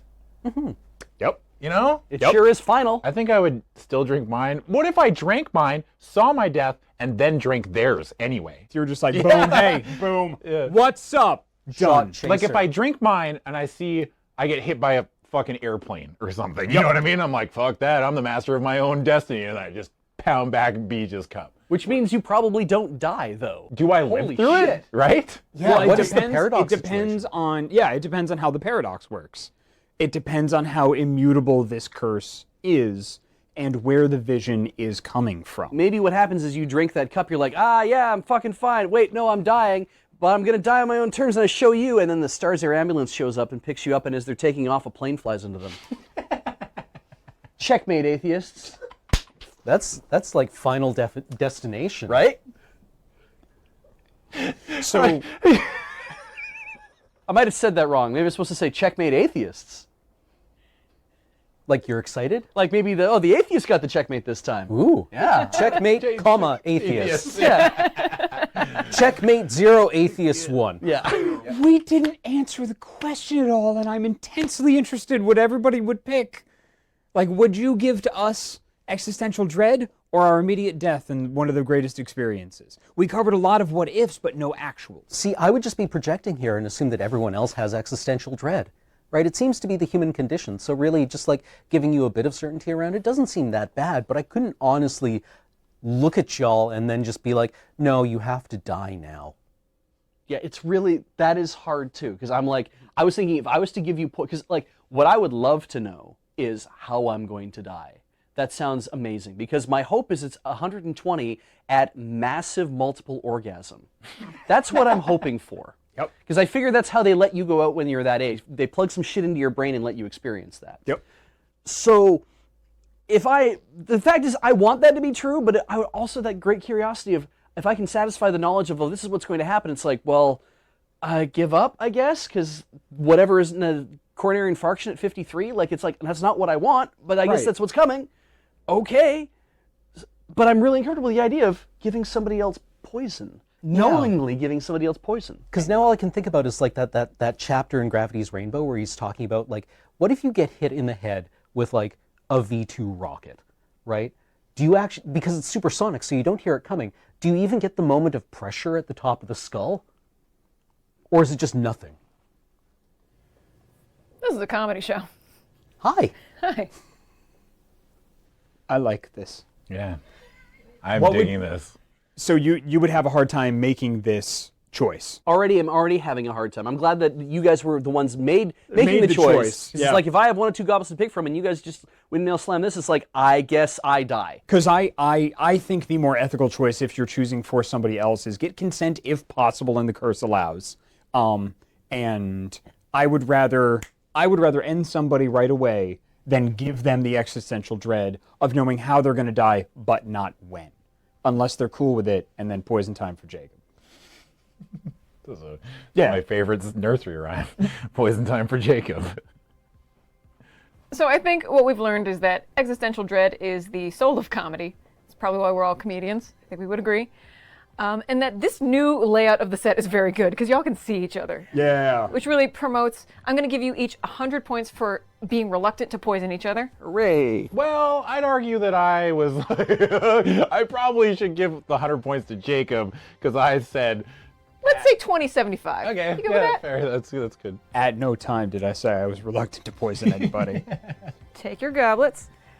I would like to thank Adam and Jacob and Cam and Beej for joining me. I would like to thank you for liking, commenting, and subscribing. This has been Season 2 of The Panelists.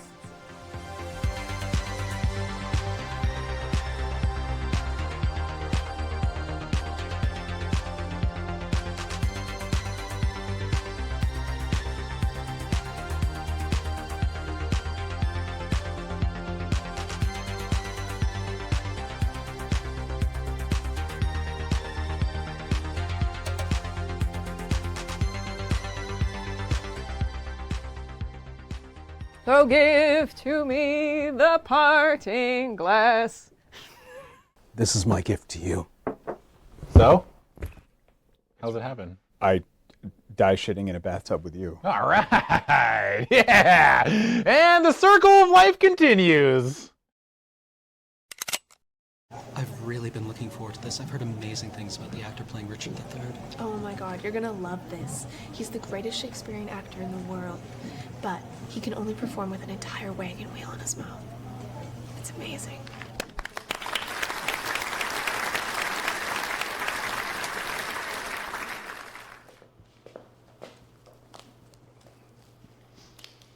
No, it's the winter of my 15 Huh?